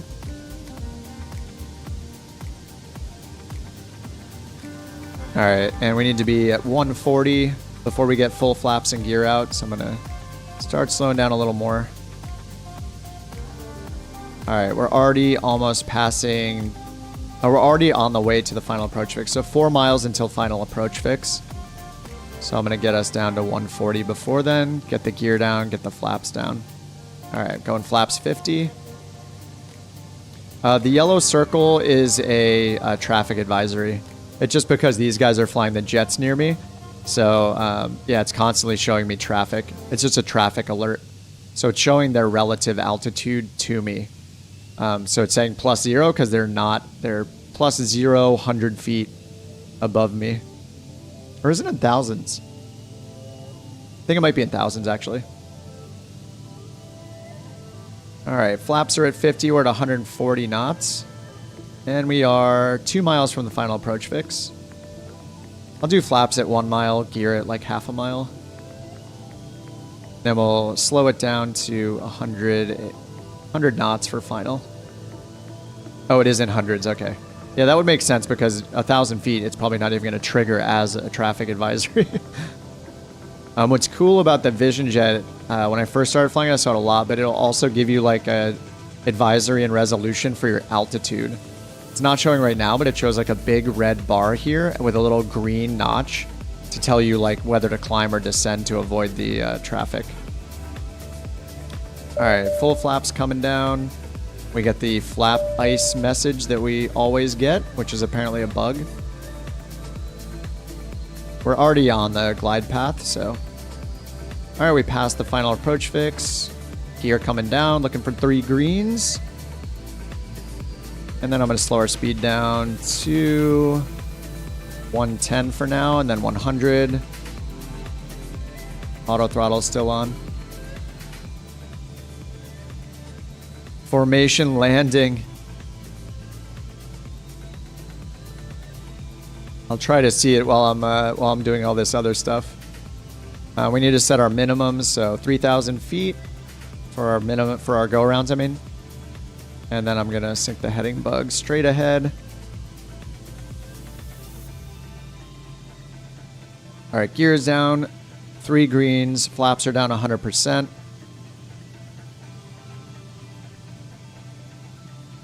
Missed approach altitude and heading is set. Slow down to 100 now. And we are 0.7 miles from Henko. And from there we have 2 more miles. So we're 2.5 miles out from the threshold.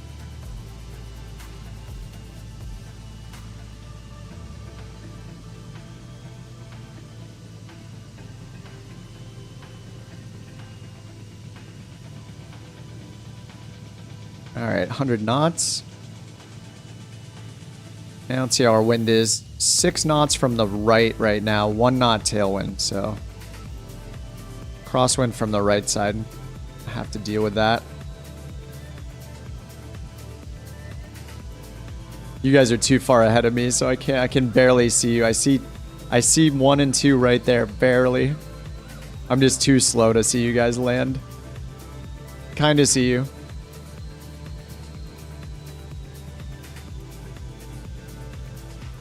The boys are down.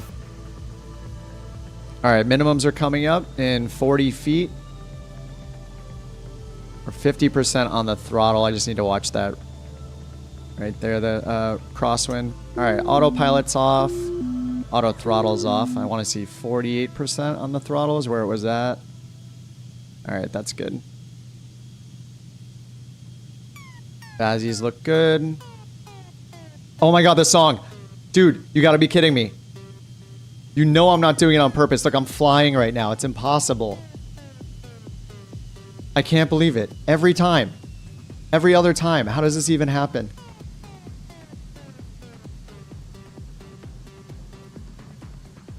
Oh man, this is a long landing. I haven't even touched down yet. Landing time. Ooh, log. that was a little rough. I can't believe this song is coming on, dude.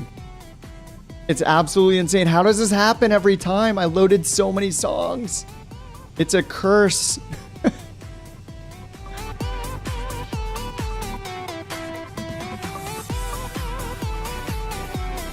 Oh, I can't use my rudders.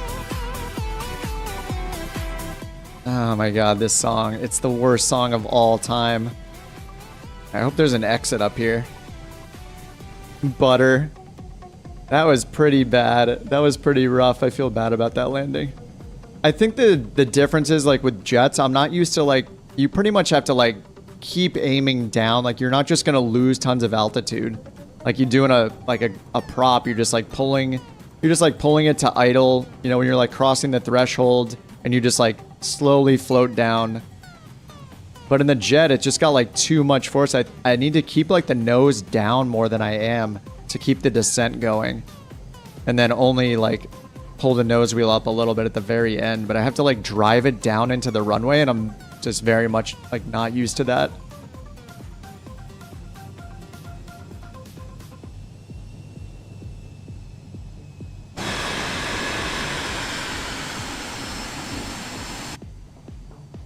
All right, parking brakes on, landing lights off. Probe heat is off.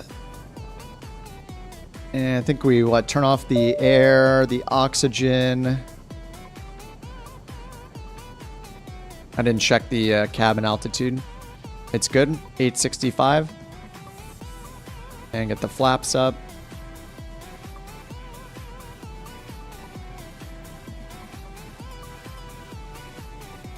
Okay, flaps still coming up. All right, flaps are up. Parking brakes off. Let's go park this thing. Oh, what is this dirt runway? Dude, is that the wake from the jet? That's awesome. I think we have to go. I think we have to turn around. Let me bring up the airport diagram. PFD.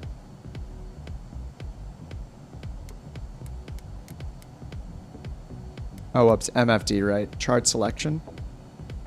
There we go. Yeah, I guess there's just dirt. I guess we just have to ride through the dirt.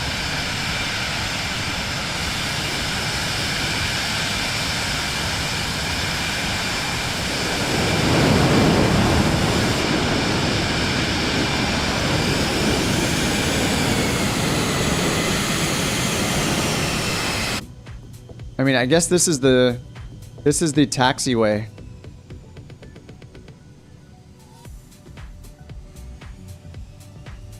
I mean, the runway is right here to our left, so. Is this any way to treat a Cirrus Vision jet? I got a parachute in this thing. We demand higher quality. It's fine, we're just gonna off-road this thing. Oh, look at this beautiful taxiway right here.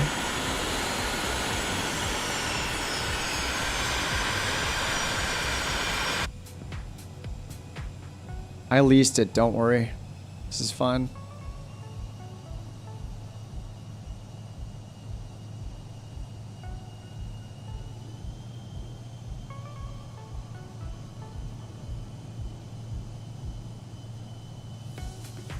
Might as well just take off again.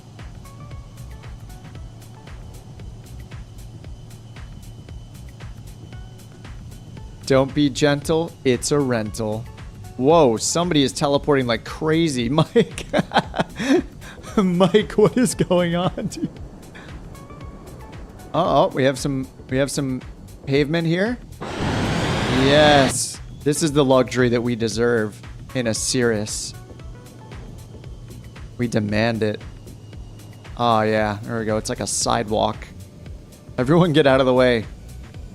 Plane with a parachute coming through.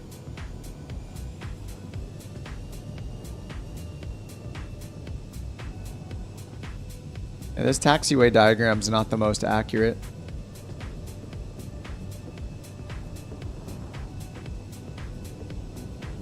It almost looks like automatically generated. There's like, oh yeah, there's a runway and there's a taxiway.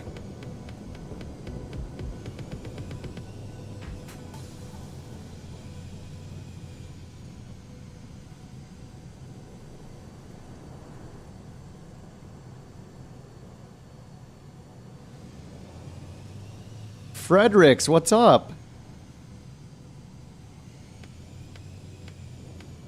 Oh, I just saw you kick up a bunch of dirt over there, Schwartz.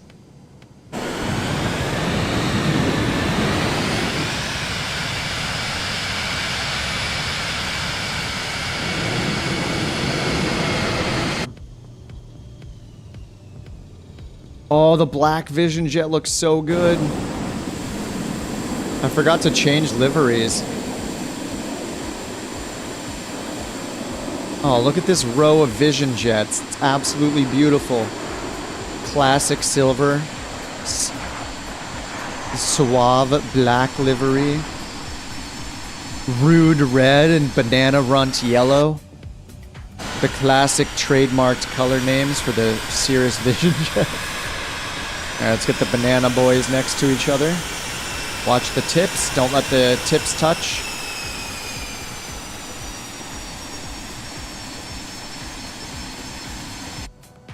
Alright, that's good enough.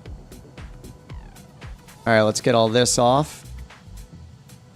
I can't turn the strobe off for some reason. Time logged. The flight is finished. Bam. It has been Battery monitored by 2. OnAir. There we go. It counted that time. I don't know why it didn't count last time when I landed it. It didn't detect the engine off, but it did this time.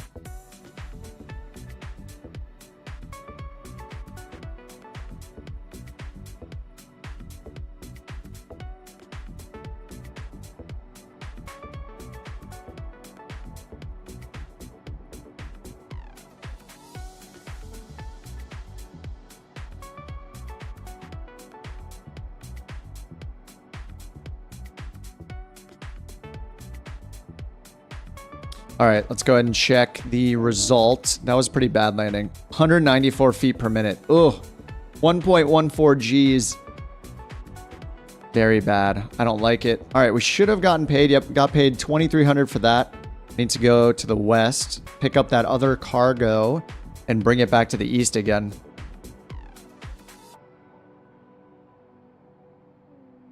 You love how the F-18 is a base game, yet I see an airliner. Oh, I had that happening, Parker. How I fixed it, I think what fixed it for me was go to general options under traffic and turn on variety to ultra down here. Go to traffic variety, ultra. Because I think there, if you don't have it on ultra, I think there's a limit with how many unique models it can load. And I have AI traffic turned off now. Like, I only have multiplayer on to just limit how many planes it loads. Yeah, check. You might want to turn off live traffic as well. I mean, that'll help your frames per second anyway.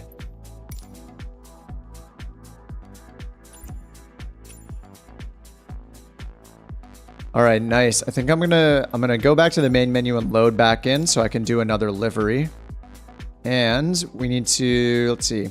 I need to fly back to the original airport we started at today so I can get the remaining cargo to bring it to the east again. Oh, it's not an option on Xbox. That makes sense. You could try turning off live traffic if that's an option, because that should limit how many planes there are rendered. So there's probably some, you know, invisible cap to how many planes that it can load in general, just for performance reasons. So that's probably why. All right, Gabe, take it easy. Thanks for flying along, man. Don't forget to look good. Put on your captain's stripes. Make sure you walk past people while smoking a cigarette, looking sophisticated. And then whisper, couch captains, as you walk by. So they know who you work for, you know? The couch captains.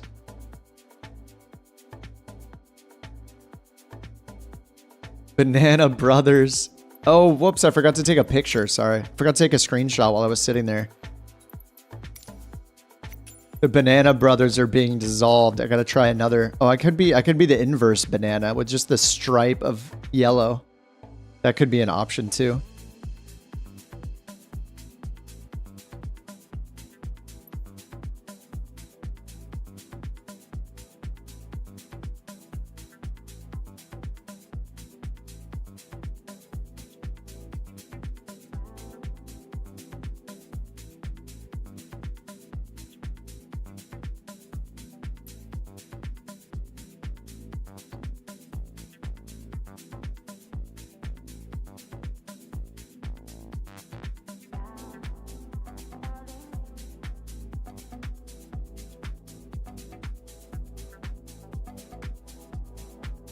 All right, sorry, just saying hi to a visitor again.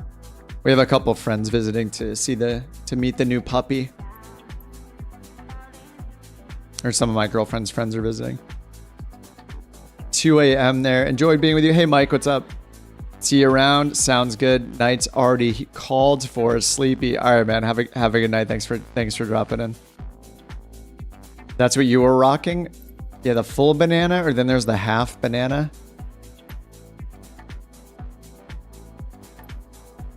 Oh yeah, they do actually have fancy names. Corso Red. Shuttle. The Bimini Blue.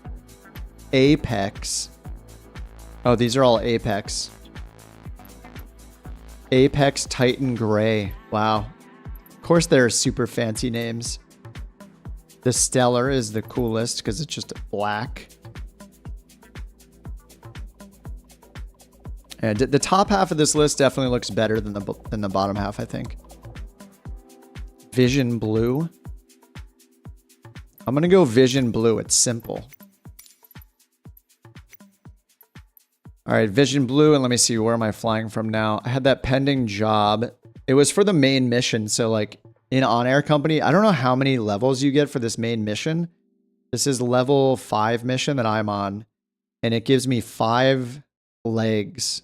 So I have to do the last one. I think I have this cargo to take. Yeah, I still have to deliver this cargo. And then from there, we have to go deliver some passengers, 5 passengers. And then back to India 9 or 5. But once you do all that, you get just like a massive XP and payout. So 104,000.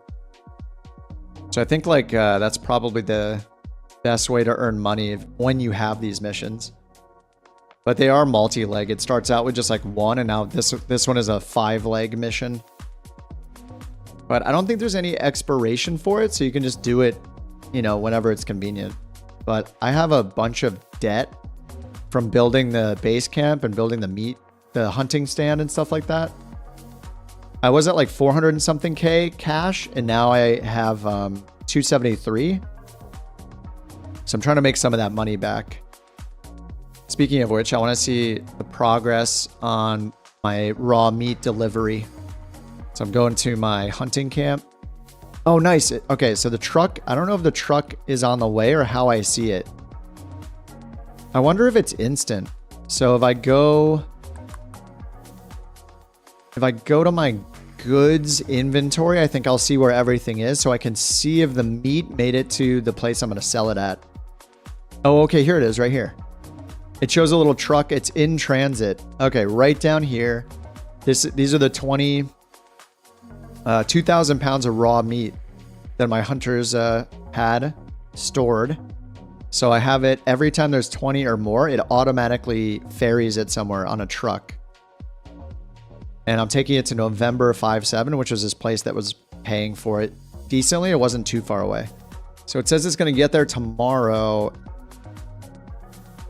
It looks like it's 12 hours of transit time. So 11:36 Zulu on the 1st. So it's almost a turnover to October 1st in Zulu time. So yeah, it's still got 11 and a half hours to go. Turn off air traffic and leave multiplayer on. Yeah, that should help. I mean, that'll help your performance in general. Like even on PC, like the more planes that are being rendered and the more custom like liveries and the more different types of planes, there's, you know, every time that happens, it's going to slow your performance down. And also, you know, on an Xbox, they need to kind of help guarantee that it's going to perform decently. So they're limiting in that, you know, how many different unique plane models can be loaded.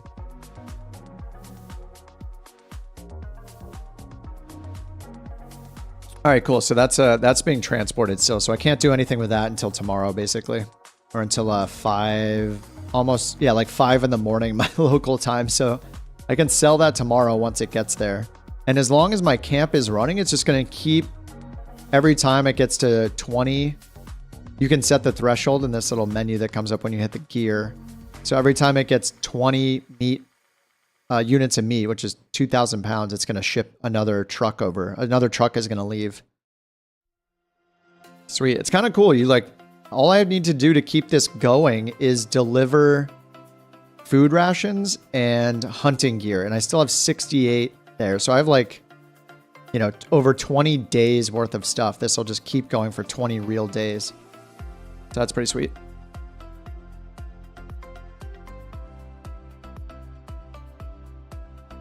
Xbox graphics get nerfed hardcore just so it can work. Yeah. I mean, that's also a plus on a console in general. Like, you know, whatever you buy for the console generally will work well on the console, even if it has to, you know, it's going to make sacrifices in graphics and stuff to make sure it works. All right, this song is too cheesy to continue. Next. And let's go get the Cirrus ready again. So we are at...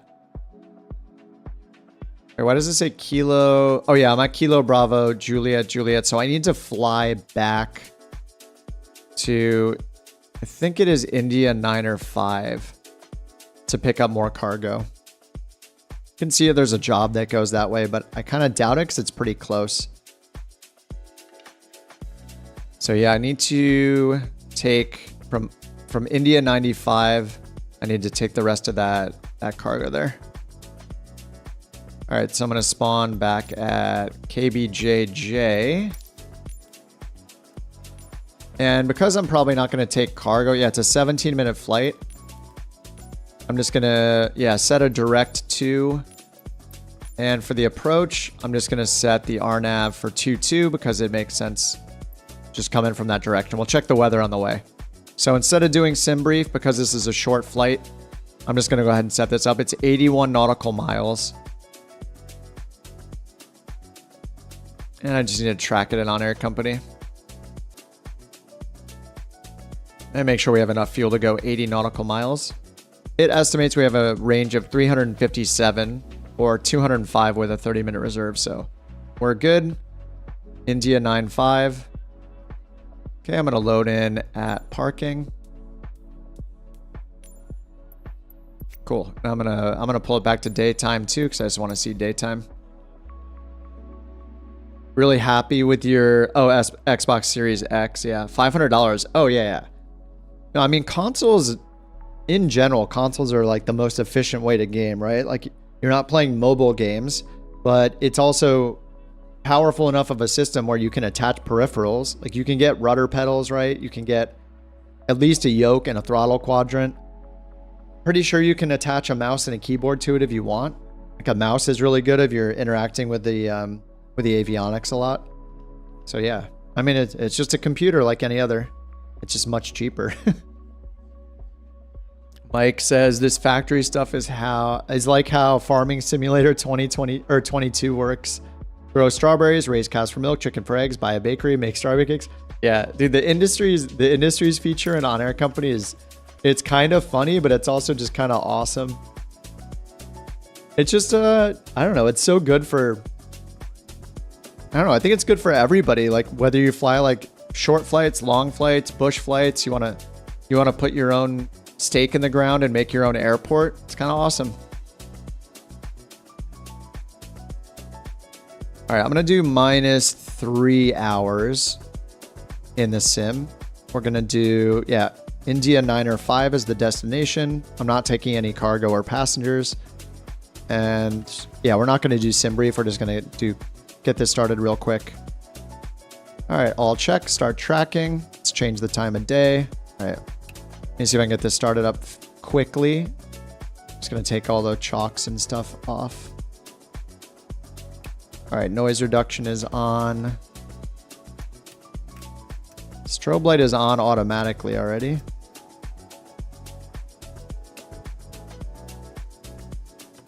Run engine, startup going. Your flight Whoa. will be Oh, somebody just until you spawned on land me. and Shut down the engines. Oh no, I can't see the screens. We're at 2 and 1. I can't see the screens. All right, I gotta turn on the hide nearby traffic real quick. Close proximity off. There we go. Strobe lights on the Bravo, maybe.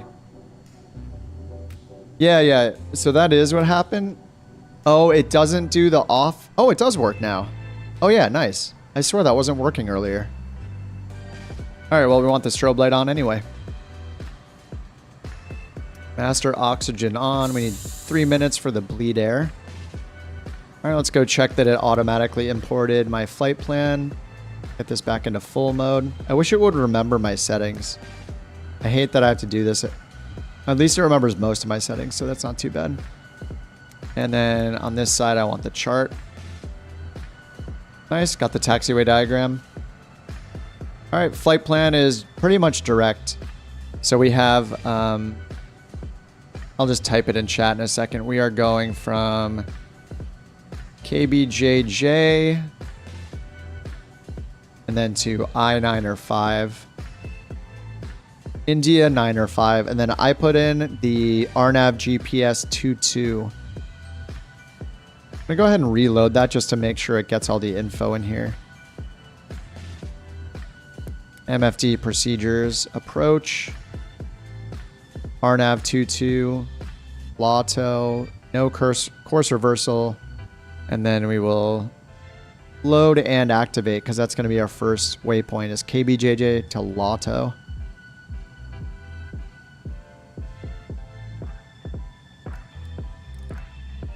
And then I think I have a duplicate waypoint in there. Yeah, I got the airport again, so I have to remove that, and that'll fix that big extra line that we had. All right, direct to LATO first. And then 2,600 feet here. So what's our cruise altitude? I guess that is the plus of using SimBrief. If it's going to look at the weather and the winds and everything and give us a good cruising altitude. I said I wasn't going to do it, but I'll put it in real quick.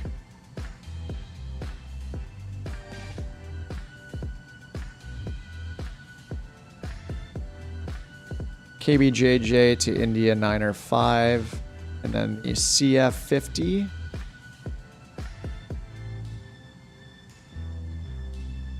Or sorry, SF50. What am I saying? SF50.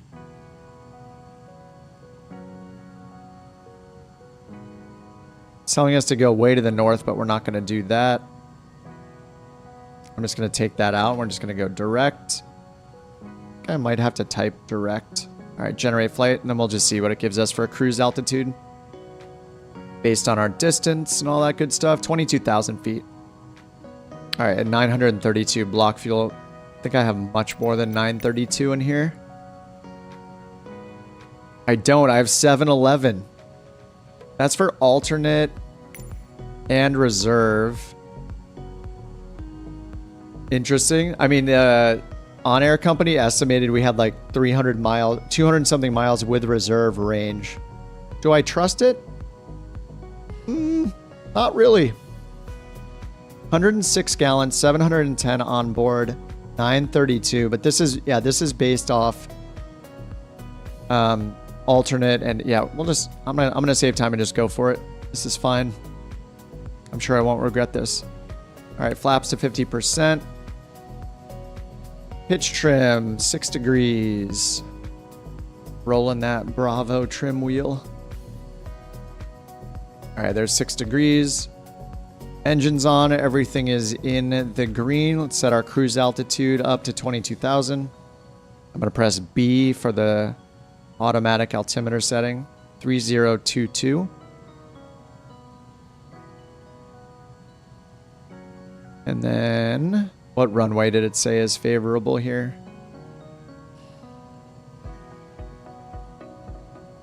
Runway 28 is what it recommends, which is the one that's close to us. Very nice. Looks like it might be a 277 heading on the chart for runway 28. All right, up to 22,000 feet. All right, 22,000, nice. That is set. I press toga. It gets the flight director ready. And then if I can read the number here. All right, I'll zoom in.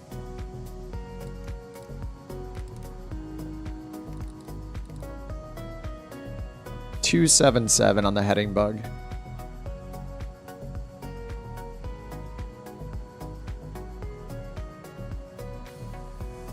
All right, 277 is set on the heading.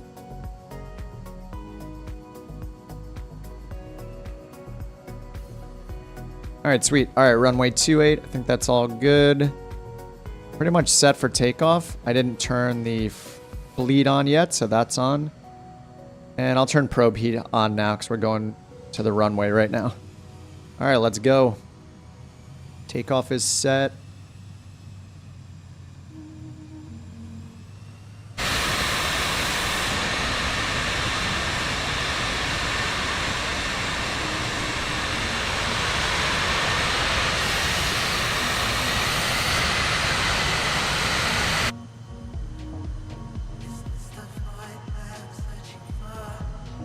Oh, the black Vision Jet looks so good, except for the big white mark on it where the tail number should be.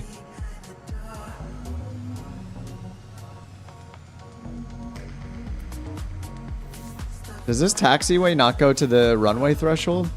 It says it does over here. Or does it? Oh no, this is like a parking lot, isn't it? I should have followed you guys. That's fine, just more off-roading, we're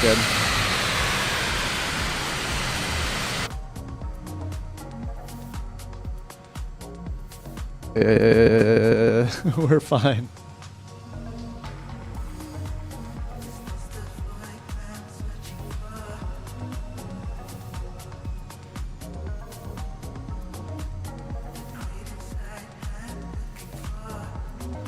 So yeah, I'm already tracking an OnAir company, so we're good to go.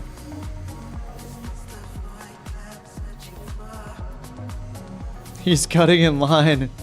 There are no rules.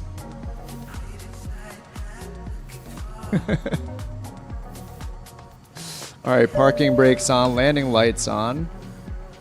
Probe heat is already on. I already hit takeoff. Let me go and turn that traffic option back off here for close traffic. Show in proximity. Okay. Alright, parking brakes back off.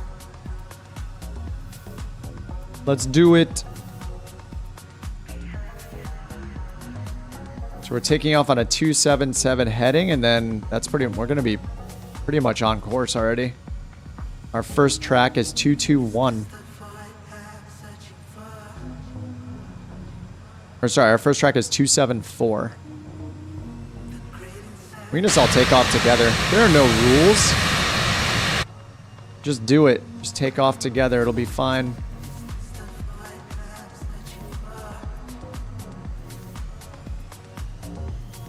Alright, takeoff thrust is set. 90 knots for rotation. See if we can catch Schwartz.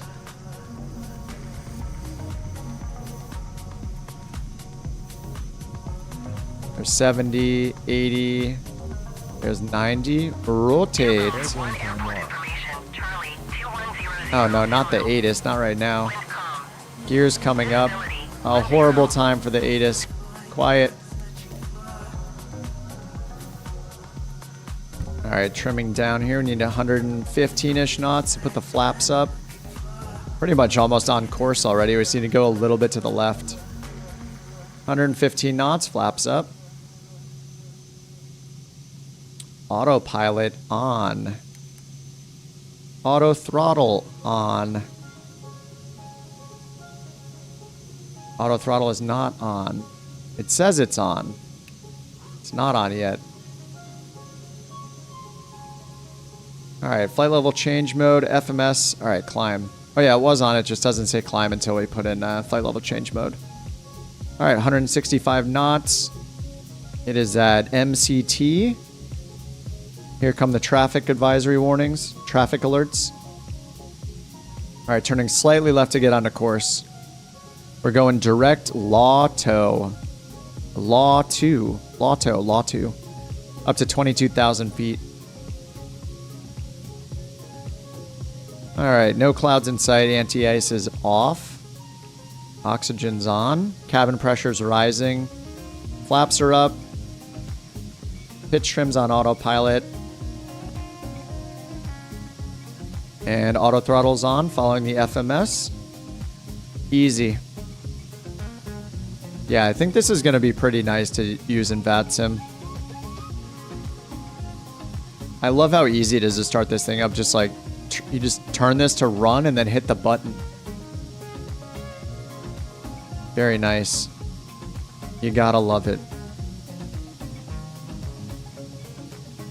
And I think I would just have my checklist maybe on my iPad or something. I don't think I really need them for this. Like, nothing's going to go catastrophically wrong because, you know, this plane isn't modeled to, like, have the engines explode if you do something wrong. So it's going to be fine. It's not going to be as, like, sensitive as a study level plane. And then I'll need to dust off my little notepads that I use to take all of my ATIS notes. I think it might be easier to just have an actual notepad app running and type this stuff in, like just quickly tab to it, but it's probably good practice to write things down.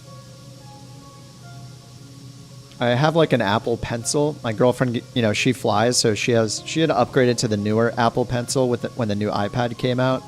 The new iPad mini came out, which is like apparently like a big hit for pilots. They love the thing. But she had given me her old Apple Pencil, and I tried it a few times, but it's just weird. I don't want to rest my hand on my iPad when I write, so I'm like floating with the pencil. It just, I don't know, it feels awkward. Just like, just use regular paper and a pen. Are there any small passenger jets that are study level and will blow up engines? Not that I know of. Do you guys know if the Honda jet has any of that modeled? Like any like damage and stuff like that? Paper and pen? Yeah, I've tried like using just a notepad application. I've tried the iPad. I've tried typing it and using the Apple Pencil on the iPad. I've tried back when I was using ForeFlight, I had the sheets. You know, it has like the ATIS templates and stuff like that. I tried using those. I didn't like those either. I was like, dude, I'm just going to use a pencil and paper. Paper and pen. All right, almost passing 10,000. We're going to turn our landing lights off in a second. All right, 10,000 landing lights off. Now we're just waiting for transition altitude. And we'll switch it up to standard baro. Easy. And we're just going direct to our transition waypoint for the approach. Top of descent's over there. There it is. Oh, H-Jet, same developer as VisionJet. Yeah, as far as I know, there's not any like modeled damage or anything like that in this plane. I haven't read through the manual completely, so.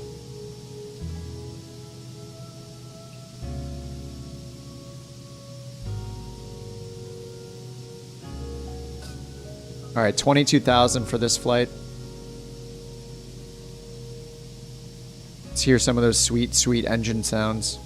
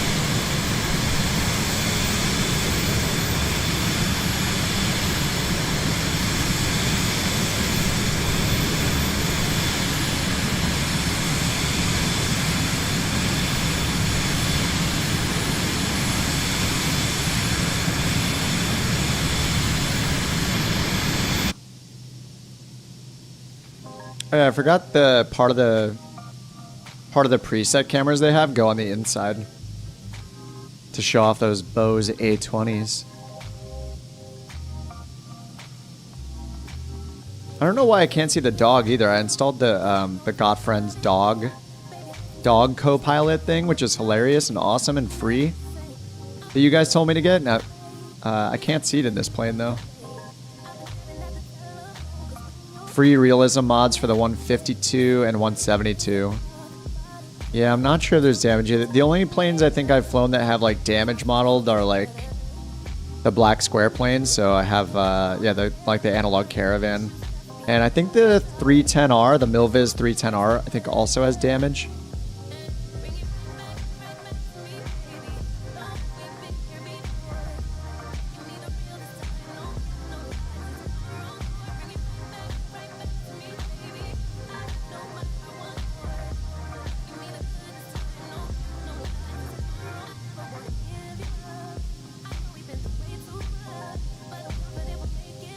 Yeah, I don't see the dog.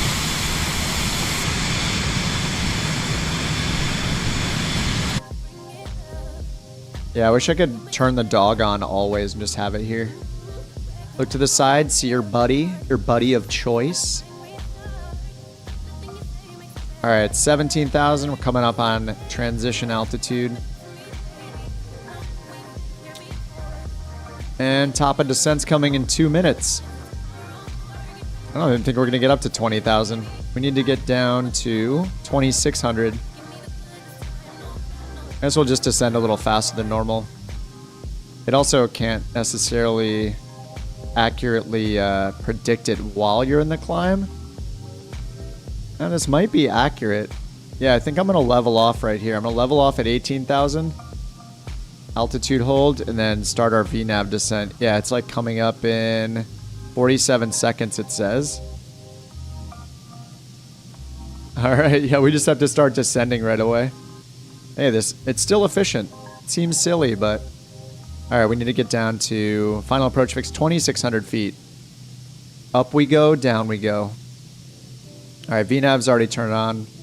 I armed it, and now I'm going to bring the selected altitude all the way down to 27. 27? 26. Here comes the VNAV profile. All right, down we go. That was fun.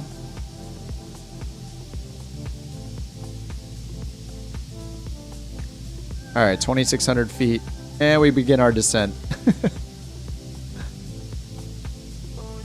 Wait in the passenger seat. Oh, actually, I don't think I do.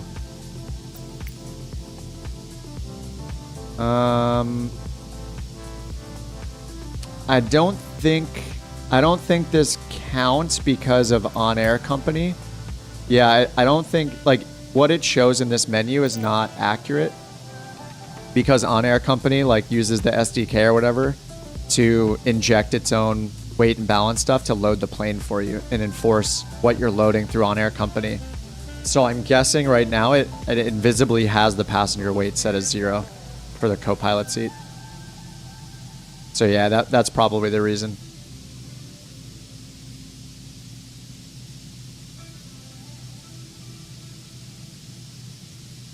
All right, on our way to Lotto, bottom of descent, 9 minutes. Then we're going to make a left-hand turn for Avaji, 2,600 feet for the RNAV GPS 22. All right, so we have LNAV plus V. Go and get the chart up over here.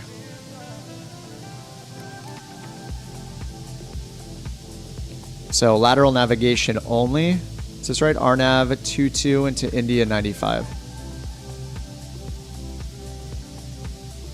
So yeah, higher minimums than we'll get on the LPV. So 437 it looks like for AGL, 1460 on our barrel minimums. 1460, put that in. Enter. Go put my speed bugs on for landing.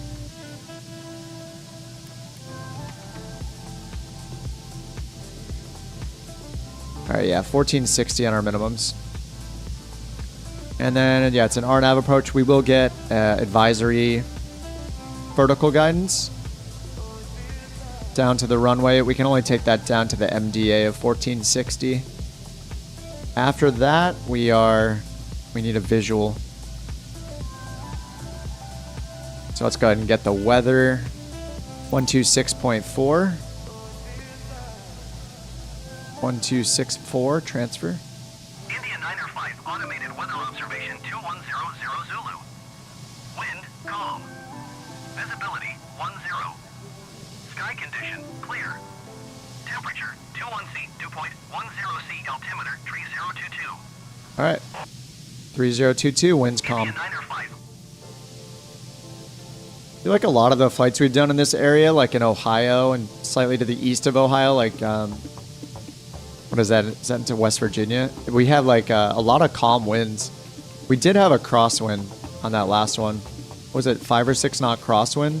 Actually, I think on both of the, 2 of the landings we had crosswind, so it's definitely a little challenging.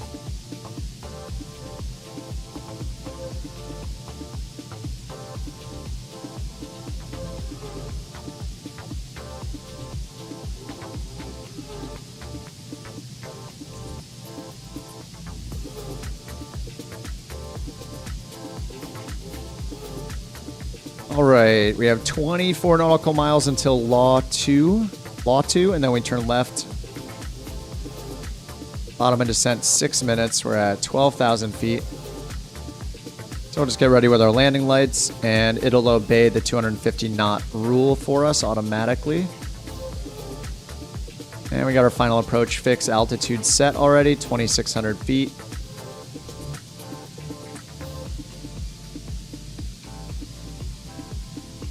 Easy.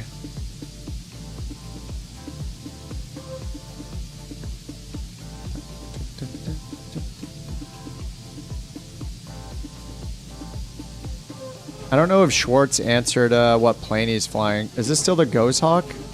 I don't think you changed planes, right?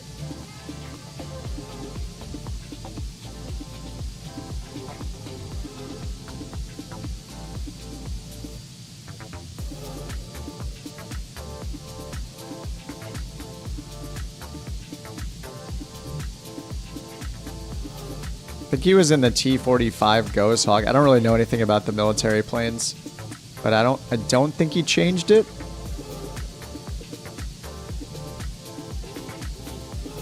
Oh, the 4-1. Wait, does the Comanche... Enon, are you saying the Comanche has damage simulated too? Up there's 10,000 feet, landing lights on.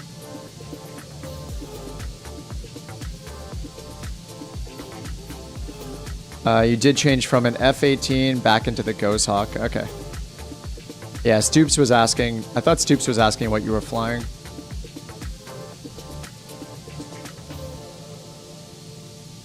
Yeah, I haven't gotten the Comanche. Isn't the Comanche like $50 or something?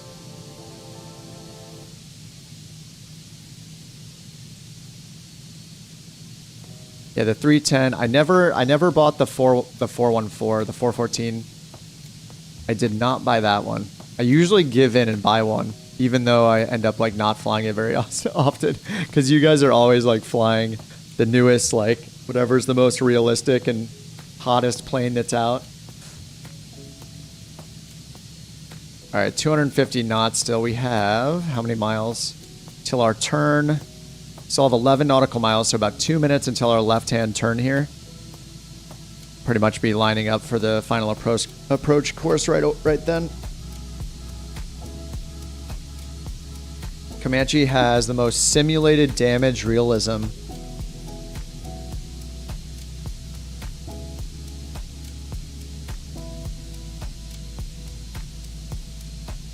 All right, we are now on the moving map here on the chart. So I'm going to switch over to manual on the throttle and start slowing us down before we get into these turns and stuff. Let's go down to 200.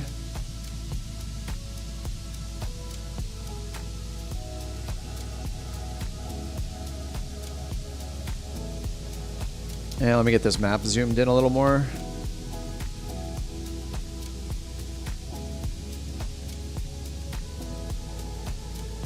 All right, missed approach procedure is climb to 3,000 direct Yedek or Yeduk. So once we intercept the glide path, I'll set that. All right, down to 200 knots.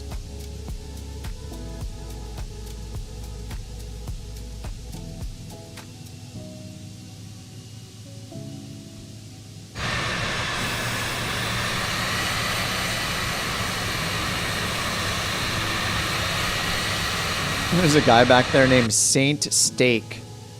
Oh my god, steak sounds so good right now, actually. Sounds delicious. Alright, past 6,000 feet, descending 2,600 feet.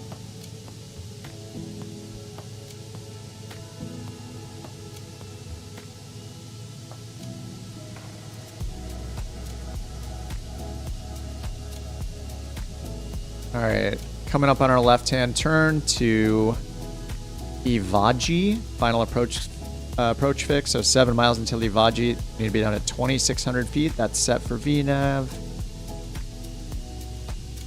We are good. I did track this in OnAir company, so nobody has to take any shots. Like it or hate it.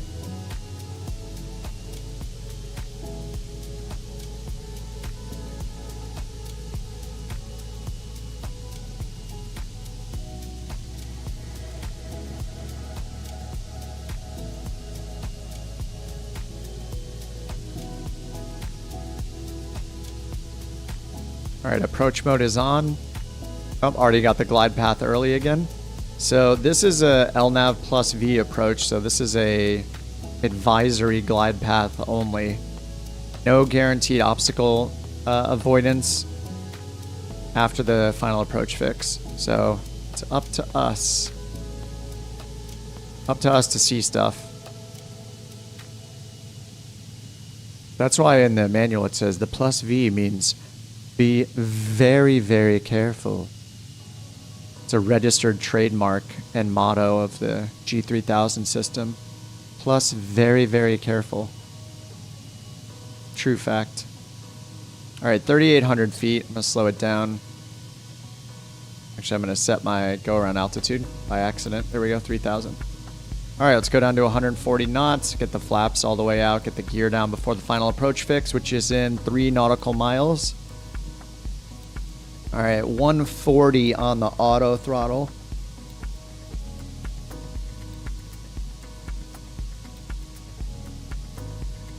Oh man, if that song plays again, I should just buy a lottery ticket every time that happens. Alright, 3,200 feet, descending 3,000. Actually, we're just on the glide path, so it's just going to keep us going. Minimums are 1460 on this, or it's the MDA of 1460 on this LNAV approach. And so far winds 3 from behind, 3 from the left.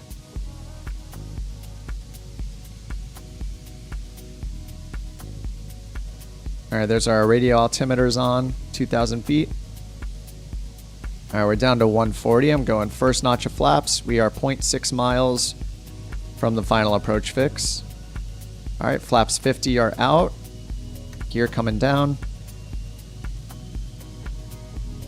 I think, I'm not sure if people usually land this plane. Like, I'll have to watch that YouTube channel somebody sent earlier for, like, how often and when I should be using full flaps or not. I've been using full flaps.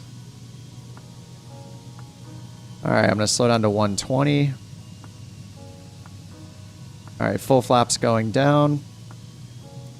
2 miles to walk up, and then 2 more miles to the threshold of the runway, so 4 total miles.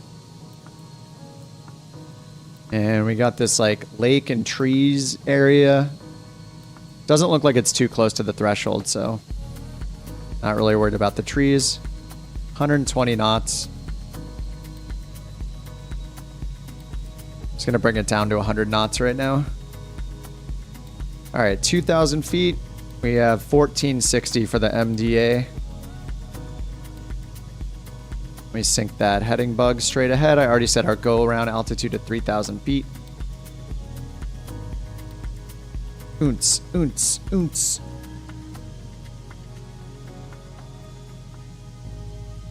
Alright, power lines. Power lines in sight. Trees. Water. More trees. Threshold. See the beacon right there?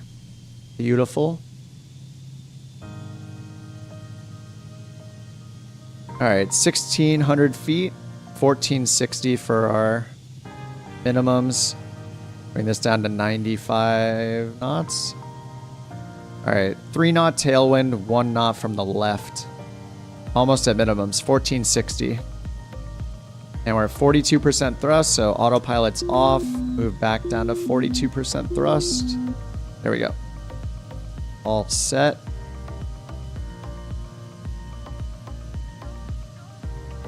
We're landing at India 95, India 905.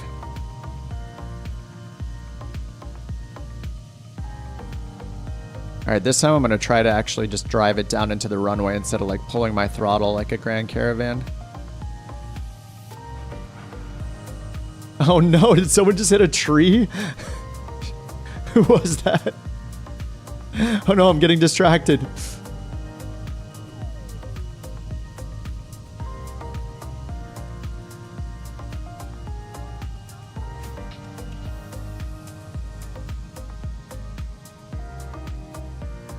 Landing time log. Ooh, that was much smoother than the last one. I almost like, I just took my eye off the runway when that happened.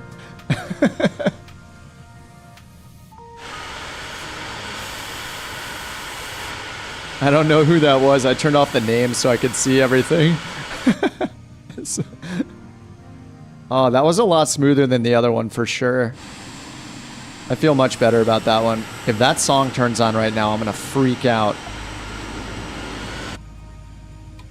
Let me see if I can stop and see if any of the rest of you are still coming in.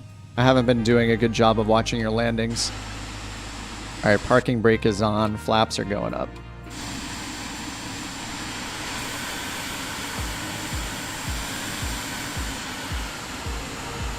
Oh, I just missed you. I just missed both of you.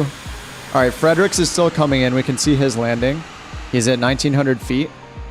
So he's still on final. He's got a few hundred feet until minimums. Oh yeah, you're gonna land again. I usually try to. Sometimes I get down and you guys are like right with me, so then I don't have the chance to look around and see you guys land. But in this case, I got Fredericks on short final. He just hit minimums.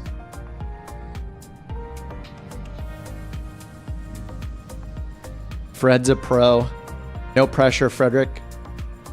You've been called a pro and you're being watched.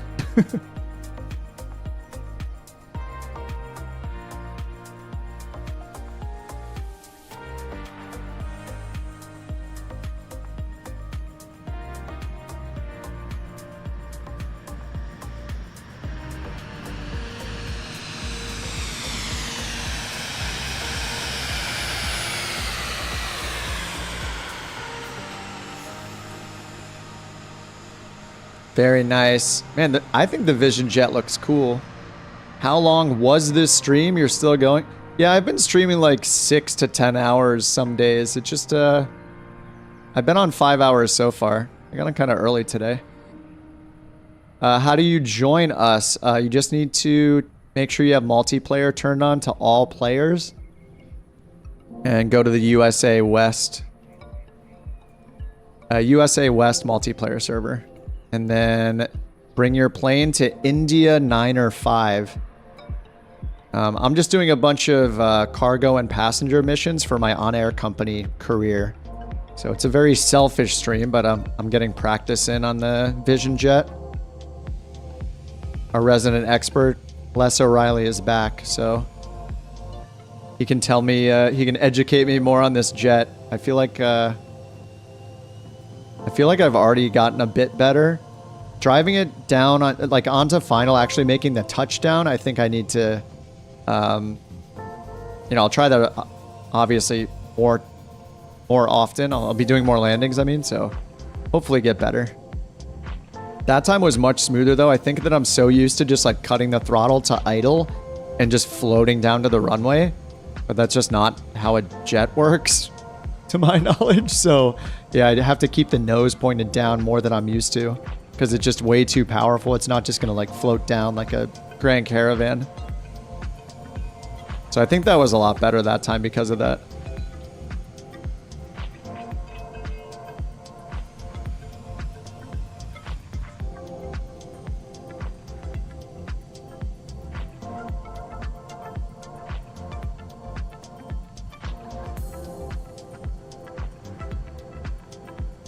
Streech, he owns it. I try to figure out how to make buttons work. Yeah, that's usually me, is like learn the buttons. And I'm also not great at the G3000 because I've spent most of my time playing with the G1000. Fast taxi. I'm doing, it says 19 right now. It's a back taxi, right? Can I go faster?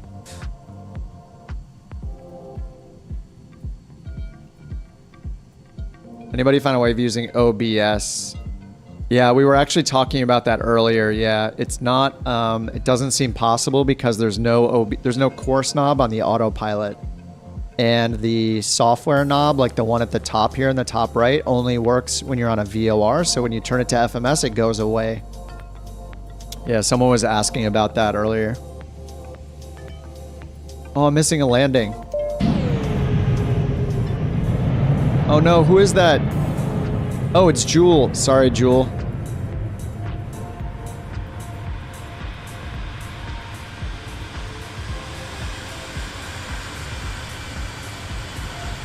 Oh, and Firebird. I assume Firebird is here too. With external bindings. Oh yeah, I tried looking for an actual controller binding we could use, like using the one that's on the Bravo for the course knob, but apparently it doesn't do anything. Or it actually doesn't exist to set the course knob, so no course 1 or course 2.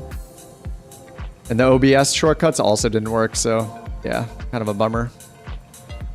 Oh yeah, I should just be shutting this thing down for OnAir company, and then I'll reload back in again. It has been monitored by OnAir.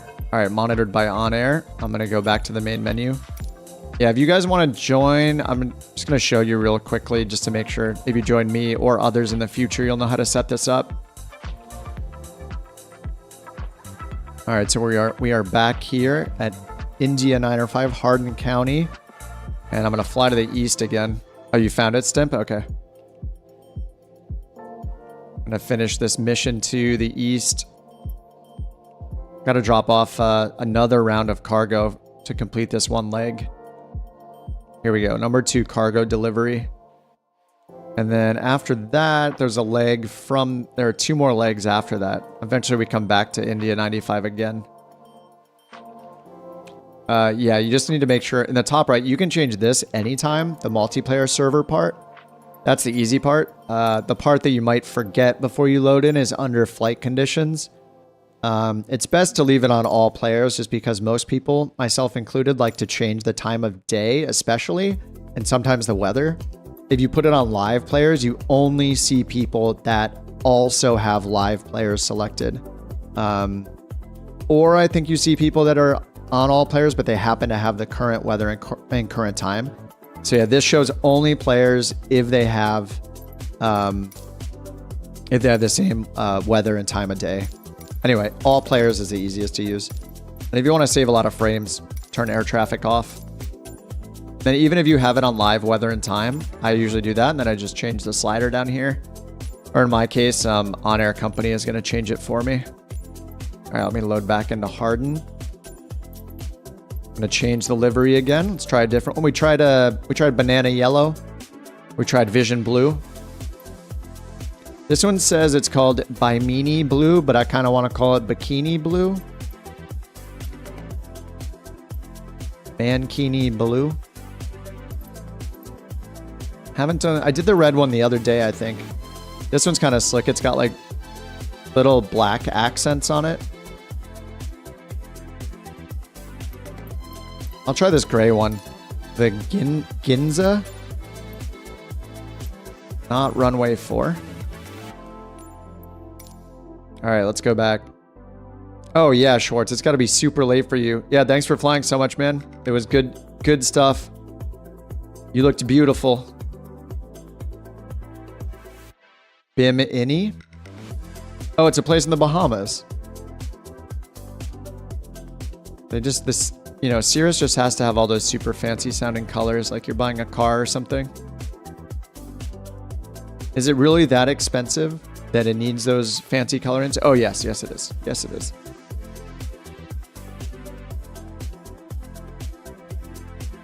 $2:44 a.m. Damn. All right, dude. Have a good night. It is Sunday for you. All right, so we're going back to KCJR again. This is our second trip there. I'm going to do sim brief this time. Let's take a look at this livery. Oh, it's got like blue. It's got like a dark blue to it. That's pretty cool. Gray, like this slate blue looking color, and black. Like little white lines in between. Pretty neat. This one's pretty slick. I like it. Whoa.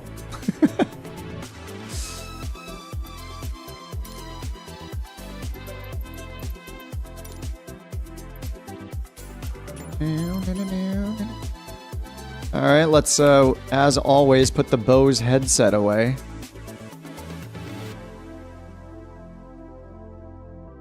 I hope they update it later to save that, because doing this like the only reason I bring this out is to do that every single time. Actually, let me leave that off until I start the tracking. All right, sim brief dispatch. Zero fuel weight is 4034. So I'll leave these on auto. 4034 auto. Yeah, this is the same one we did before through the Tiki 4 arrival. I wonder if I'm gonna... Maybe we should get rid of the arrival this time. Yeah, I'm gonna take the arrival out of the route. Can we just do this? Appleton to on the Jet 30 airway and then to ESL. I forget the name of that one. Yeah, let's do this. I don't want to do the whole star this time. That was kind of a bit much. And then we just wanted to swing south of the... We had to like edit it to swing south and kind of vector ourselves onto the final approach course anyway. So I'm just going to simplify it. All right, 4034 on my zero fuel weight. And I'm going to load in... Let's see, only 462 pounds of cargo, and that's all I have to grab here, I think. Yeah, the other passengers already arrived, so this is the last part of this. KCJR, I'll paste the route in a second. All right, there's the route in the chat.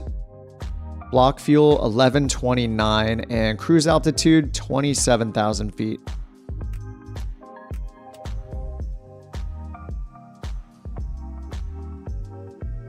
All right, then I'm going to import the sim brief data. We got our fuel. All right, 1129 pounds, 836 pounds available. Loading it up. Will this be my last flight? I don't know. I think I have 2 more legs after this to finish the mission. I don't think I'm going to do VATSIM. If I do VATSIM, I might do it later tonight. You know, it's about to be 6 in the evening here in Los Angeles in real life. So I'll probably take a break and get food. I don't know. Maybe I'll do 2. Maybe I'll finish this mission. 2 more flights and then... Actually, that's going to be pretty late, right? This flight is hour 44, so an hour 16 in the air. Go to bed, Schwartz. All right, 3024 on the altimeter. I'm just going to get this thing started really fast and no checklist start. Get the flaps down to 50%. Get takeoff set to 6 degrees. Strobe light is on. Parking brake is on. I'm going, Robert. All right, MFD in full. Onto the map. There we go. Sim brief import. Ooh, this song sucks. Next. Ah, it's so much better. All right, KCJR import. That is the right one. All right, Appleton VOR, Kessel VOR, and then to our destination. We'll check the weather and figure out an approach in the air. Gears down. Flaps are indicated at 56 degrees on our nose up pitch trim there for takeoff. Beautiful. 3024 here. And let's go ahead and set our cruise altitude, 27,000 feet.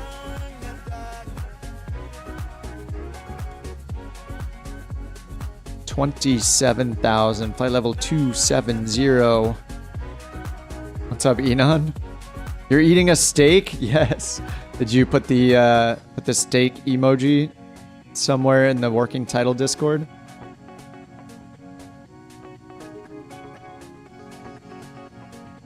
Really need the 1,000-foot increments for this thing. This takes forever. But man, the strength of my right wrist, absolutely incredible. Because of this. All right, there's 27,000 feet. 3024 on the altimeter. Bleed is off. Bleed's going on. All right, probe heat can go on now too. Why not? All right, takeoff button. There's the flight director. All right, looks like, what is that? Like 7.5 degrees, something like that.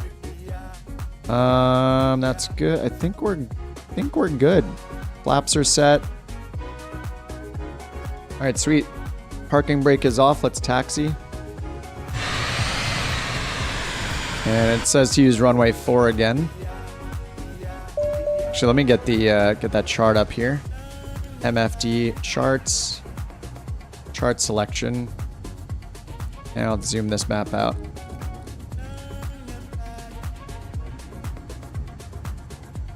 All right, runway 4 all the way down there. So let's listen to the ATIS and see. Do we really need to go all the way over there? Oops.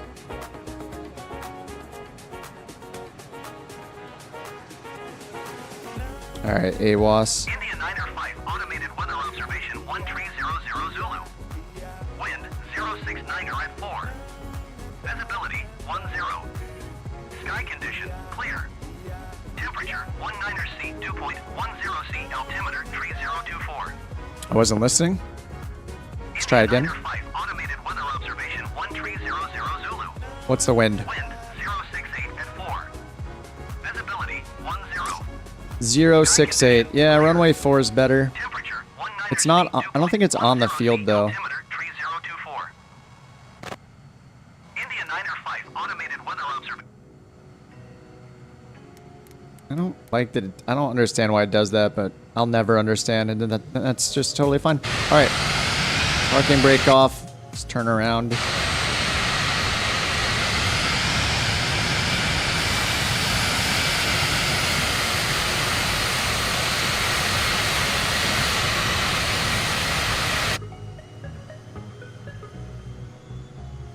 Do we really need to go all the way to runway 4? I mean, that's gonna take like 2 minutes probably. I don't know if I like that.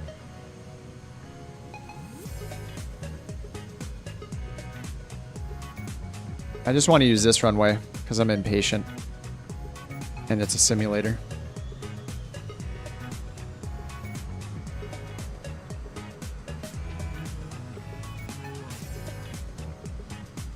Oh no, the grass. There's no real taxiway here. There's no real taxiway here either.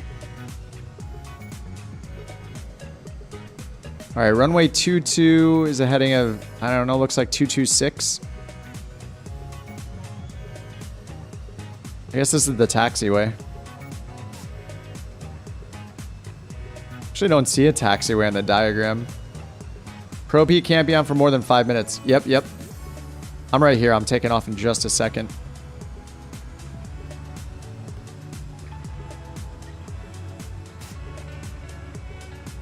All right, sync that heading bug.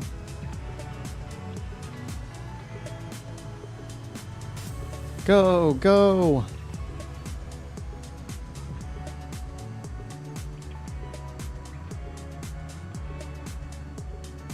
All right, that's synced. Landing light is on. Strobe light is on.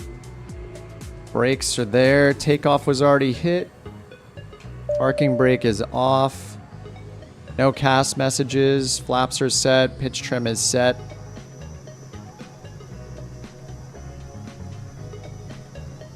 Actually, that had yellow arrows on it. Can I use that for takeoff? I forget. I don't think you can when it's yellow. If it's white or if it's displays threshold, right, you can use it, but I think when it's yellow like that, maybe you can't. All right, there's 80 knots.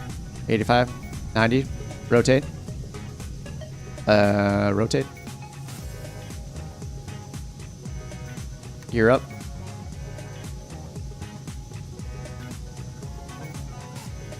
$112 knots. That's 300 AGL.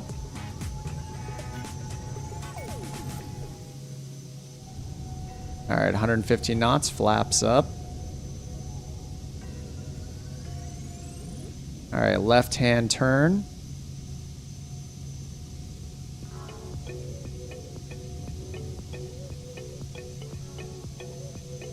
Was that a bird strike? Thankfully, those birds don't have collision, but I have some of those bird add-ons, yeah.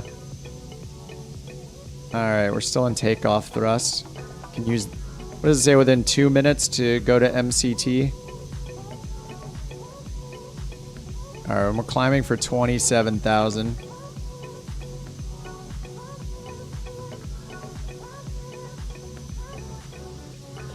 Let me do the click trick. Click the throttle, should be MCT.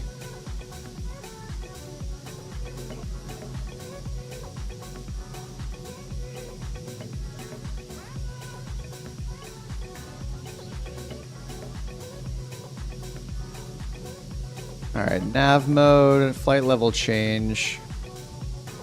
Sync my heading bug straight ahead because we're not quite on the course yet.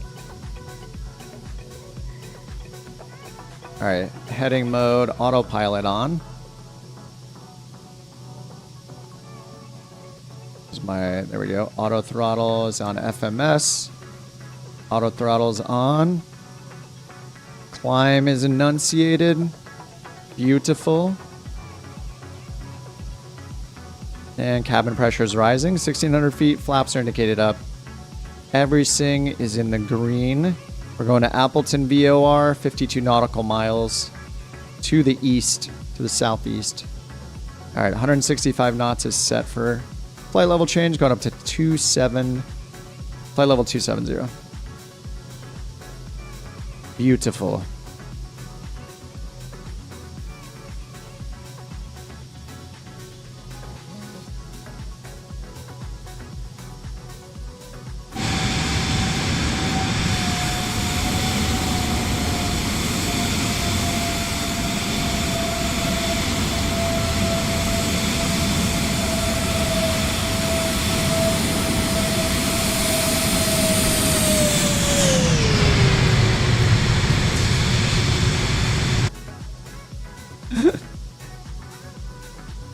$87 minutes left in the climb.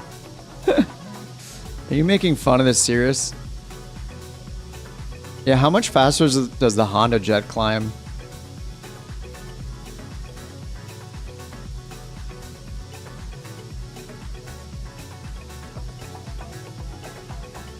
We're only at 1850. I think we don't normally get above like 2,000 feet per minute.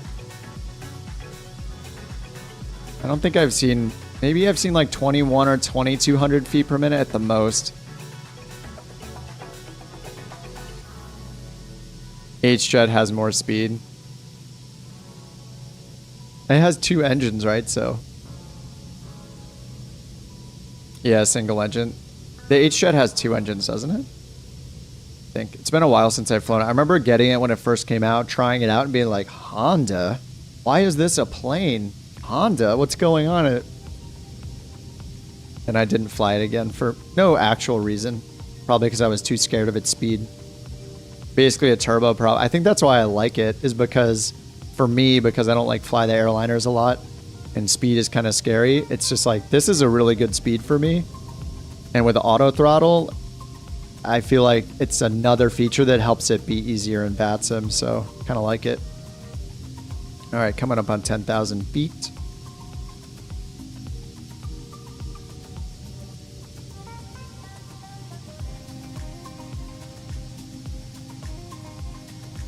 All right, landing lights off. Cleveland Airport information. Charlie 1 tree 00 Zulu. Wind 052 at 4. We put in our destination ATIS early. Or AWAS, I guess. Leave the destination weather up. Why not? H-Jet E2 mode. Oh, it has auto throttle. Oh, I didn't know that it didn't have auto throttle. But yeah, I think for me, this is going to be a good one to kind of ease my way back into doing a little bit of VATSIM. I didn't do a whole lot of it. I've probably done like 10 flights in VATSIM, like total. But yeah, I think for a lot of people, this will be a good plane for VATSIM. It's automated enough where, you know, it's like really easy to start up. The G3000 features are awesome. The Navigraph integration's awesome. Yeah, it having auto throttle, but not being so fast that it's like super intimidating. And then for VATSIM, like everybody's flying jets on VATSIM, so at least you're flying a wannabe jet instead of, you know, I'll hop on there with like the Grand Caravan here and there and be like flying IFR. It feels a little weird when you're just surrounded by people flying jets. Thursday, Citation Max is working White Plains. Oh, no way, really?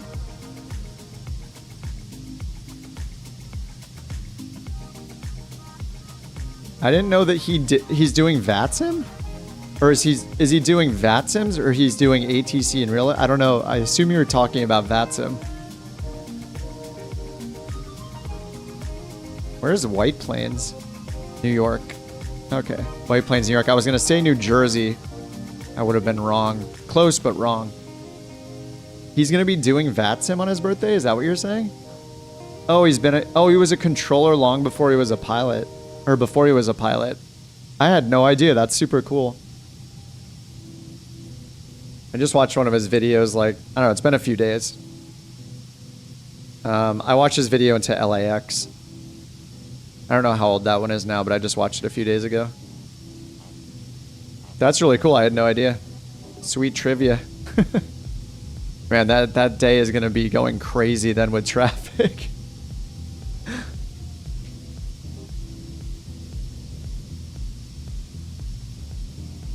Oh, he was Cirrus Max before?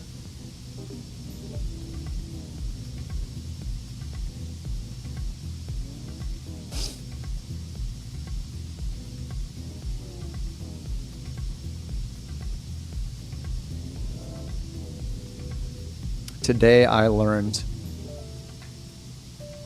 All right, 14,500 climbing, flight level 270. We're just waiting for transition altitude. Is our next thing. We have to hit one button. Cabin altitude's at 4,400 feet.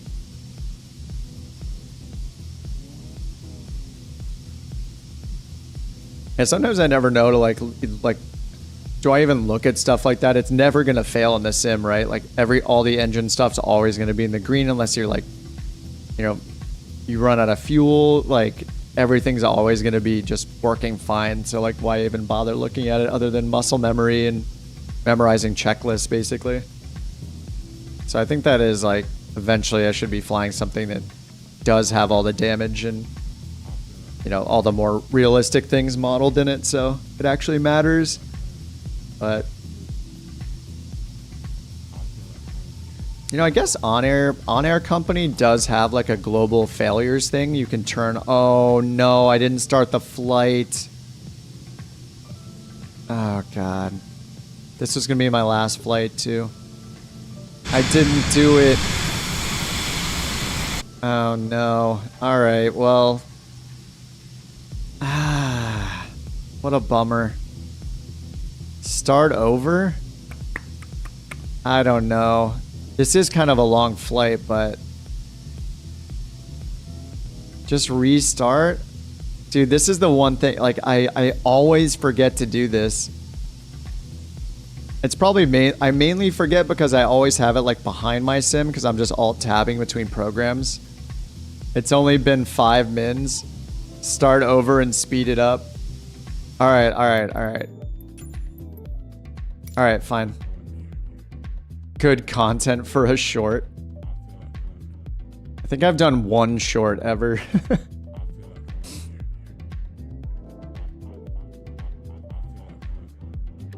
I can't. Oh, yeah, you're right. I can do the sim speed up because, yeah, I'm going to be done after this flight because we have company. in real life. So yeah, I can use the speed. I can use the time acceleration for this flight. Because it does, in OnAir company, it does hold your pilot on the ground afterwards for until it would have been finished. All right, I'll do the quick start here.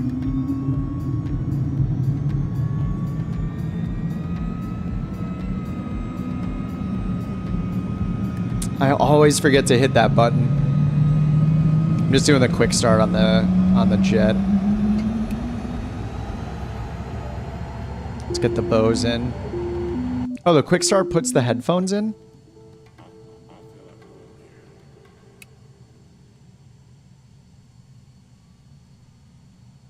Well, SimBrief does make it a lot easier to get this going too. Just importing your stuff is incredible. Not that we had a complex route for this one.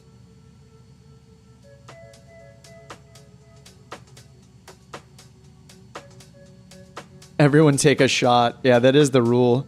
What did Chris say? He has Jägermeister ready to go. Who wouldn't want a shot of Jägermeister in 2023? Absolutely delicious. Jägermeister was like the original Fireball. And then Fireball became the new Jägermeister. And then that died a quick death as well.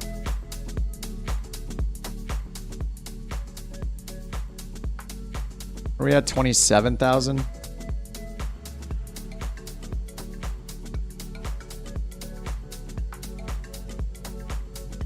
Uh, 27,000 feet, yep. Goldschlager, oh yeah. Yeah, Goldschlager and then... Oh, he said Goldschlager, not Jägermeister, that's right. Oh my god, Goldschlager is worse. Actually, is it worse? Alright, Pitot is on now. I know it's on early. It didn't turn the oxygen and bleed on. Strobe is on.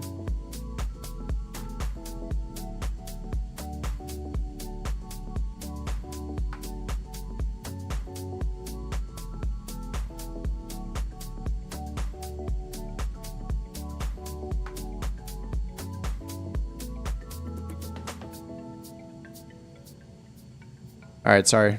Dinner discussion in the background here. All right, let's see. Trying to make this fast and I'm not doing well, but at least I can accelerate faster once I'm up, it's fine. All right, start tracking. There we go. Change the time of day. Let's turn this thing around. Your flight will be monitored until you land and shut down the engines.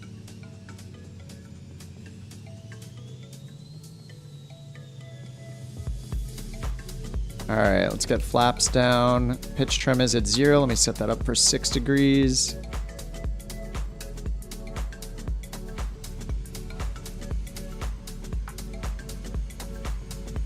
All right, 50% flaps is indicated. All right, there's 6 degrees. Man, I was on a roll today. What did we do, like 4 or 5 flights and I didn't forget to hit that button? And then bam, the stupidity begins.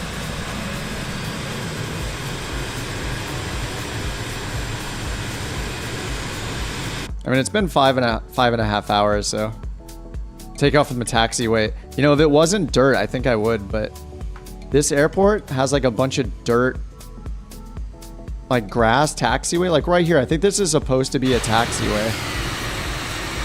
Oh, no, whoops, I'm facing the wrong direction. I mean this dirt right here. This might actually, that might be where a taxiway is supposed to be as well. Which one of you maniacs restarted as well? It's Mike. All right, takeoff button is pressed, or toga button is pressed. Takeoff button.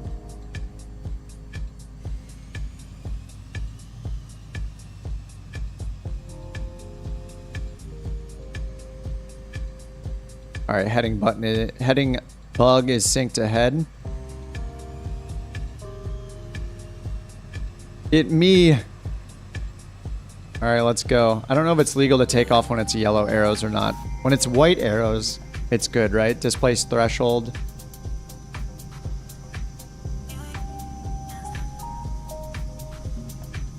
All right, 60 knots. 70.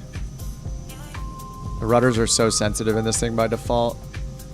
In 90 knots, rotate. Airborne time off. All right, gear up. Gear was already up. Didn't reset it. Heading, flight level change, 400 feet, 500 feet. All right, autopilot's on, heading to the left, swinging it around. Flight level change is on. Need to put on, which shortcut is it? 5? There we go, auto throttle is on. Flaps coming up, very late.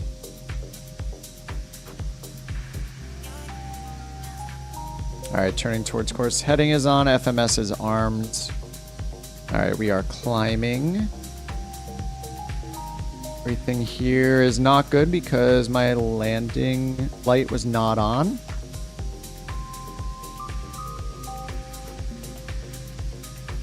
And I also didn't switch to full screen map over here.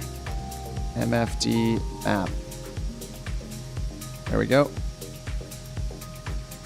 All right, that's looking pretty good. All right, on to 2x speed. Making up for lost time. Make everybody not fall asleep during the long climb. Probably do most of this flight in double speed, actually. Save a little time. I'm getting hungry, so I'll speed this one up a little bit. This is a decently long flight. It's like an hour or so. Cut it down to 30 minutes. And see how much it freaks out. 43.5 minute climb. Yes. –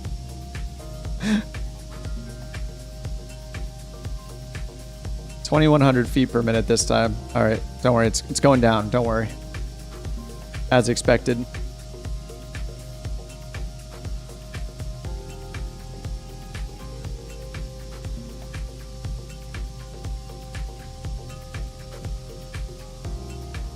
All right, flight plan. Yeah, Appleton VOR, Kessel VOR, and then KCJR. Oops. That glare, though. All right, 4,900 overcast right now. 20153022 on the altimeter. So overcast at 4,900. And frequencies, I'll put the AWOS in. Put that on over here. Hey, Les, do you happen to know, we were trying to figure this out earlier. Why does it give me that cross-side GTC mode error? Do you happen to know this? So if I have the middle one on navcom, like I thought I would be able to set it up so I could have PFD over here on the left, MFD on the right, and then navcom in the middle. But every time I switch to navcom here, it yells at me when I have this on MFD. So I don't understand because I don't have... It says cross-side is in full screen mode, but neither one of these is in full screen mode. This is split. This is full screen. And neither one of these are in MFD. So why? I don't know why it's angry at me. And even if I have this MFD here on charts, which is usually what I do, like this, or what I've been doing today, I've done this. Move the pane control. Like, I know I can get out of it just by going back to the MFD, but I just don't know why it always yells at me. I'm usually in this configuration. Anyway, I can get it back so it's working. It just seems like... Yeah, I'm not sure. Not sure the rules, I guess.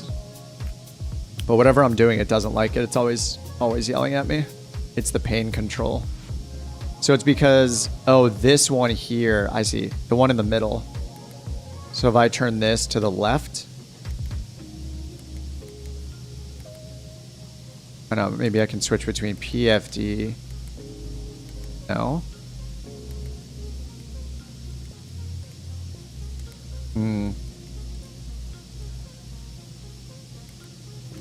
Yeah, I don't know. TBM only has 2.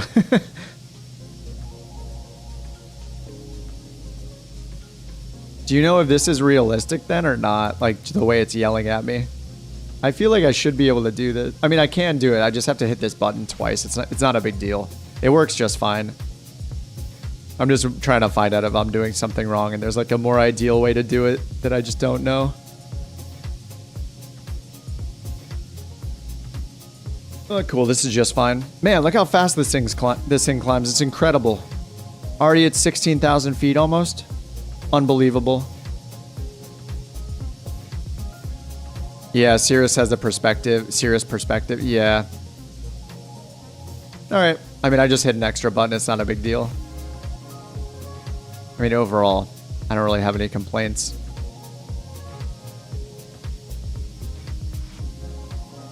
All right, 16,000 feet. We are in 2x mode. And I already got the AWAS tuned in for the destination, so when that comes up, we'll just pick an approach. And if the winds are low, we're just going to pick whatever runway is convenient. I think this one has an LPV approach we did last time, right? I'm pretty sure. Yeah, it's got an LPV on both runways. And we did 04 last time. We did Bov B, because CSN is like north of the field. And we're kind of coming in from the southwest. I'll just load that in for now.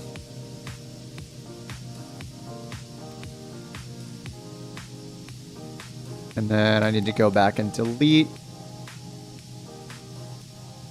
The destination airport is an en route waypoint. Down here, there we go. Remove waypoint. Okay. All right, there we go. Yeah, this turn right here is a little sus, but last time we just went to a VOR down here. I think it'll be fine.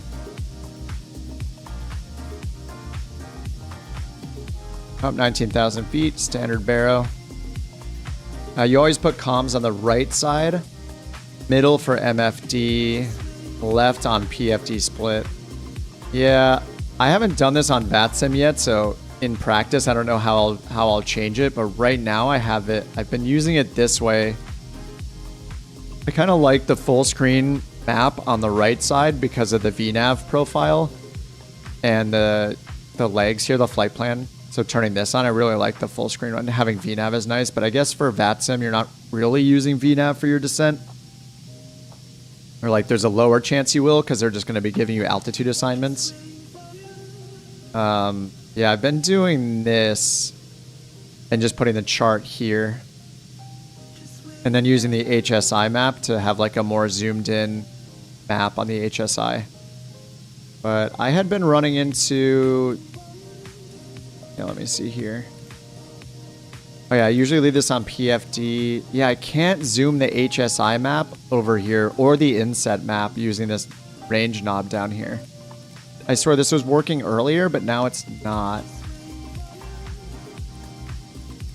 Yeah, it seems like there's maybe a bug with when you have, like when you choose PFD and the range knob, I can't.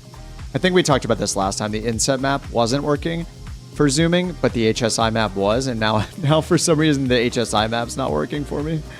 I don't know. I broke it.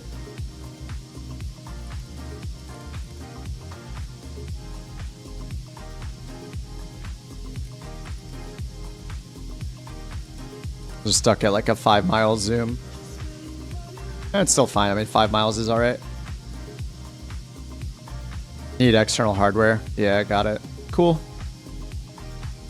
Thanks for confirming. Yeah, sometimes I just don't know. I'm like, all right. Well, I just got whoa. This is getting really laggy. That was a lot of lag right there. That was crazy. Yeah, I don't do any of any external hardware stuff. My setup's pretty simple. I just have Airbus side stick and the honeycomb and some crosswind rudder pedals, and that's all I use. I do have a bunch of real sim gear stuff, but I don't really use it anymore.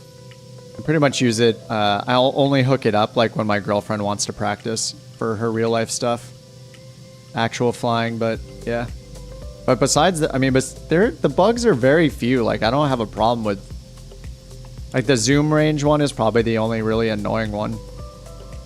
Yeah, it's weird. It's weird that these hold the angle, but you know. It's just non-standard behavior compared to the other planes. Yeah, overall, this thing is awesome.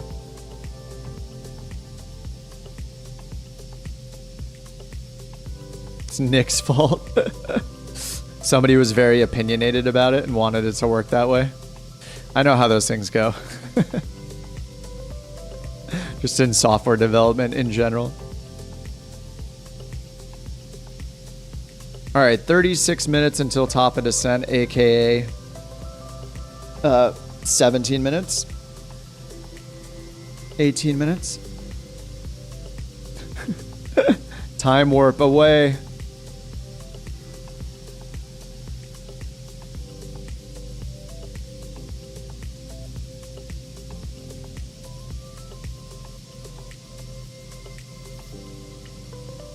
Was in, oh, you crashed a desktop. I've surprisingly so far after the update on Thursday, I've been pretty stable. What's up, Raccoon? How's it going? Yeah, I'm doing my last leg. I've been on almost 6 hours now, but yeah, I'm doing my last leg. I just did a bunch of flights in the Vision Jet and for OnAir company, trying to earn a little money in OnAir company, just because my balance is looking a little scary. I spent about half of my balance on building stuff, building that base camp and stuff like that. So I've just been, why does it have a resume button? Okay, it's just the tracking. That was scary. So yeah, I've just been trying to get some of my money back, basically, that I spent on that stuff. This is just silly. Oh, on Xbox Series S. I wonder, I mean, even though it's on Xbox, like any marketplace add-on has the potential to crash the sim. I think somebody earlier said they were like Bijan, the Bijan Four Seasons trees were crashing them, or at least they were suspecting that's what was crashing them. So I mean, things in the marketplace can also crash the sim after there's been a sim update. Scenery. I'm running the Rex Accu season and it's been fine for me. I don't know if I can confirm that it's active or not, but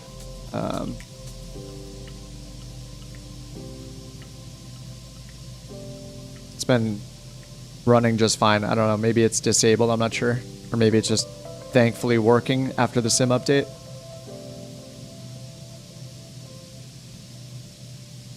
All right, so we got Carl, then Luis, and then the approach, starting with the BubV initial approach fix. I guess I can bring that chart up over here.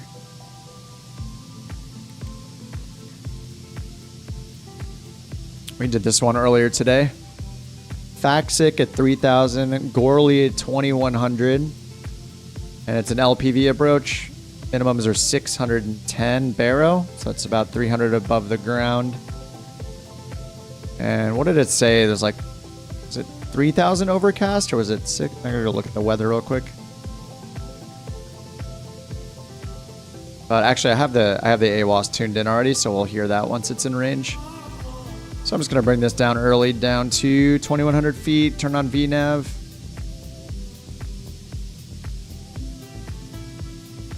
You were able to run Navigraph and SimBrief.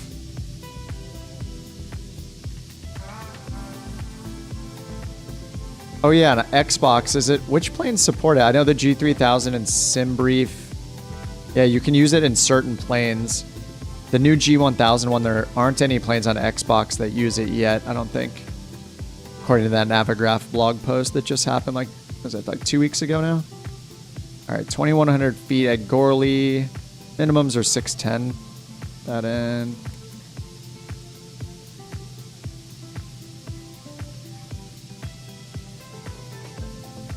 Okay, speed bugs landing on.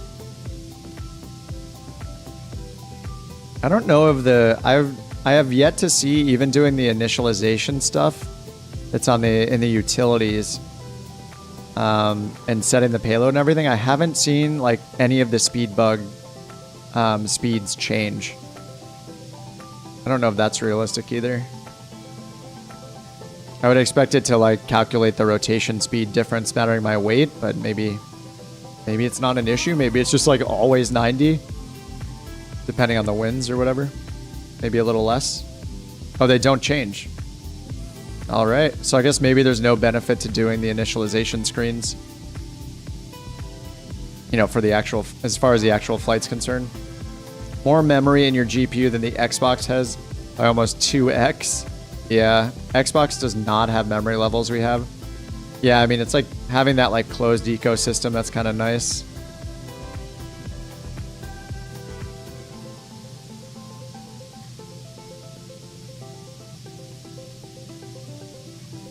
Oh, you still need it for the other data. Okay.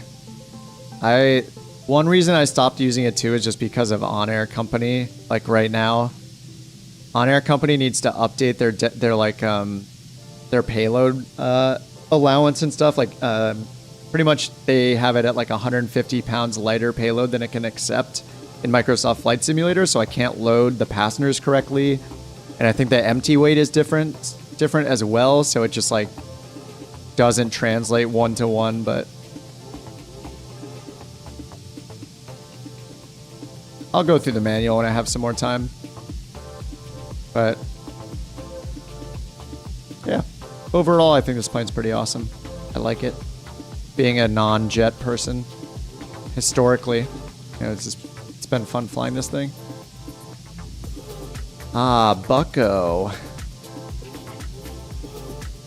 All right, 2100. Missed approach is, yeah, climbing straight 3000 direct Doyat.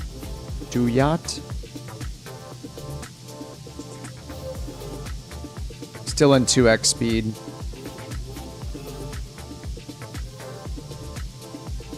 Now let me go ahead and put VNav on. Top of descent, 18 minutes, aka 9 minutes. Oh, it's not changing any value. It's not changing values in the plane.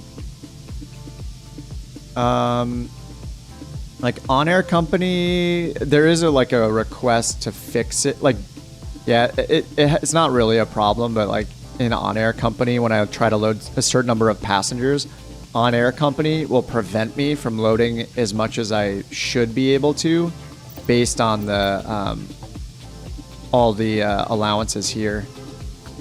So like max payload here is 1450, but the Vision Jet that exists in the OnAir database has like a 1370 or something like that for max payload.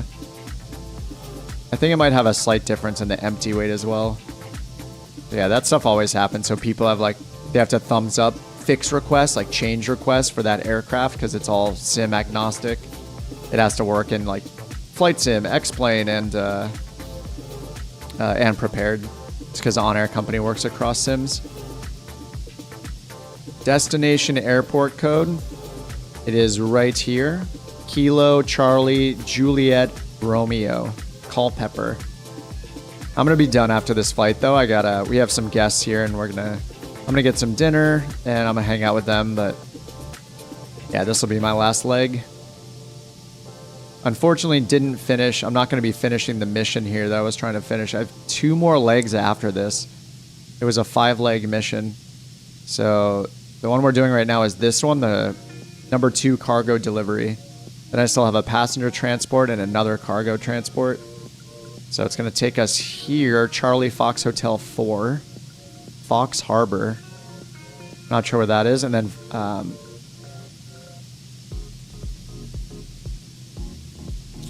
where's the... Wait, that's delivered. What is this? Oh, this is the current one we're doing. Okay. Yeah, and then once we do that, it looks like I have to go from Teterboro. Oh, wait, why does it say Teterboro? Oh, I have a cargo delivery from Teterboro to India 95. I didn't do that one, I guess. Oh, this plane started at Teterboro. Anyway, I have 2 more legs to do after this one to finish this mission and get 104,000 credits and a bunch of XP I can use on my skill tree. I didn't even realize this because I feel like I restart too often, but when you get further in this tree down here, you get more efficient fuel use. So you use less fuel. Just like 1, 2, and yeah, 4% less fuel. Hey, over time, that sounds pretty good to me. I don't know how it does that. I guess maybe it refunds fuel at the end. Something like that. Is my pilot still at Teterboro? No, I had moved him like two airports at one point. Let me see where he's at.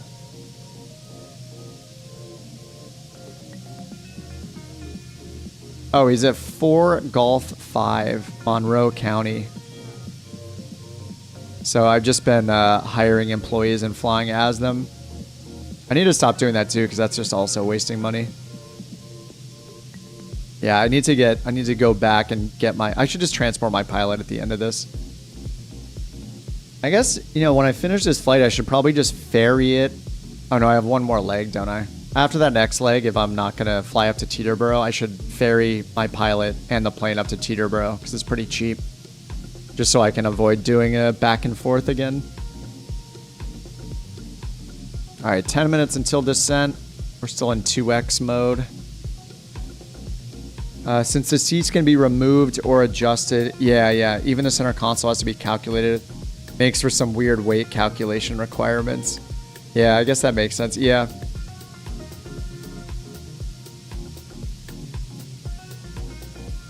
Yeah, right now, like, yeah, because OnAir company has like a lower,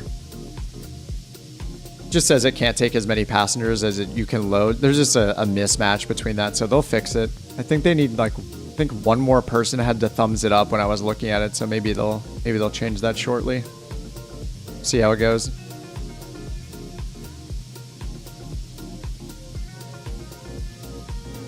Only got a 14 knot tailwind this time. That's nice. 16 knot crosswind.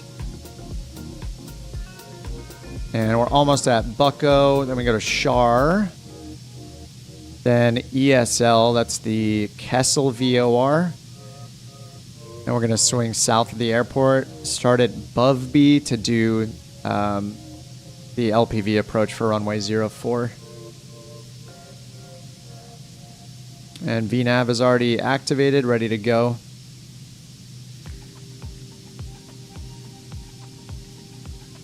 Probably leave it in 2x speed until I'm about to turn for the just the final approach course. Once I turn final, go back to real time.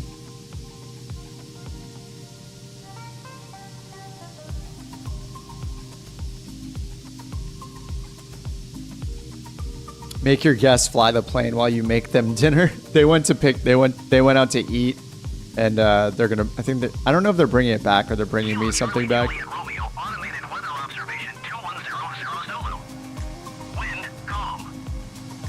I thought there was like, I thought one friend would, you know, at work sometimes. I thought one friend was coming over, like one of my girlfriend's friends, to see our new puppy, and other people started coming over. So now we have like another person coming in soon as well. So I was like, all right, I got to be social. Let's go. I've also been flying for a while, so I think it's good. Yeah, the Kessel run. Yep, that's what I thought too. All right, let me listen here. I don't think this is gonna change my approach, but we'll see.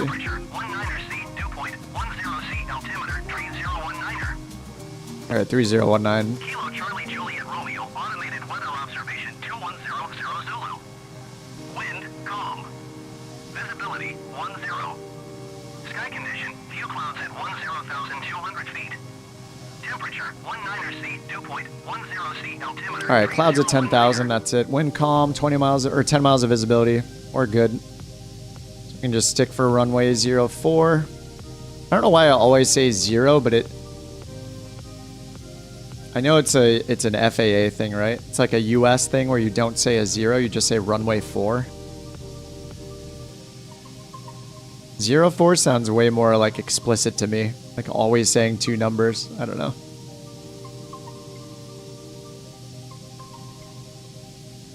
Zero 4 in Canada. Stupid Americans.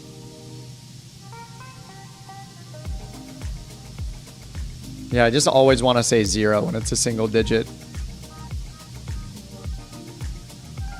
All right, top of descent, 3 minutes, aka a minute and a half at 2x.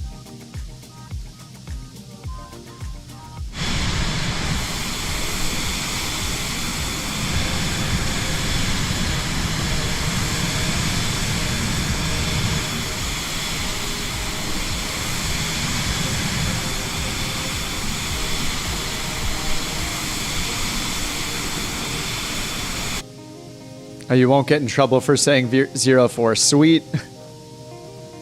Yeah, I like saying 0 first. Yeah, 04 is everywhere but America. I guess everywhere but the US.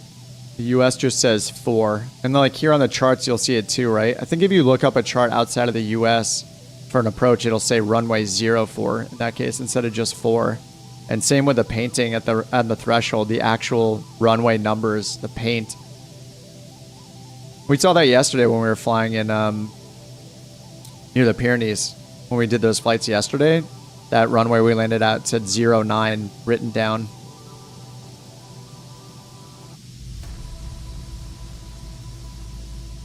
Yeah, I've done VATSIM before. I think I'm not an expert by any means, but I think the flights that I've done have been pretty smooth. I'm not very good at saying tree. I try sometimes, or fife or niner. Fife is a hard one. Tree, fife, niner. All right, we started our descent, 1,800 feet per minute. Icing is still off. There are clouds at 10,200 feet near the airport. But I think we'll be below that. We'll see. I'll turn on anti-icing if we get close.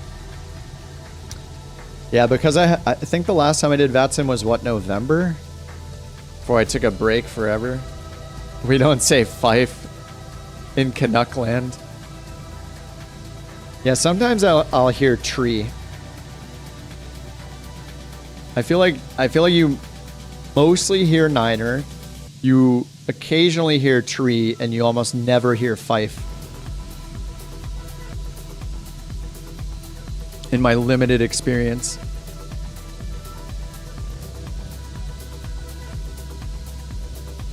Maybe I should turn off the track vectors for traffic. It's probably just a bunch of CPU I'm using for no reason.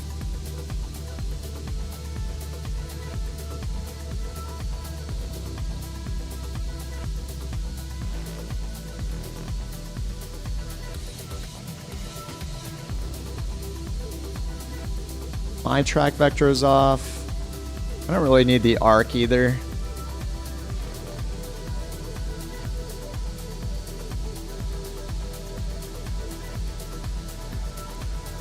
And I have the traffic vector on for other traffic. Where is that? Traffic settings. There we go. Relative I have on. Oh, that's altitude display. Traffic display. Oh yeah, motion vector relative. I can just turn that off. There we go. Save a little bit on my computer. My computer chip. The one that does the computing. Even Steve-O will say tree. I mostly hear tree when someone asks me for about tree fitty. Then I know it's the damn Loch Ness Monster again.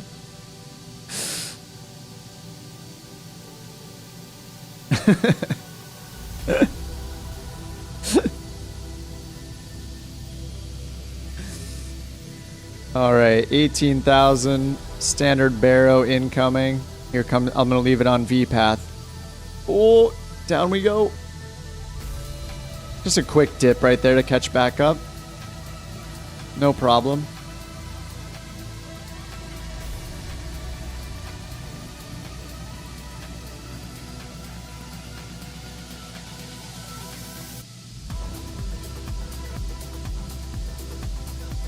All right, final approach course, 038.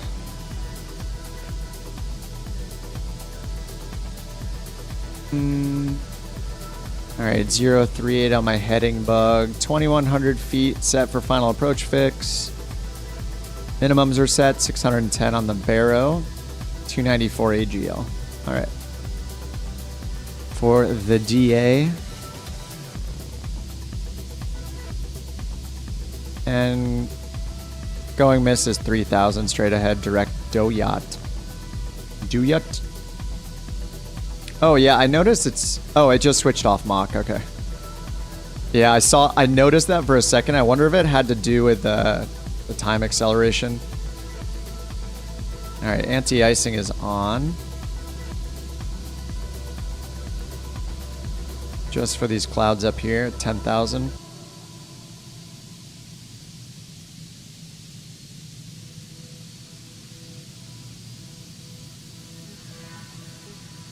I'll switch to real time before we go into the clouds because I want to be in the clouds. It's cool.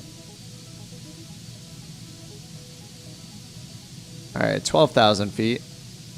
Still switch really late. It's I assume it's the time acceleration messing with it. I don't know.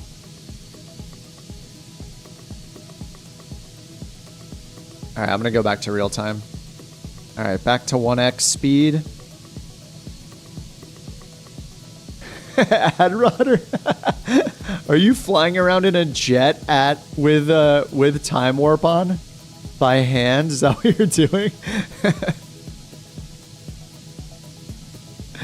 All right, almost at 10,000 feet. Turn on the landing lights in a second. Ice protection is on.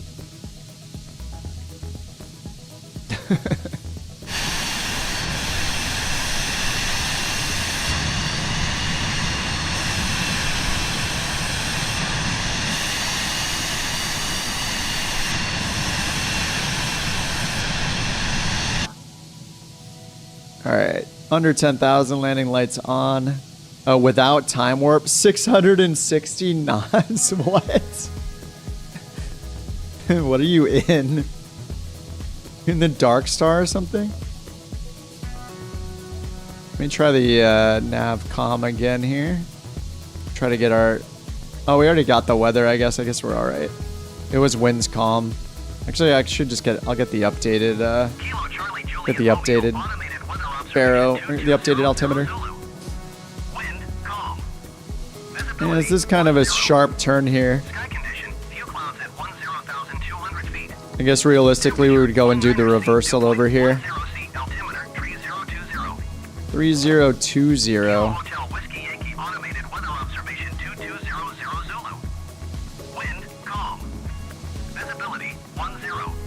Alright, wind calm, 10. Visibility. Yeah, it's the Vision jet. Yeah, Nico. Overall, I think it's awesome. I'm not a jet person, but I think it's awesome. You just did what I did, forgot to track the flight. Oh, man. Dude, I swear, I probably have like a, maybe, trying to think, successful tracking, I'm probably like at a 75%. I think like, yeah, probably 1 out of 4 times I forget to do it. All right, we're at 7,500 feet. I'm just gonna switch this to manual speed now. It's got us at 250, but I'm gonna slow us down to 200 for this turn, and maybe I'll do like 220.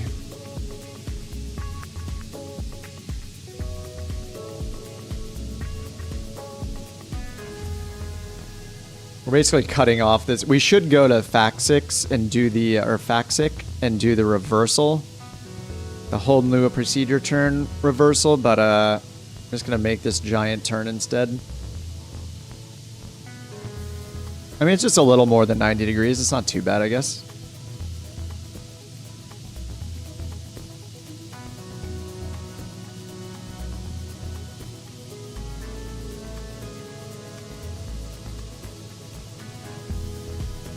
Oh, in VR. I don't really have an excuse. Like, you're in VR, so what you can actually see is limited. I could tab and check at any time, or like put it off to the side of my screen so I see it, but I always forget to. That's what I should really do, is just move it off to the left side of my screen. Because I play in windowed, because I just play on an ultra wide, so I window the sim and I put all the chat and everything around it. Checklist with start flight and on air. Yeah. Totally, 120 point font at the top and bottom. Yep, you're not wrong. All right, slowing down to 200 knots. We're still doing this long turn. 5,200 feet. Minimums are 610. Final approach fix is at 2,100 feet. We need to be under 190 for flaps 1, under 150 for flaps 2, 190 and then 150.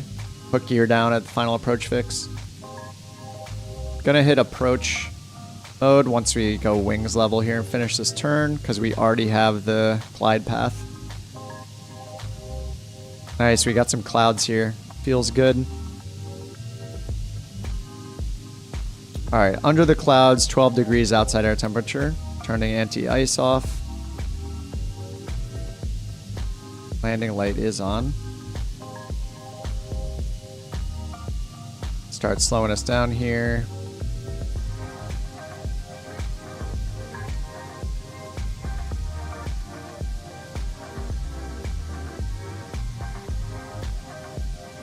Dun, dun, dun, dun, dun.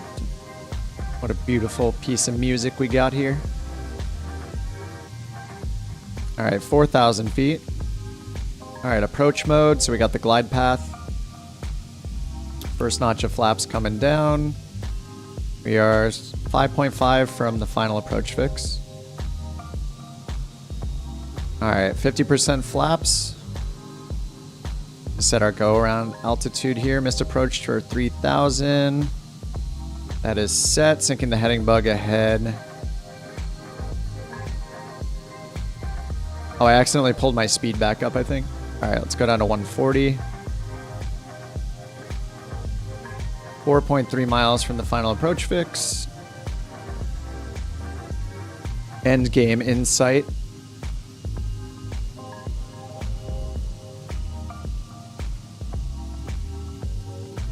All right, turning off the names for the approach.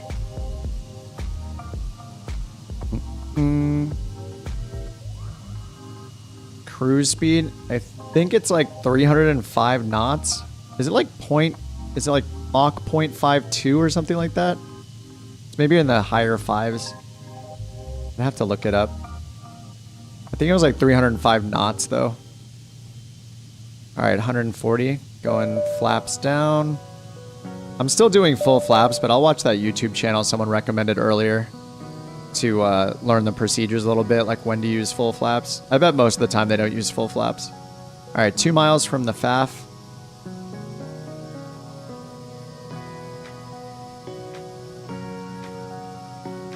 $325 to 300 ground speed. What's your, can you see your true airspeed? I don't know if it shows it at the bottom of the speed strip or not. Oh, it is Mach 0.52. True airspeed of just over 300. All right, 130 knots. About 1 mile from the final approach fix.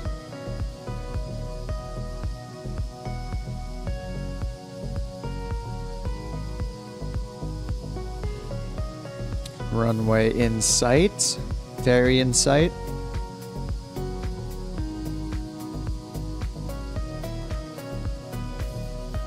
I really like I think the camera angles, the instrument camera presets in this plane are awesome.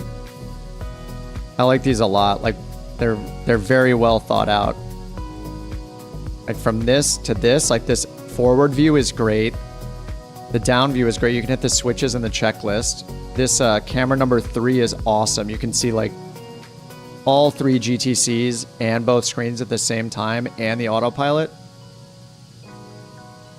Some of them have really bad instrument camera presets, like, oops, going gear down. And this one, I really like the cameras in this.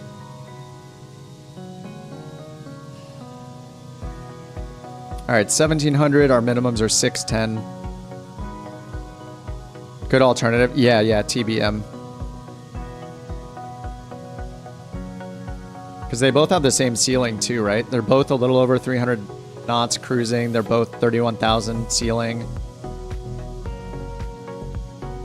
Yeah, describing this as a turboprop, I think, is accurate. All right, 1,400 feet. Minimums are 610. We're at 100 knots. Gears down, 3 greens, full flaps. Go around is set. Climb straight to 3,000. And then to direct dough yacht, which is in our FMS. Winds were calm. Right now we have 5-knot headwind, but should be calm when we get down. See how it goes. Auto throttle still on. And we got 3 miles to the threshold, 2.7.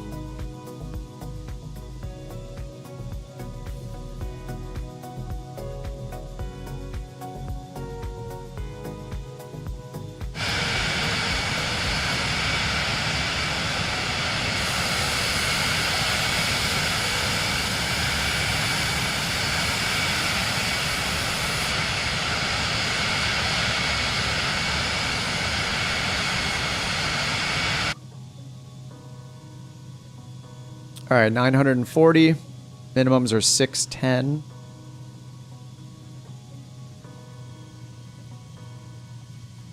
I'm going to slow us down to the low 90s. And the thrust is at 42 right now, so I'm going to match that when I pull my throttle down and get autopilot and auto throttle off. All right, 100 feet to go. Winds are completely calm. 0, 0. 95 knots. There's 640. There's 620. Autopilot's off. Pulling us back to 42% on my throttle. To match that. That's the worst part of using auto throttle at the end. Alright, there's 40% throttle. Fazzies look good. Wind's still calm.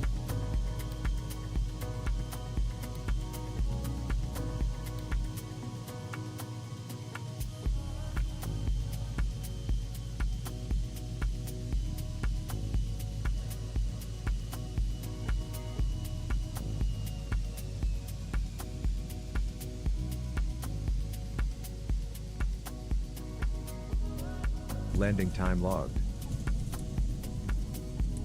Little bit left to center line. Bleh. It's so hard to land on the center line, man. Alright. No winds. That was pretty nice. A little headwind would be nice, but... Yeah, I think getting used to, like, keeping the nose down when I'm aiming to actually land, like, that's the thing that's taking me some getting used to compared to just pulling the engine to idle and letting it just plop down on the runway. Just like different feeling. All right, flaps up, landing light off, probe heat off.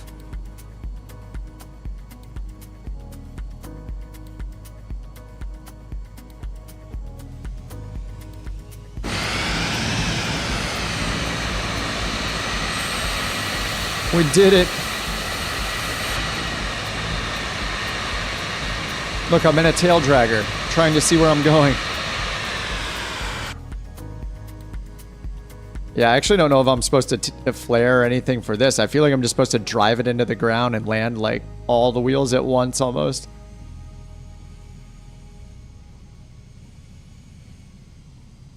I'm actually excited. Somebody earlier who was in the chat was recommending a YouTube channel from a Vision Jet pilot, a real life one. Says he goes through a lot of the procedures and stuff to learn it, so I'm stoked to check that out tonight.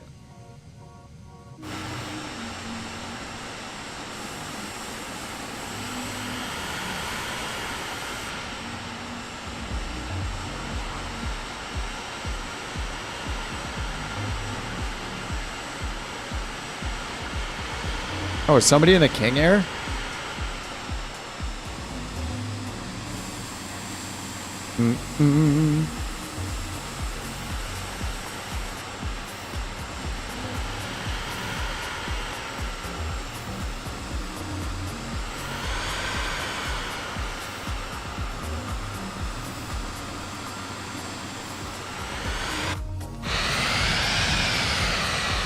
Bring it in close, boys.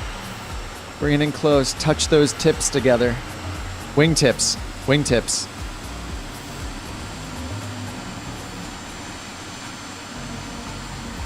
It's parking backwards here. It's fine. All right, engine off. Time logged. Turn all the buttons The flight off. is finished. It has been monitored by OnAir. Thanks, OnAir company.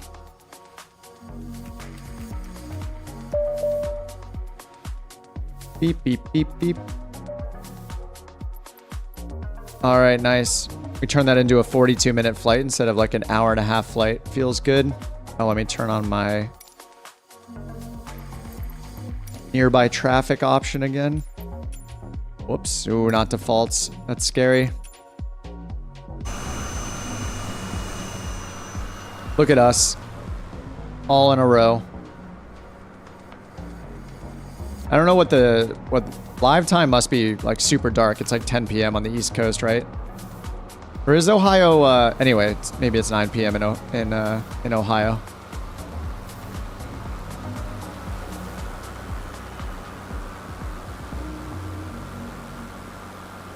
Oh, the police have showed up. Again. They're always here. Every airport. This time, wait, is an S... Oh yeah, it's always an SUV, isn't it?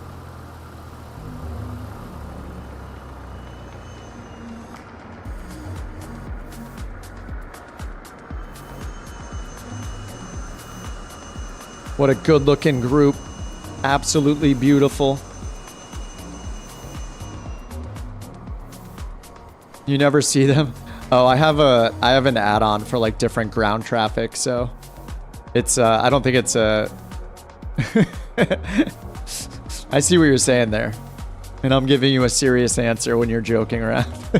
As is tradition. Hide the cardboard boxes. Not allowed to look in the cardboard boxes. Oh, Skytation, what's up? Dude, I'm about to call it a night. It's about 7 here and I've been flying for a while. Yeah, I've been on 6.5 hours doing these back and forths and the getting better at the Vision Jet. But thanks for dropping in, man. Sorry it's right at the end. Yeah, happy Saturday. I'm gonna go hang out with some friends. We're gonna eat some dinner and play with a puppy and chill out. I think I'm gonna go make a beer run real quick because I'm out of beer and I don't want to drink another White Claw from the depths of the refrigerator. They've seen the pizza jobs from Neofly. Yeah. Pizza delivery missions, yep. Just sus cardboard boxes. All right, well, that leg is done. So I got 2 more legs on that mission to earn the 100 grand. Maybe I'll do one of those later tonight. And let me get a quick... Oh, is somebody landing? Oh, I just missed someone landing. I'm sorry. Jewel.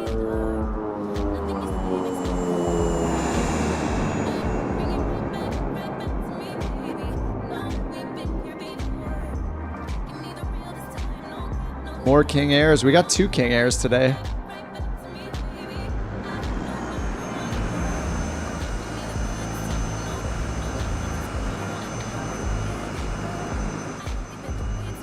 You brought barbecue chicken home from work.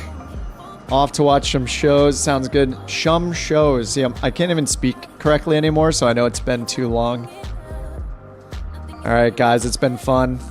Thank you all for joining again. Oh, Enon, I see you in the distance. I think you're maybe a little too far for me to wait for you, though. Jewel, Firebird, Stimp, Adrotter, Josh, Enon, Delta, Sky, Les, Jack. Hey, good to see you guys all again.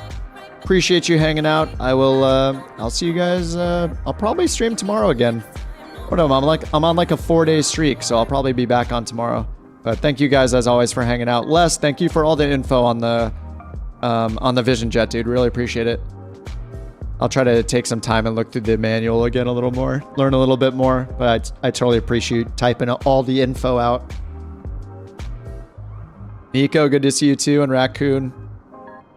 Yeah, I'll see you guys all tomorrow probably. Have a great night or great day, and enjoy your barbecue pizza, your internet TV, your VATSimming, whatever you guys are doing tonight.